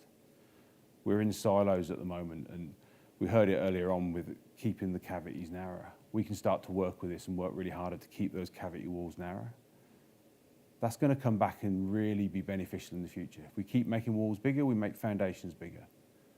Digger buckets going 400, 650, 150 mil extra on a digger bucket all the way around that deep of concrete just for making a cavity that much wider. This gives us an opportunity for manufacturers to really come up with some good solutions to start to plough back into it. Because at the moment, when you invent something or you come up with this brilliant idea and everyone's design is different, how do you try and scale that up? And it's just another barrier to entry. Any more?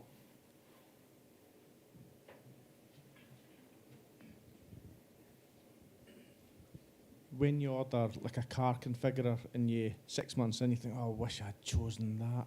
How will that work with this, the house configurer? How will you change midway through the process, or is it are you fixed in the design phase you've made your decision, or how will that work? So part of that has been where the challenge of how we've had to make this work across the piece. So same with some of the issues on a car. It's you can design this now to work, so actually 3 or 4 options can work up front.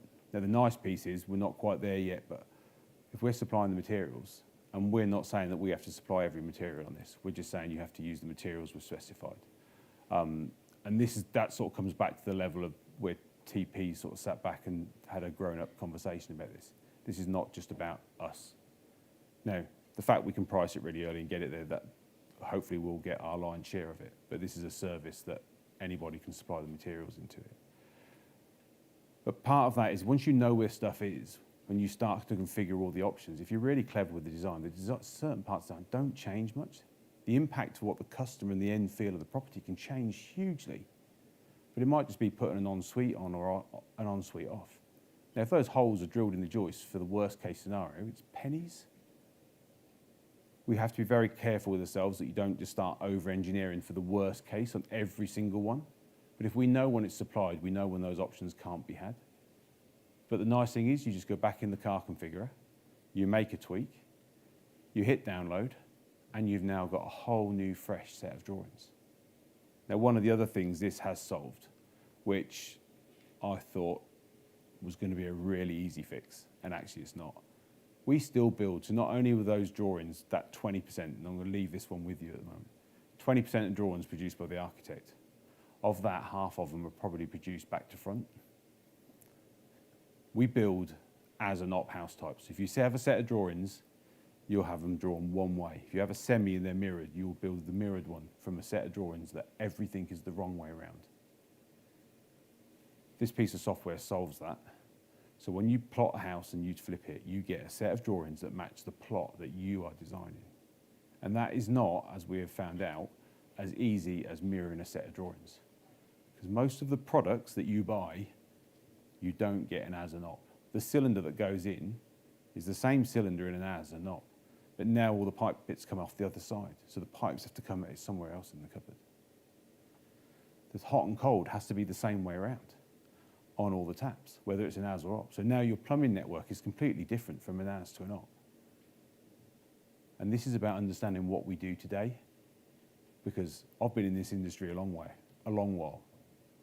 And I thought, all we've got to do is mirror the drawings, job done. And it's not.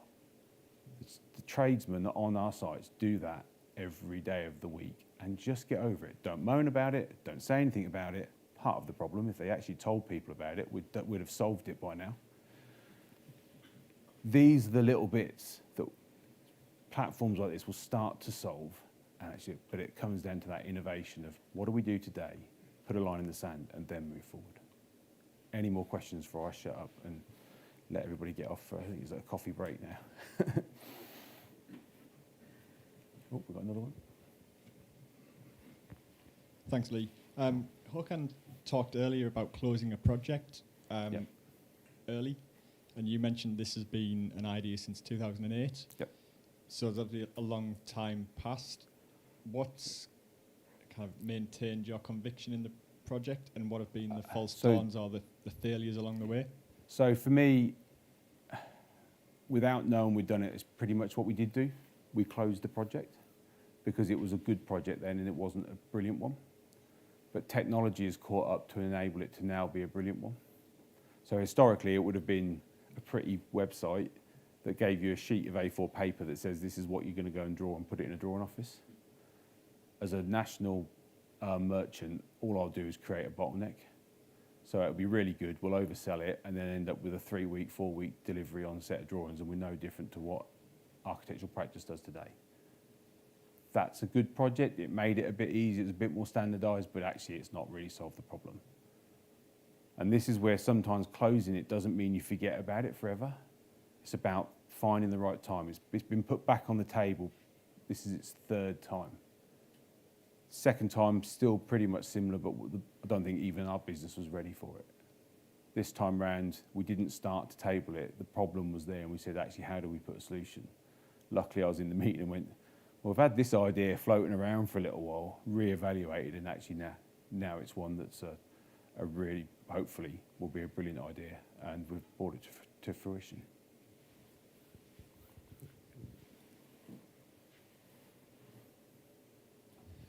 Thank you very much. Please, is this only applicable to houses that to be built from scratch, or it can also work with renovations or redesign? So at the moment, it's new build. There'll be some real challenges, I think, if we try to do it to retrofit. And I think what you have to be very careful of is taking what is a good idea and then trying to ram it into every opportunity known to man. The learnings from this, though, I think can be applied very much so to retrofit, and this sort of standardised approach may not look the same, but the principle very much can be used across it. Lovely. Can we all put our hands together for Lee? Thank you so much, Lee. Thank you. Thank you.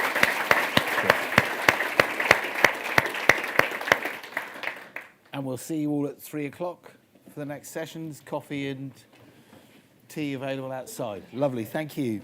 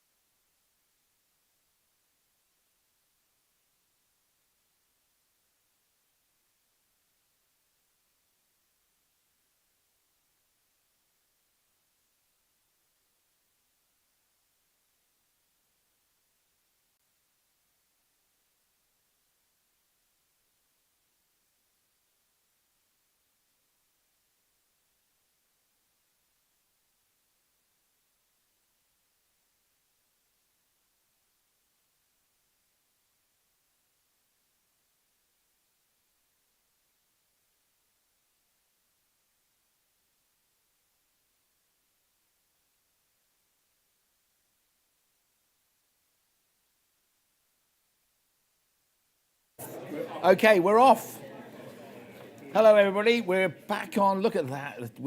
That was 5 seconds late. Sorry, Kat. So we're into the last session of the afternoon. Thanks to everybody for getting back so promptly on time. This next session, we've got an on-the-line presentation, a Zoom downer. So this is going to be, hopefully Martin can make this all sing.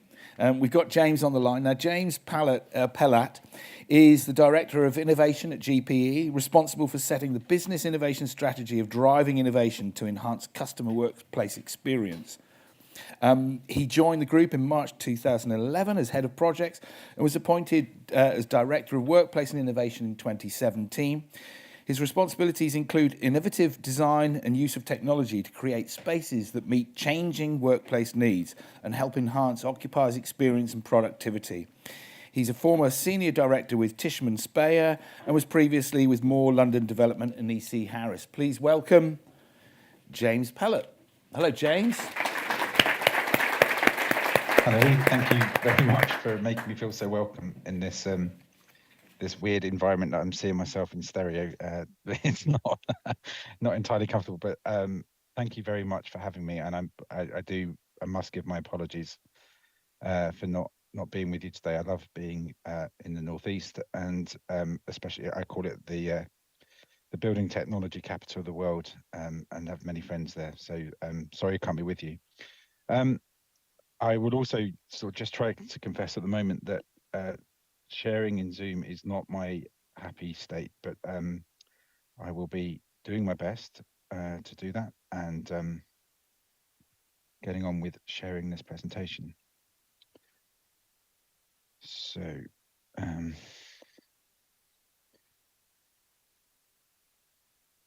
nearly there.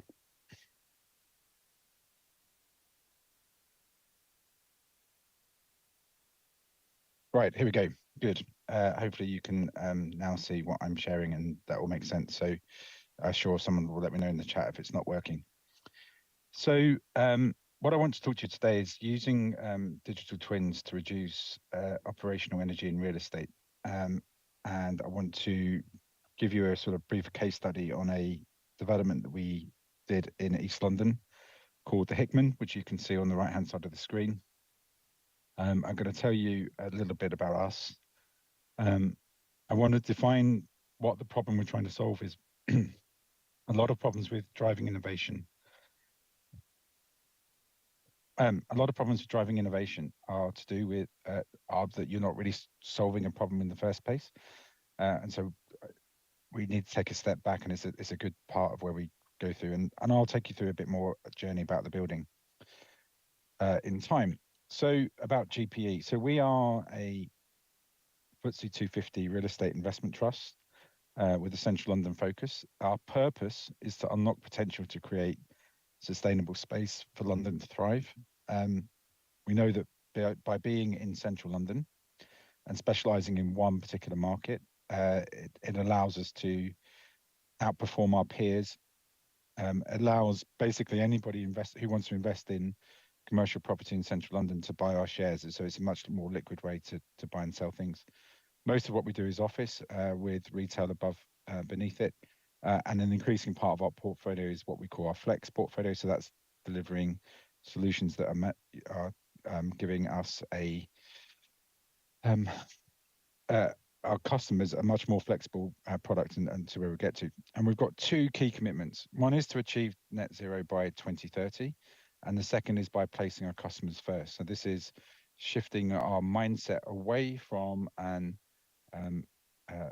property company into an operational company. And we do that by being around a sort of brand strapline of being greater together. And that does really mean everybody that we work with and the friends in the room, particularly Rob and Adam, who I've been working with all my time at GPE. They've been really helping me implement innovation and technology. And this is a good example of us working together with Space Group to help us do that. We like to give our customers as much choice as we can. We like to be trusted partners. We believe that the relationship that we have with our customers is as important the relationship we have with our stakeholders. We like to treat people well, because we are in it for the long term, and we want to have those relationships which allow us to innovate and drive innovation. And that's a really important part of what we do, trying to think of things as, in a fresh way, and trying to come up with new solutions to meet this changing world that we live in. And also one that's providing a sustainable future for London. We know that the use of embodied carbon is particularly a massive challenge that the built environment's facing. It's requiring a different mindset and shift in where we're going to, but also operational energy. Because we own, manage, and develop real estate, we're looking at something all the way through that life cycle. So I mentioned earlier the problem and the problem that we're trying to solve and trying to face. And really what we're trying to look at here, if you think back at the background, so we know that the performance gap between what the design intent of a building is and its EPC rating and its actual energy consumption is massive, right? What a building's designed to do and what it actually does is massive, and it's caused by several different reasons. Plant and equipment running at unusual times, so the building plant is coming on at odd hours of the day, or you're heating and cooling the space at the same time. There's general faults in the equipment, poor facilities management in terms of just good ongoing maintenance, and the building use not matching design criteria. This is very common. This building is over or underpopulated at different times of the day. It's hard to engage with customers to give an idea about how we can reduce energy consumption. And equally, we need to sort of understand how many people are using a space relative to consumption. So the problem we're trying to solve is how can we reduce our operational energy whilst maintaining high levels of customer satisfaction within the workplace. I'm just going to take a slight step back on this, just to talk you through our innovation strategy and how we innovate and what we do. So, as we said, we're trying to drive innovation to enhance the customer experience, and that gives us two key phases, which is the discovery and implementation. And so the discovery is really looking at a 3 to 5 year time horizon, and it's trying to look at problems down the line. And the implementation is in three key segments. One is in customer first. So how do you provide a seamless digital experience in the same way that you can configure a car and then purchase something online? Why can't you do the same with a building? Improving productivity and wealth and productive workspaces is also a key activity. But the key theme today is about smart buildings and it's optimizing occupation whilst reducing energy. And the way that we do that at GPE is that we've gone through this tried and tested method, me and my team, of going through phases of trying to discover emerging trends, understanding and defining problems, and then we'll start to work with the business. We have over 20 innovation champions throughout the business in each discipline, and those innovation champions help us. We work with them to help identify and source those problems. So in the same way that you might try and select an architect or a contractor, we're trying to find our way around these very confusing world of emerging prop tech companies and what they do. And then we'll carry out a limited trial with a product. And then once we've trialed it, then we'll adopt it. We have 7 different challenges that we look at each year because we need to focus and we need to be able to prioritize.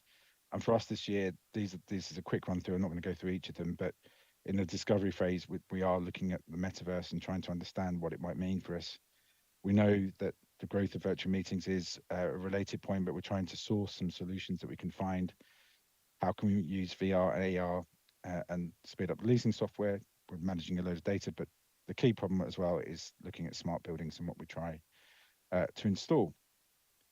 So thinking back to that problem, we thought that one of the solutions that we could work with is trying to use digital twins to help us achieve our net zero ambition.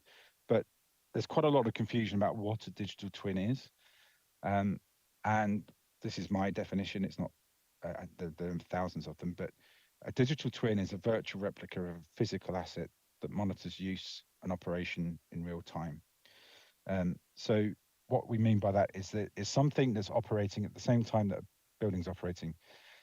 There are many examples in the world of this. So the world of aviation uses this to identify faults in aircraft engines and so they can be fixed upon landing.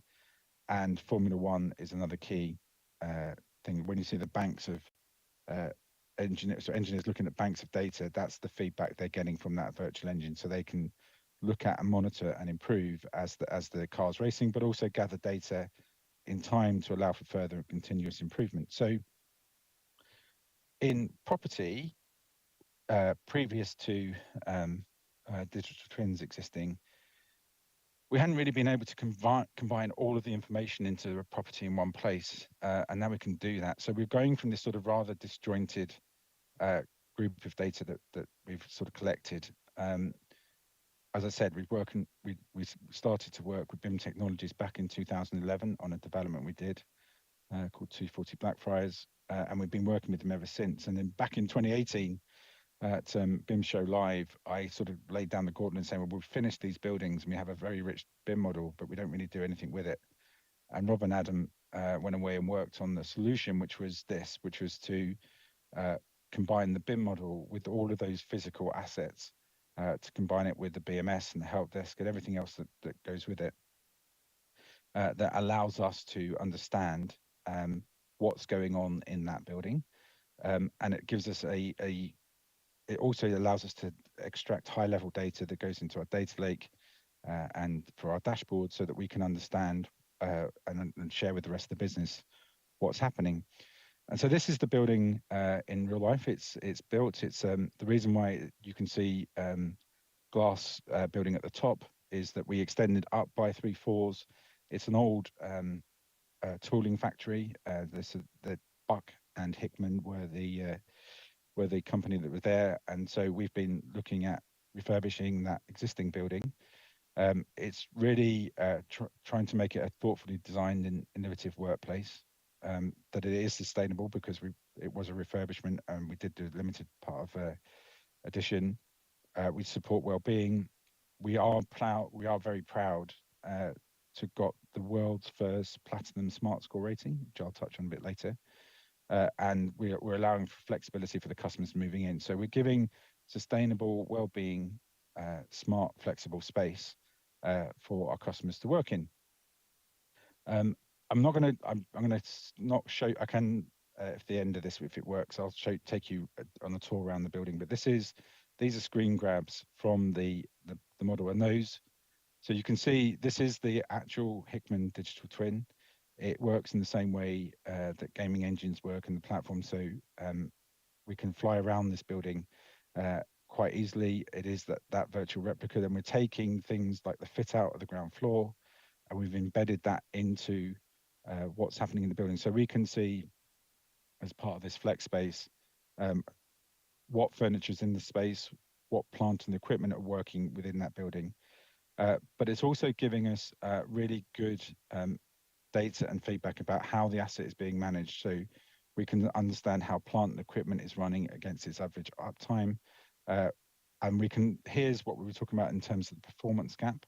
So this graphic is showing the total energy consumption. You can see what it is for the current year, and then you can see the baseline as designed. And you can see that performance gap is very real. So the gap between the red line and the grey line is showing how much more energy we are actually consuming in the building, other than the way it was actually designed in the first place. That's not to say that things are wrong or going, not happening when they should be happening.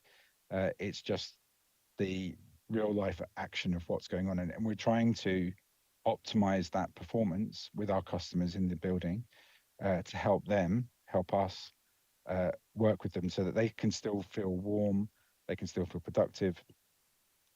And you can see on the graph for October the amount of kilowatt hours per floor, what the average temperature was on the floor, how many people have been occupying that space, and what the air quality is as well. So we're starting to see that pattern between comfort, how many people are using it, and what the air quality in that space is. And this is because we've been able to connect the operating system for the building to the BIM model to help us understand what we can find.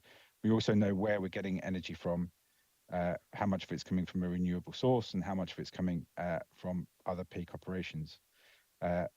We also are starting to look at whether it's the lighting system, the cooling system, heating, and the hot water and temperature and everything else that works from that perspective. So we're getting very rich, high-level data now that engineers and our operations team can look at, and it also gives them access to information that they can find that's paper-based information at the click of a few fingertips. And that means that when we had a problem last week with one of the water pumps, that the customer services manager in the building, he was able to find the O&M manual within 2 clicks, find out what the problem was, fix it, and stop the building from being evacuated, rather than trying to find something in a dusty shelf. And these digital twins, if I'm going back here slightly, are great because we've got a visual tool in that we used BIM during the construction phase, so we had a 3D rich model to work with.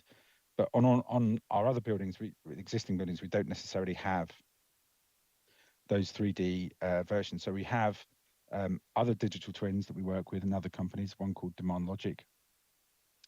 And this is a means, this is just a screen grab of that interface. And what that's doing, if you see here, is sort of 3 key benchmarking tools that we can find.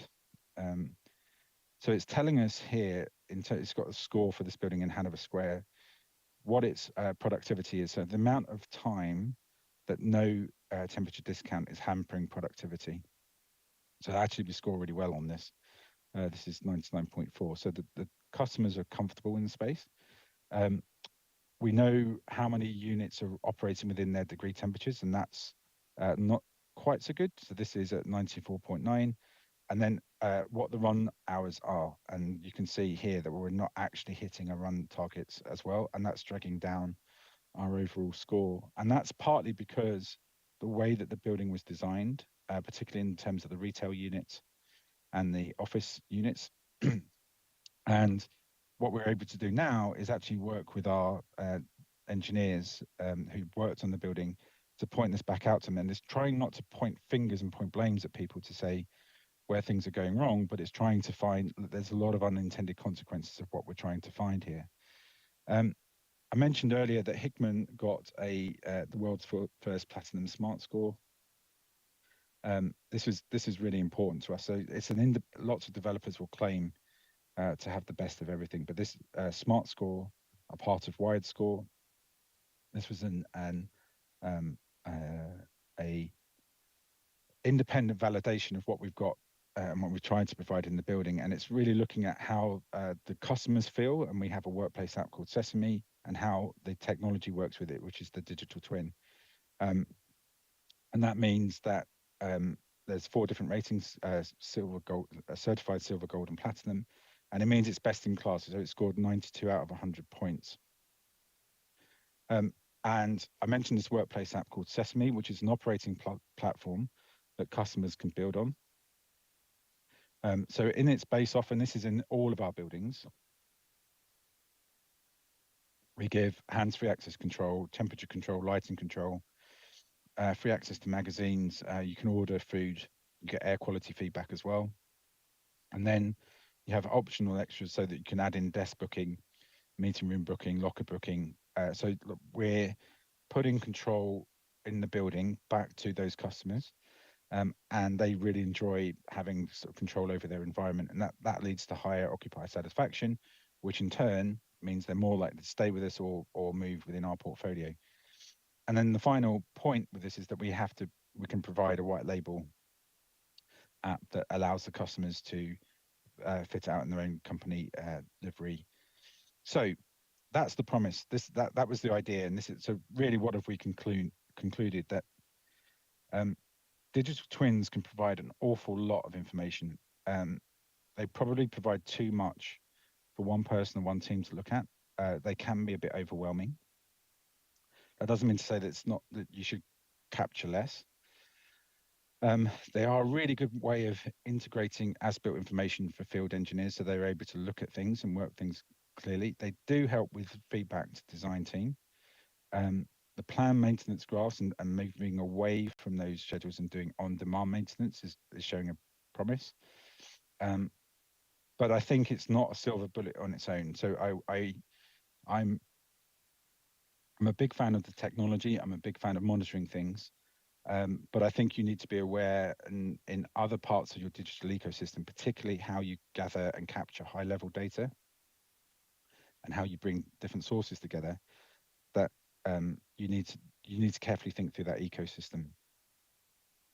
But in terms of going back to that problem, is it solving it? We do know that the plant and equipment are running at usual times. We can find that from the twin. We can find the faults in the plant and equipment. We can monitor overall performance for facilities management. And we are really starting to spot those operational issues. So, and that data that we can share with our customers is also proving to find greater engagement. So I'm cautiously optimistic, well, so much so that we are rolling out twins across the portfolio as a means of helping us achieve our net zero ambitions. So, yeah, I'm sort of really saying here that I think there is an opportunity using technology that's available for us to really try and find those solutions to the challenges that we were talking about. So I'd rather rattle through that. I'm not sure if there's an opportunity to take any questions. Well, I think you're joining us on the panel, aren't you? I think you're hanging around yeah. for the panel. So it's 5 minutes ahead, so I kind of probably, unless anybody's got any specific questions, just for James, or should we move to the panel? I could do we got a couple of questions. Try and do a. We've got a couple of questions. Okay. Cat's running over with the microphone. She's got a heck of a job. She's done well. Jim, I want to see the live demo, so can we fit? I want to see you do a live demo. You want me to do a live demo? I can try and do one if you want. Do you want I'm only kidding, but I just love to have seen that. Really wonderful work that has been done there. Can I just ask you about the value of having 3D model in the digital twin? I mean, you can have digital twin without a 3D model, and how that can be difficult, for example, to model existing building, as this will have cost implications, and it might be difficult to exactly model the right sort of dimensions, etc., the right tools, etc. Thank you. Yeah, I think that is a great question. I wouldn't go to the expense of 3D modeling an existing building for the sake of it. I think it's a nice to have, and we're doing it where we've gone through a development that has that we've generally generated a BIM model in, and that is any development now that we're doing a whole building refurbishment in. So it can be as small as a 30,000 square foot building. We think it is worth doing that design and going to the effort of using BIM, because it pays for itself during construction. It's not essential for the operation of the digital twin, but it's a nice to have when you get it. It's nice for the field engineers to go into the room, to use the QR code, to click on it on their phone or iPad, and have that view verified for them, so they know what they're looking at and it's sort of backed up behind it. But it's not essential. The practicality is finding that information quickly and efficiently.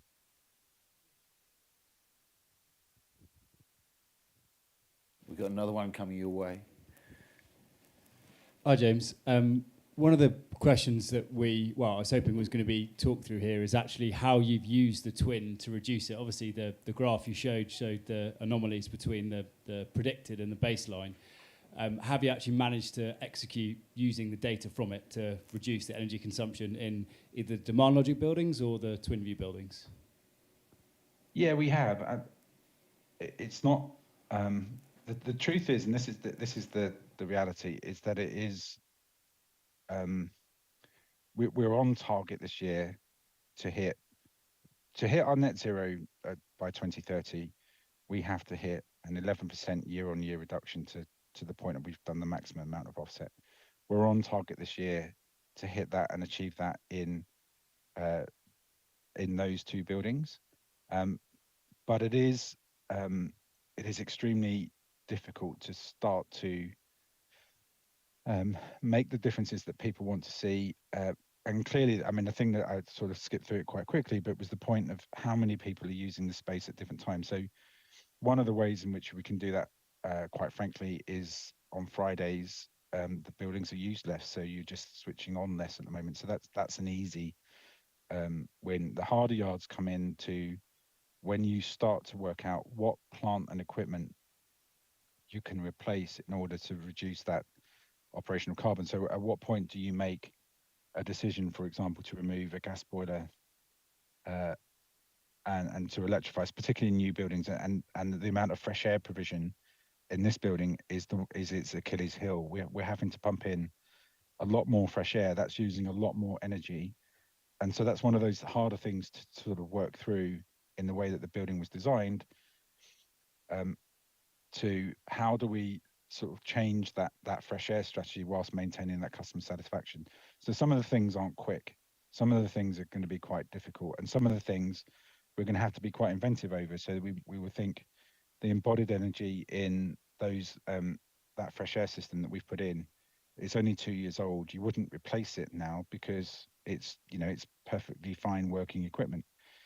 But we might we have to be a bit more inventive about upcycling those pieces of equipment. So we might replace some equipment and then use those the pumps and fresh air stuff that we've used elsewhere in either in the portfolio in other buildings, or hopefully in time that marketplace for circular economy will come in, so that it makes it easier for building owners to rectify the mistakes that have occurred in the design phase. So there's the truth is getting to net zero is going to be hard. It's going to be really hard, and you need to be quite open in your thinking to those solutions, and that's a really interesting challenge. So we're not yet at a point that we can sort of publicly say how much we've saved in doing these things, and the truth is we might find that some buildings go up, but we're constantly striving to get to that point. One more. Any more? Or should we go to the panel? We've got to come back again. A follow-up. James, you also spoke about the building being one of the first Smart Score Platinum. With working with a lot of developers looking to take on that accreditation, it comes at a significant expense. How has the Smart Score accreditation supported the building's marketing strategy, slightly away from the direct twin, but has it helped reduce the letting void at the Hickman? So I'm going to unpack that in two different ways. The short answer is no, it hasn't. Unfortunately, as great a building as it is on the edge of the city. The pandemic has really hurt demand. We do have customers, it's 50% full, so it hasn't necessarily helped letting performance. And so it doesn't really justify it from that perspective. But what I would push back on is that I don't think it does cost more money. I think that the integrations that we've provided, the BIM model is part of the construction cost and that CapEx. Working with TwinView, they're very reasonable people. But they sort of, because you're connecting to the BMS and the existing systems within the building, you're not having to put new equipment in. There is a software and there's an onboarding stage, and it's a rather modest cost. The workplace app itself its costs are covered as part of the service charge and delivery. So I don't think there is. We haven't paid a premium for getting to that Smart Score space at all. We've just been very open-minded and very willing to work with our supply chain to make sure that we can provide those things from the beginning. And I think the other thing is not really to involve contractors too much in it. We ask them to deliver the building and the operating systems within the building that they normally would, have a quite tight control over which operating systems you're going to put in. But once they're in, then you can actually retrofit it and make it work afterwards, rather than having to make it work during the construction. What I would say, though, on the other flip side, is that when we've applied this technology elsewhere on other developments, so there's a development we did at Finsbury Square that we fully pre-let it. It was the smart technology was a key part in that attraction, and we have managed to also forward sell it at a premium to the market. So so it's the first evidence that we found. We sold the building at the same time as Liz Truss was doing her best to smash the world up during that sort of chaotic week, and we completed in that week. So you can imagine what the purchaser was trying to do in terms of chipping the price, but we achieved within 1% of the March valuation. So whereas down the road, another developer sold a building that had another 15% discount. And the reason being is that because of its smart and sustainable credentials, we think that's helped the demand for that building. Plus, it was fully let. So that's also an attraction as well. So I do think there is market evidence to show that investments in smart and sustainable spaces is worth it. Great, thank you. Another round of applause for James.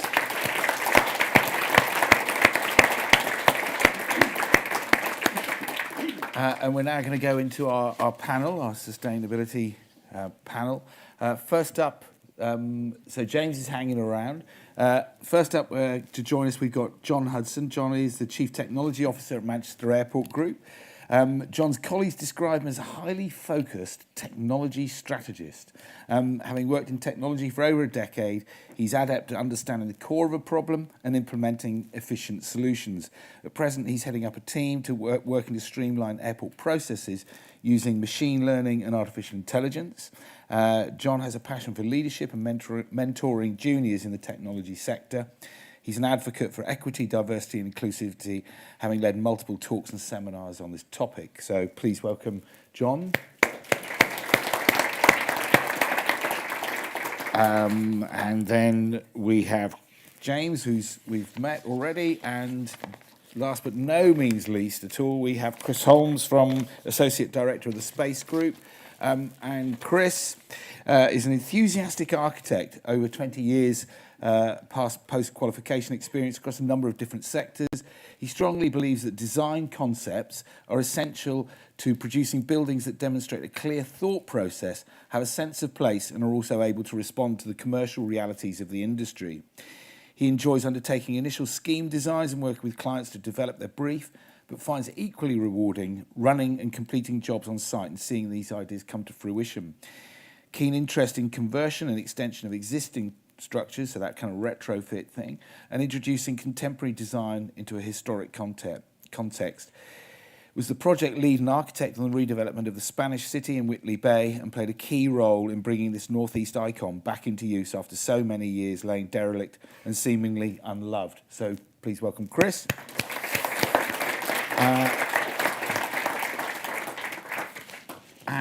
I think, anybody want to start this, or shall I go with the first one?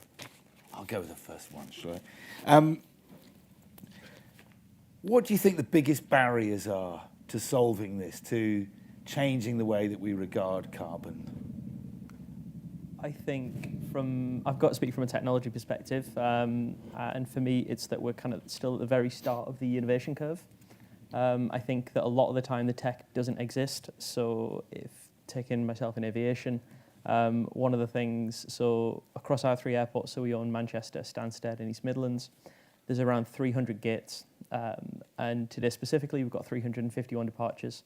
Anyone who's been on a plane, you realise that they're not at the gate that long, so you can understand very quickly that most of the gates are empty most of the time. We have schedules to say that what gates are supposed to be there, but when you've got delays and when you've got issues, you get to a point where planes get moved around, you don't know what gates are empty or what not. So what we're trying to do is understand if a gate's empty, when it's empty, and then how we can power that down to save some of the carbon.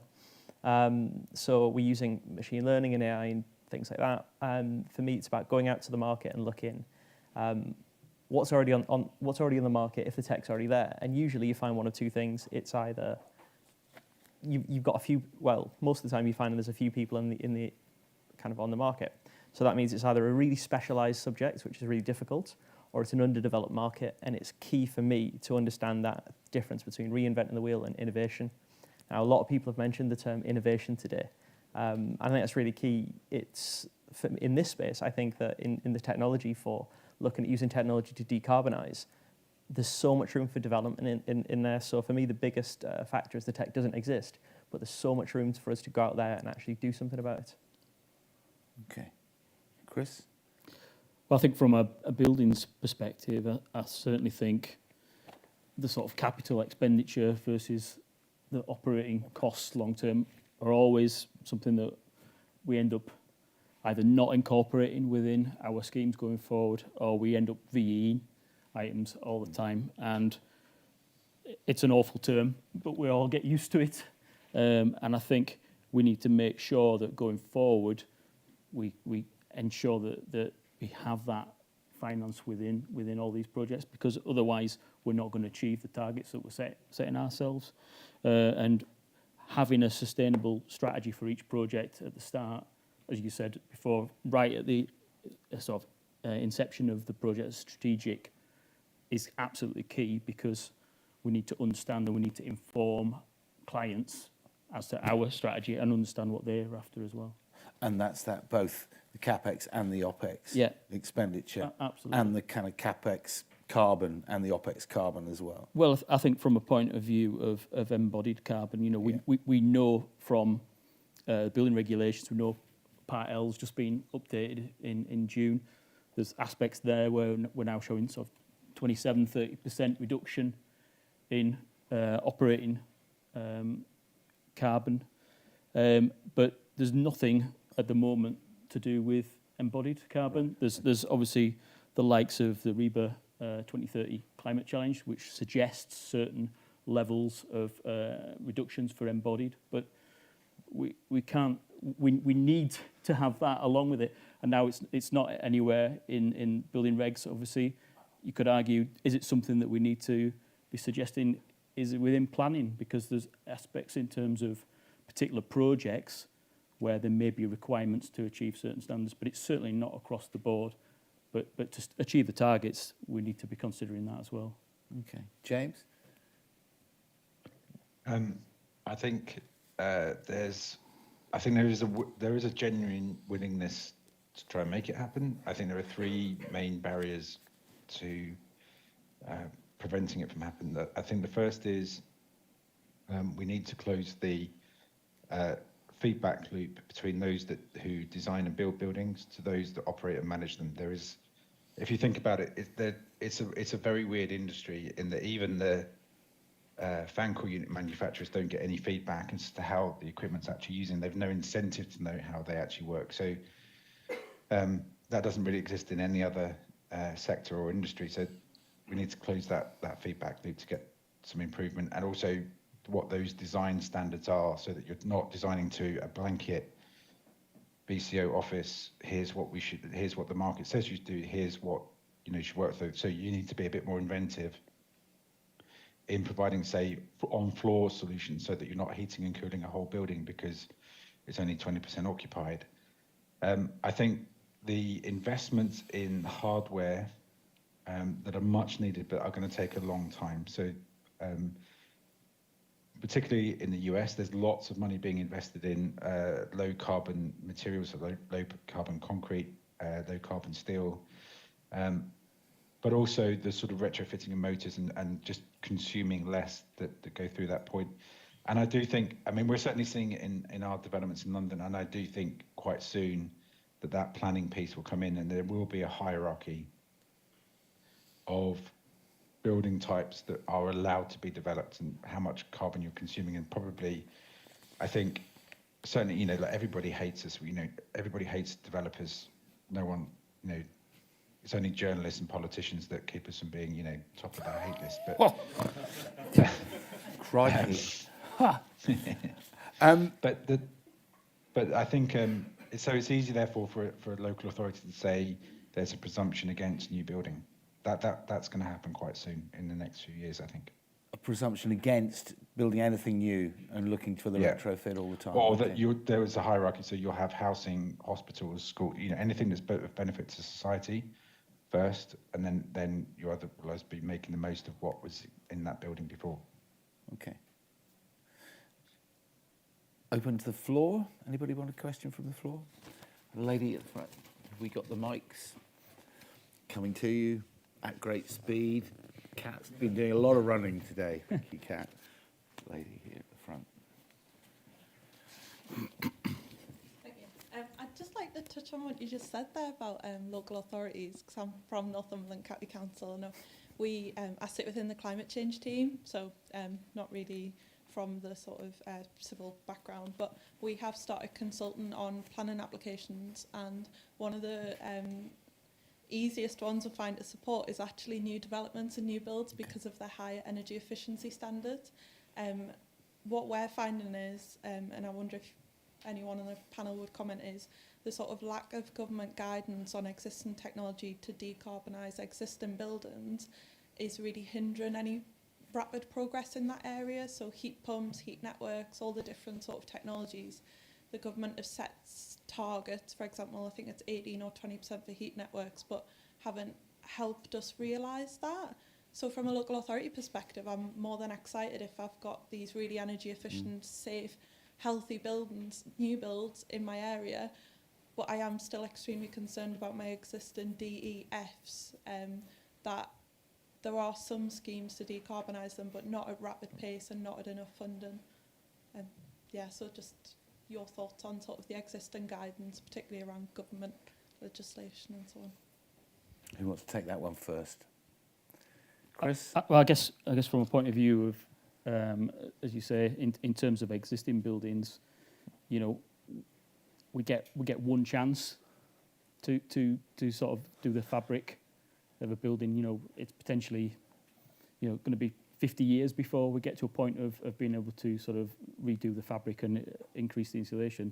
And if we don't do that, then all the tech and the equipment that we're putting in there, the low carbon systems, the air source heat pumps, the et cetera, it's just not going to be working efficiently. And essentially, we need to make sure that's in from the outset. And too often these things get taken out, and we need to make sure that they're maintained, because I think, as James mentioned, you know, we need to be at a point where it's retro first, and I guess that's the cliche, but we don't really want to be building anything. We've got loads of empty building stock on our high streets.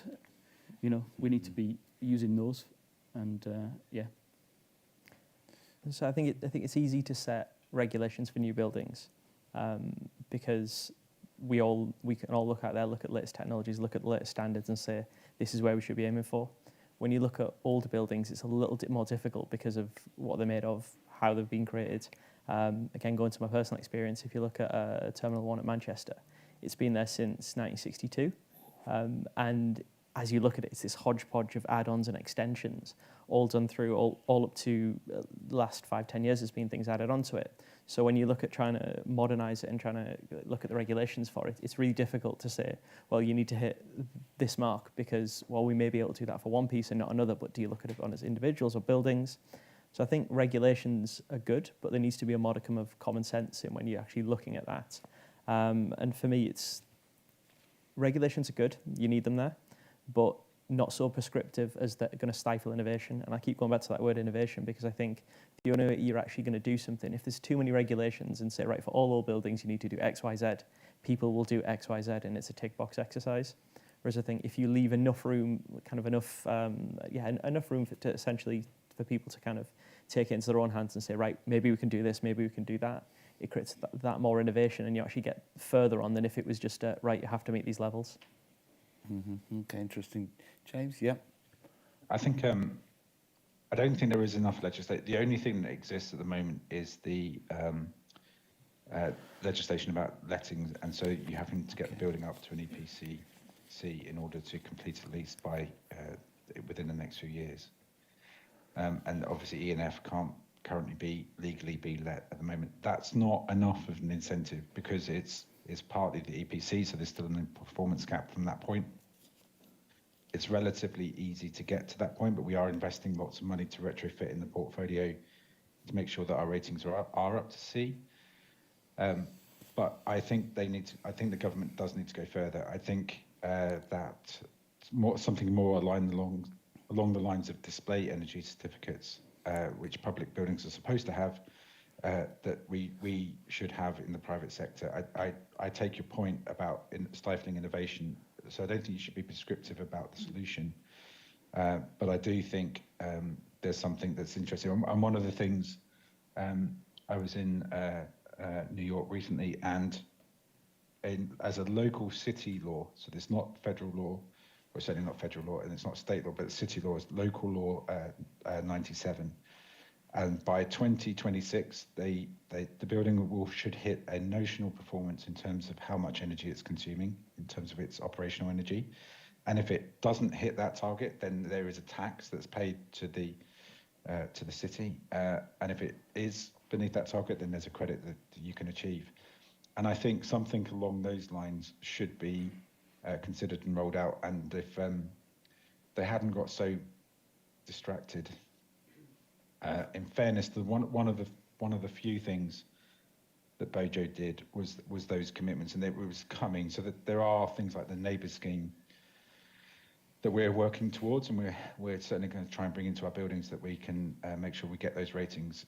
So I personally think more legislation is required to strengthen this. Otherwise, progress won't happen anywhere near as quick as we need it to be.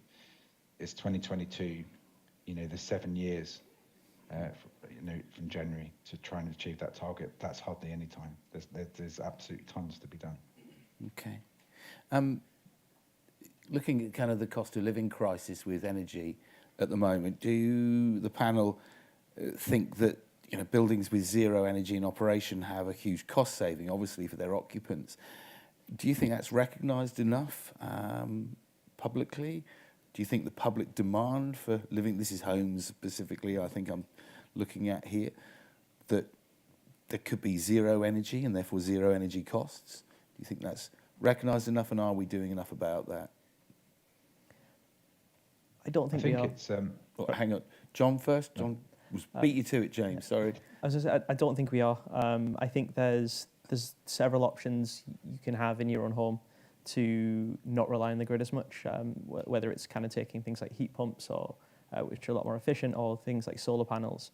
But for the average person, when you look at solar panels and you look at what it's going to cost for your home, even now with increased energy prices, they're still looking between 8 to 10 years for the very smallest set of panels. And if you actually want to make real savings with it, you need to have a battery on that, which costs more. So it's pushing like 15 years on that. So that's if you own your home. If you don't own your home, it's even more difficult, and you're kind of at the whim of your landlords. If you do own your home, it's still, you got to look at it and say, do I have that money to output now? Do I have the 10, 15, 20 grand to output now? What could I do with that in the next 15 years? Am I still going to be here in 15 years? So most people will look at that, and one of those questions is going to be, I don't know, so they're not going to do it. So I think the incentives, which for solar panels specifically, the incentives to sell back to the grid are just like decreasing and decreasing. Whereas I think we probably need to do the opposite and encourage more people to do that. There's the argument of, if more than 50% of the country have solar panels and selling back to the grid, then it completely changes the dynamic of how the national grid works. And I get that. But right now, we're nowhere near that. So I think we need to be doing more to encourage people to be more self-sufficient on energy than actually taking those incentives away. Okay. James? Thank you, John.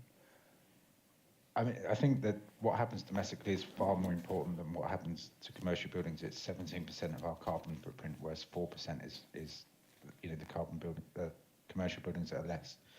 And I think energy security is a key thing. And I think as the public start to understand what that means, because the harsh reality of the reliance on fossil fuel and gas in particular at the moment is quite clear for everybody to understand. So I'm actually optimistic that this is a kickstart that we need, and for people to feel like it is worth making the investments, not necessarily individually. And I think your point is very good about, would I do something for a 20-year payback if I'm not going to be here? But I think from a national point of view, from an infrastructure point of view, I think there are reasons to do so, and I think therefore there should be better incentives to make those things happen. And the vague promises about heat pumps that the government promised back last January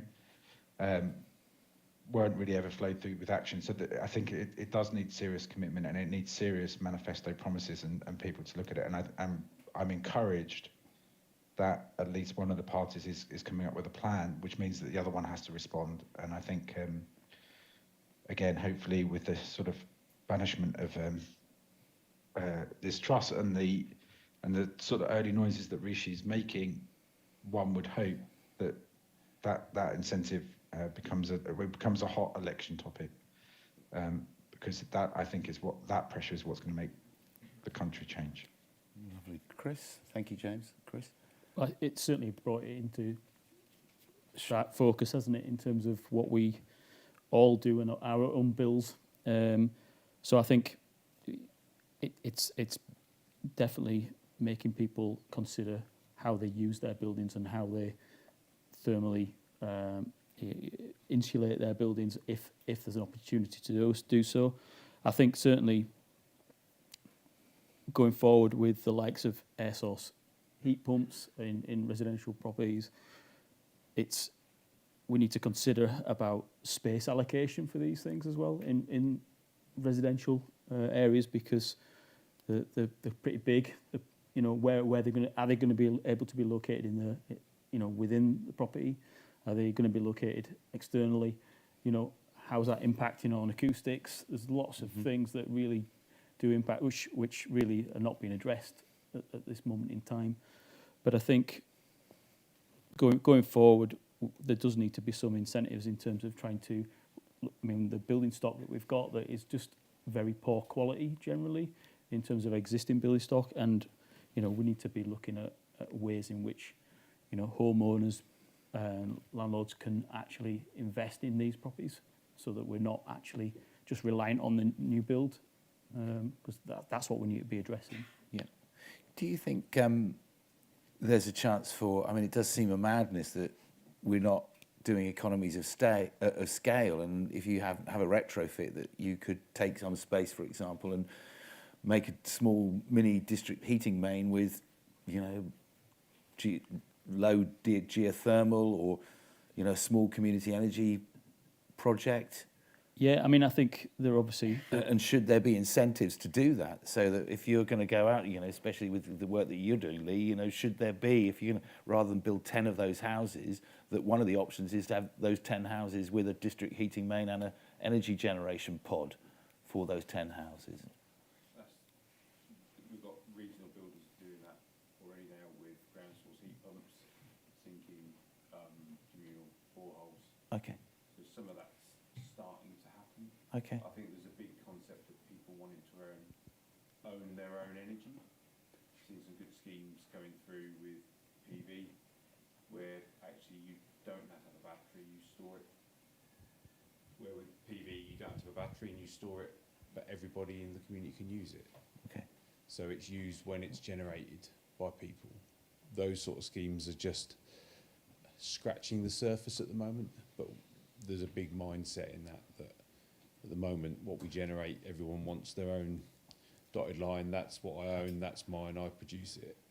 We perhaps need to have a bigger thought piece around actually sharing that around and having it, but then using it when you want it from someone else. Yeah, okay, and then I'm just looking at up to the back row there, and if we were able to export those microgrids, because you said we would have to fundamentally change the way the national grid operated. Well, if we're setting up the first electricity in places, we obviously don't necessarily need a national grid that moves electricity all over the country.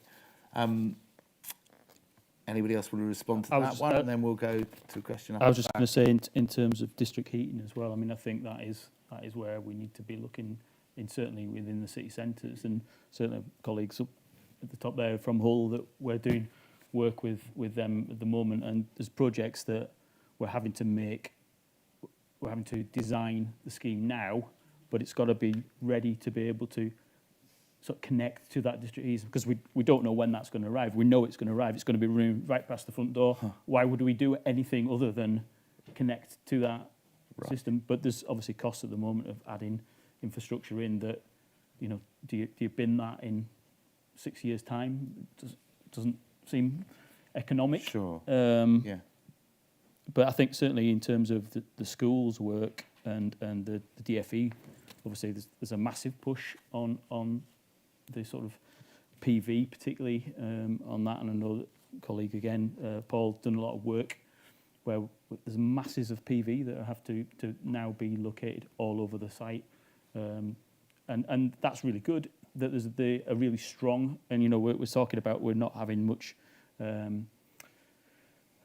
push from government as to where we need to be, but certainly in the schools, and schools have been like that for a number of years, that actually they actually are pushing forward on that. So I think that's a really positive thing. Okay. We've got a question at the back here. Thank you.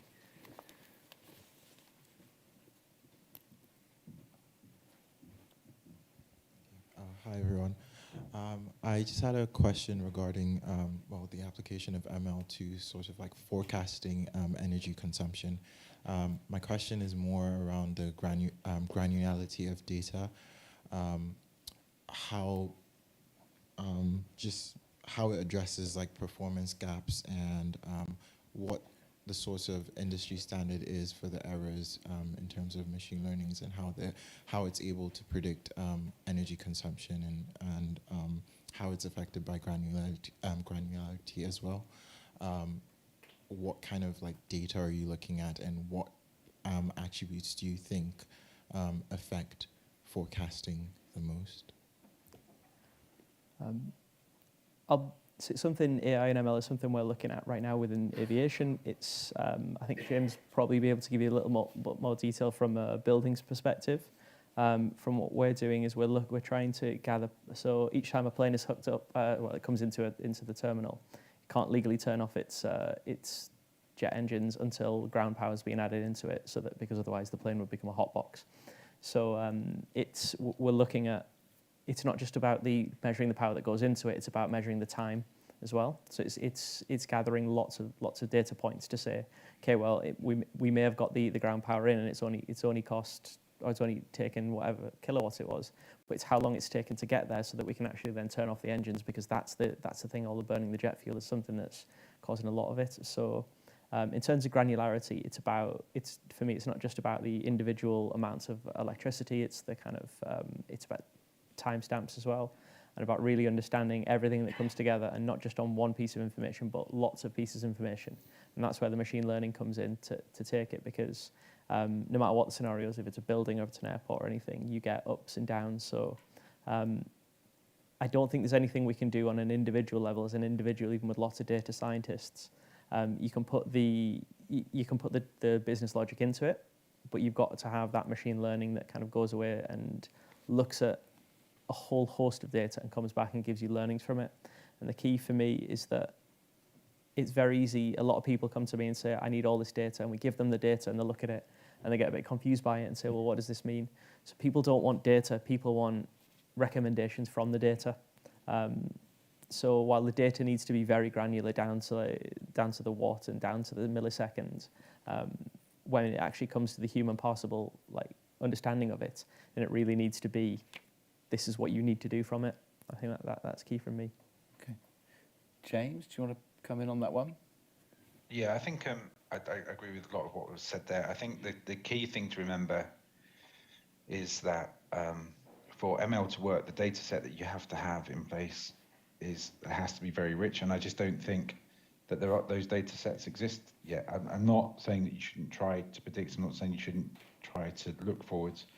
I would say that I wouldn't worry too much about detailed granularity, because it's the big decisions that you're making during the design stage that are the key things to look at. And I'd encourage more to apply innovative thing, or trying to sort of apply a fresh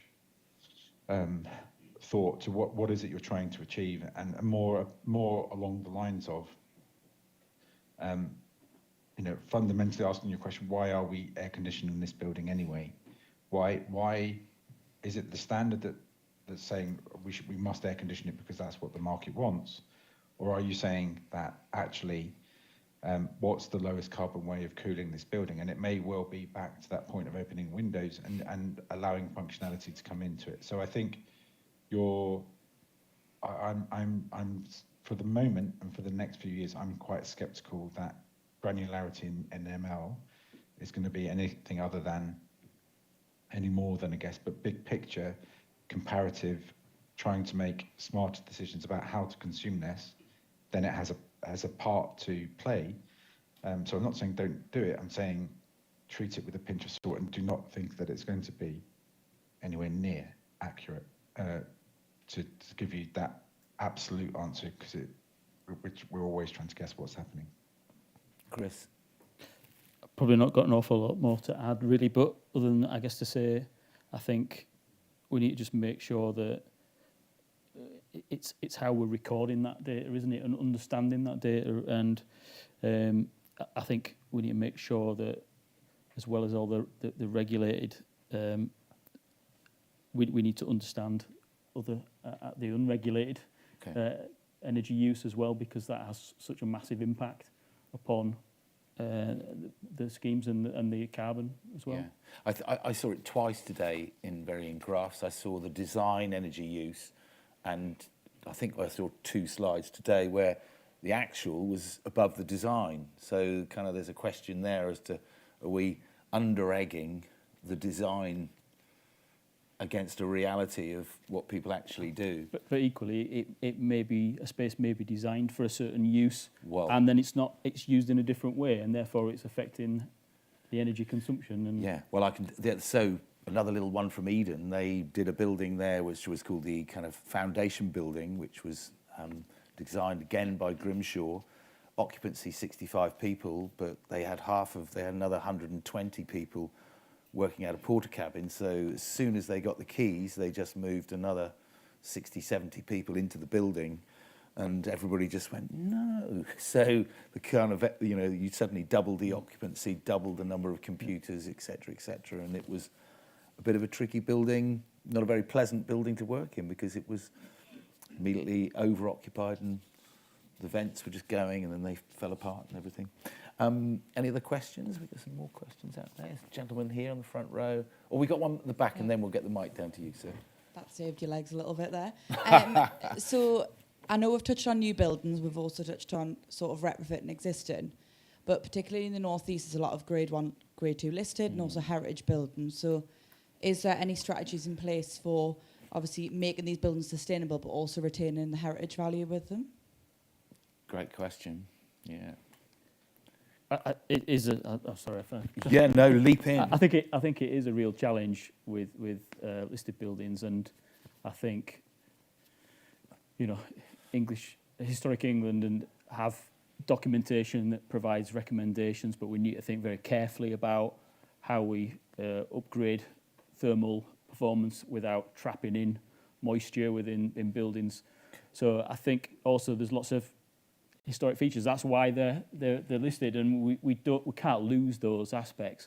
So it is about trying to think maybe slightly differently about how we might change certain aspects of looking at what is non-original, because often there is things within historic and listed buildings that you can actually take out and replace with something that is better, higher performing, but certainly. There's, as you say, there's a lot of stock, but it's a real challenge, but it's an exciting challenge, because I think we can do things that are innovative. I put my teeth in.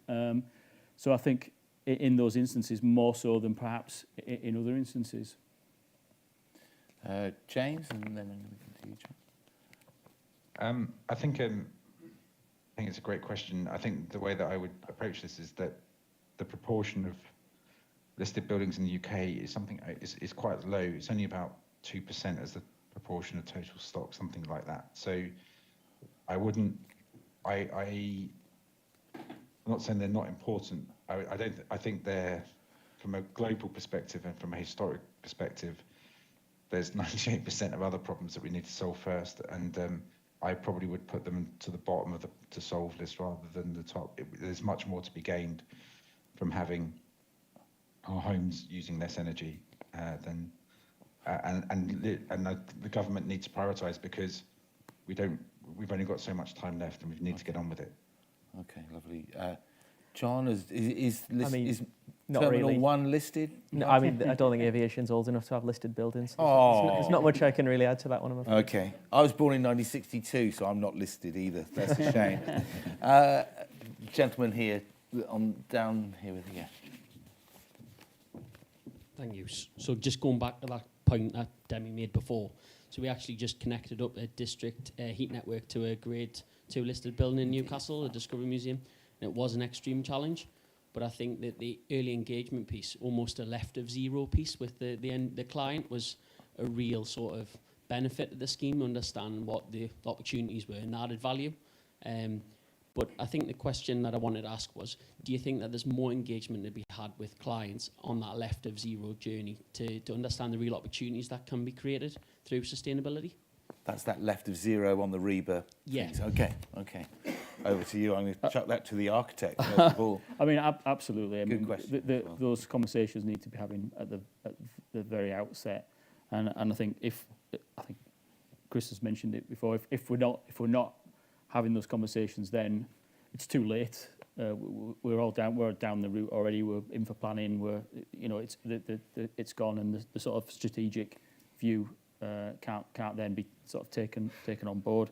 I think just to go back to the sort of listed buildings and the historic arrangement, I think I understand what James is saying about it's a very small proportion of buildings, but I think it's a different approach that you have to take to something than just a general existing retrofit, because we've got sort of regulations that we need to look at and make sure that we're not affecting our heritage.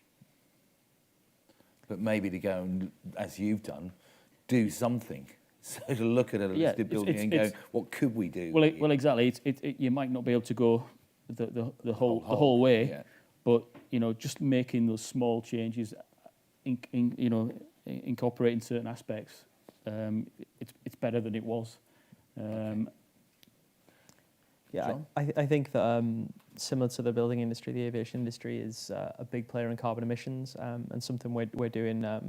It's about those conversation pieces you talked about, and I think having those conversations before you get to a project is really important. So we are part of the Jet Zero Council, one of the founding members. So that is looking at. So we were we are carbon neutral in 2016. We were the first airport group to do it. And we're aiming to be net zero by 2038, which is 12 years. I mean, it's a lot longer than some people in this room have talked about, but for an aviation, it's 12 years ahead of target. But one of the things we've done is, and going back to the regulations thing a bit, I think being really prescriptive with regulations is tough, but if you have the conversations and you kind of set pledges. So what we've done as a company is said that we've set 5 pledges, and it's to produce a lot of education materials for other people, like for school children, for local academies, but then also for other aviation companies. But we're also looking at funding 3 PhD projects on decarbonising air travel. So it's actually putting money into finding an answer to the problem and spreading that information around as well. So not just saying, right, cool, we've got these 3 projects, we'll put them in a drawer somewhere. Going out and talking to people, so just keeping that conversation going. And then putting incentives behind it to get other people to be kind of almost doing the work for you. So we're offering, and I've written this down so I don't overpromise something here, 5 years free landing fees to any airline that can produce a zero emission aircraft that does transatlantic flights. So the first aircraft that will do transatlantic flights with 0 emissions will get 5 years free landing fees. So that's something that we can't do for the airlines, but what we can do is put an incentive in there. So those conversations, putting it out there, that's really important, getting to people before the projects come in. Do you think one of your PhDs will be crazy? I hope so, yeah. Great. Got to be. Okay. James? I don't think I've got any more to add on this, I'm afraid. Okay. Next question. I've got you, sir, and then we're back to you, madam.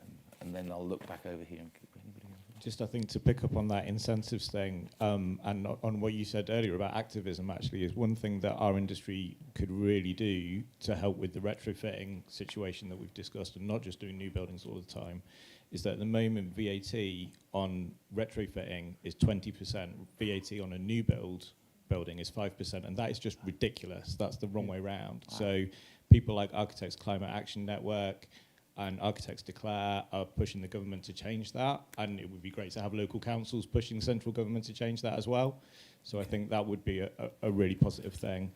And then I think a question around two things. Like what gets measured gets done, or what gets measured gets addressed at least, and the impact of user behaviour in all of this. So I think something that we undersell as an industry is like how much the way that we set up our buildings impacts on how people get there, like their commuting behaviour, like how people behave when they're in the building, and understanding how people are using the building and how we can maybe encourage them to use the building in environmentally friendly ways is really important. So how do we measure that, and how do we maybe from local authorities kind of encourage people to say, yeah, we have like measured the carbon, like the embodied carbon of these buildings, and that's going into the planning process, or that's going into our local plan, to tell people that we want them to do that, or we're encouraging people to put that in their design and access statement, or whatever it is. Thank you. I would say that if we think we can predict human nature, we're kidding ourselves. And I think that we can do somewhat a job of that, but instead of planning out everything, if we can get to a certain point in the planning stage and say, right, let's see how people use it before we input things. So there was a really good example. I can't remember what it was, but it was a park, and someone was planning out a park, and they put all the grass in, and they'd put no paths anywhere, and they just left it to see where people walked. And as they started treading the paths, after about 6 months, they said, right, that's where we're going to put the paths, because that's where people want to walk. So it's just letting people tell you how they're going to use it, but not beforehand in a panel, because everyone starts thinking of all the things they think they should think, but just letting people use something and then deciding how you use it. Now, depending on what the project is, that's going to vary on how much you can do before and after. But yeah, letting people dictate to you through nature how they do it rather than predicting is a good way to go for me. I guess in terms of how we use space and buildings, it's changed dramatically, hasn't it, over the last 2 years?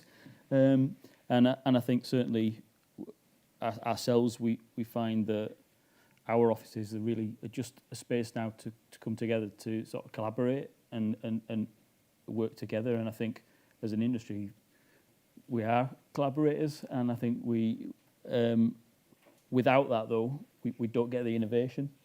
So we do need to come together, and I think it's changing the way that we use our spaces, isn't it, and our buildings. I think in terms of the planning, I think the idea obviously of it being sort of within the sort of local plans is in terms of embodied carbon, I think is something that probably should happen, because if it doesn't, then it won't happen. James? I think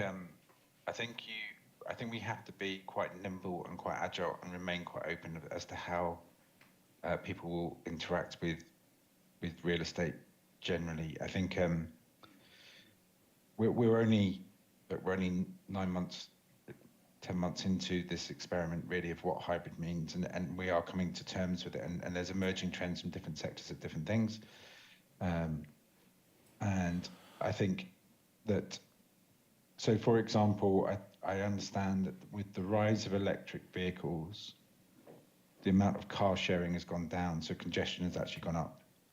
So that one of the unintended consequences of people no longer sort of sharing a journey and a commute is that the fossil fuel vehicles that are now stuck in traffic are polluting more. So one thing doesn't necessarily solve the other, and you by that I mean I think you've constantly got to measure and monitor, and you've constantly got to adapt, because I think it's going to take another 18 months to really get to grips with understanding patterns of work and where and how and when. I think all sorts of external factors have a say on what happens with where people choose to occupy space, and the key thing is to make the effort to structure the data so that you're gaining the evidence, and therefore you can action upon it. So my view is not to be too prescriptive, but to be agile and nimble, and respond to. It's sort of like the grass path. But the grass path is changing all the time. The routes that people are going will change, because how and when you get somewhere is going to be very different. Lovely, thank you. We do have one more here. I think it's your second question, but we'll allow that. Sorry. That's fine. The first one was so good. These questions sort of touched on heat networks again. It's a area I work quite a bit in. Do you think the industry as a whole is sort of ready for heat network zoning coming in? I think it's predicted around 2025 now. That's a good question. My answer is I'm not certain on that. I think there's obviously, we said about certain networks and that have been introduced. I think until we see more of them being operated, we understand better than how they may be used and incorporated. Yeah. Because it will, in some areas, mandate connections to a heat network. Yeah. Each local authority will have a zoning coordinator, similar to most planning would have zoning. So do you foresee major barriers to that, being told to connect if you've already got decarbonisation technology? Well, I guess I think in that instance, it's a case of it's how prescriptive that is, isn't it, in terms of whether you have to, or if you can demonstrate that you've already got measures in, then there's a sort of proportion. I'm not certain, but I think certainly in terms of connecting to e-networks, it's the right way to be going in city centres, as I said before. So I don't see why people wouldn't want to do that, because the cost of the energy is going to be cheaper as well. I think there's quick answers. Yeah, there's very quick questions about standards as well, in that kind of almost contrary to what I've said about being prescriptive. If you allow people to set their own standards in different local areas, you then end up with multiple standards where they don't come together. So think of the way the European Union are talking about standardising a phone charging cable at the minute, because everyone end up with 7 wires to charge 7 different things. Same thing with electric cars. There used to be 7 different ways you could charge it. You'd pull up to a charger, it's the wrong cable, you have to go somewhere else. Now it's starting to standardise in a way that everyone's actually accepting. So it's key to allowing people to innovate, but then still make sure there's a joint standard that everyone can work together, so you're not kind of working in a silo and you don't have any way to, you don't reach end of life and there's nowhere to fix it. Okay, James, quick short one, please. I don't know anything about this, so I can't answer it. So that's easy, quick and short. All right, so we're out of time. Could we all please thank John, Chris and James? Thank you.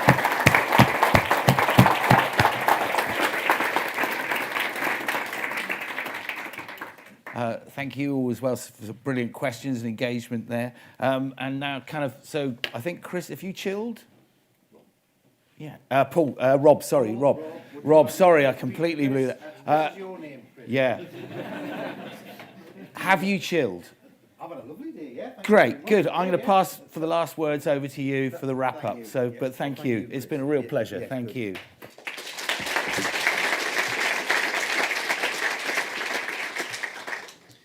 So yes, I've thoroughly enjoyed my day. And I was looking at this audience. I said at the beginning, there'll be those at the back with the naughty people and the ones at the front with the swotty people. The people that stay right till the end are the ones that got really good grades in all of their exams. So you lot clearly, actually I can see some that work at Space, and that clearly isn't that. That isn't the case. But no, it's been a great day, and I think the starting point for me, and probably the most important thing for me, is thank you to all of the speakers. You've been brilliant. I've thoroughly enjoyed the day. As I say, I've had to call in a lot of favours to get these people to come to the northeast, or if they're in the northeast, to spare their time. And it does take a lot of time to prepare and to speak. So for me, thank you very much, Oli, because it has been fantastic. And right across the board, everyone's been fantastic. So I'm delighted that we kind of pulled this together, and it's gone very well. Also, need to thank the Beacon House team. To make this all work and look very slick, there's a whole load of things going on, and so Kat and the team, thank you very much. It's really much appreciated, and I know we've done lots before, so it's been great. And then, last but not least, Chris, fantastic. You've done a fantastic job today. For somebody who knew who told me I don't know really much about the built environment when I first spoke to Chris, I don't know if you're lying, but you've all of a sudden become an expert and talking about the RIBA plan of work. And I mean, most people in this room don't know what that's all about. And then you started, so fantastic. So thank you. And certainly the feedback I've had, certainly of our team from yesterday, and I'm sure when I talk to people later, it was inspiring. And I think that's what today was all about. So, yeah, I just made a few notes. There's nothing I didn't kind of plan for this. I wanted to see how I felt at the end of the day and what I got out of it. So I hope you're as exhausted as I am. I think these things are, if you go away exhausted, you've had a good day. If you go away sleepy, that's not good. But if you go away exhausted and full of ideas, that's what these are about. And I think what we've done today is hopefully move the message forward. And that's sort of, there's a very strong message that's come through. It's been great how a lot of it's tied together, and I wish I could say it was all planned that way, but it wasn't. And a lot of the things that have connected up today, it's been great, and I think the messages that people have been seeing has come across. The other thing that all of us that were here at Hawkins' presentation, there was a lot of talk about crazy people, and it's made me think about crazy people, and we'll all be thinking about who are them crazy people that I work with, and Kenny, oh yeah, he's crazy, or she's crazy, which is good, and I can think of our crazy people quite easily, and there's actually more than you think, certainly more than I thought, but for us as a business, I think what we love crazy people, and we love crazy clients. And you've heard from quite a few of our crazy clients today. There's a one sitting here. So Lee's a crazy person. He's a crazy client. And I was just saying, I remember, and some of the things you sort of remember, where I was when I had the conversation with Lee. You had this idea about, wouldn't it be great if you could configure a house, and then you press the button, the working drones came out, and well, that's bloody ridiculous. And me and I, he's crazy, him. And anyway, here we are, and we've sort of delivered it, and we've got this amazing product, and so sometimes you need crazy clients. You need to find crazy clients. James is another crazy client who came up with some crazy ideas of things you want to do. And then he keeps giving us crazy things that we need to kind of go and fix and have a look at. And I think you need, not only do you need crazy people in your business, you need to find those crazy clients and go and find them. Because there's a lot of other clients that kind of, we just do a great job for them, but we need to find the ones that challenge us. And we've got some other clients who don't know they're crazy, who are crazy.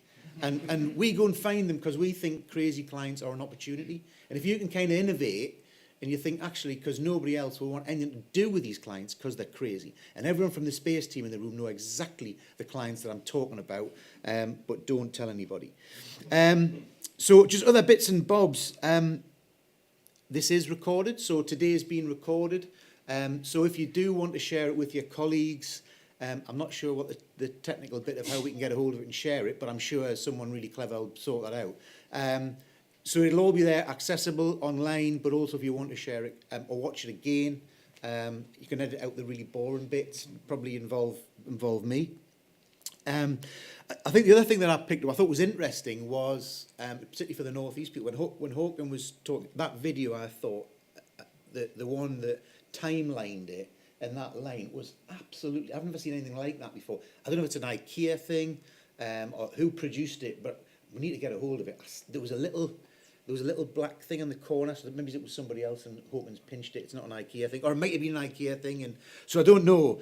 But I thought what was really interesting about that, and sitting in this room, there's a lot of North East people in here, and seeing that kind of the whole industrial revolution and actually a lot of the problems that we have now kind of started in the UK. And then I got to think, you started talking about sort of industrial revolution and all these things about railways and when railways happened. Well, that all happened in the North East, didn't it? It all started in the North East, the first railways and all that sort of thing.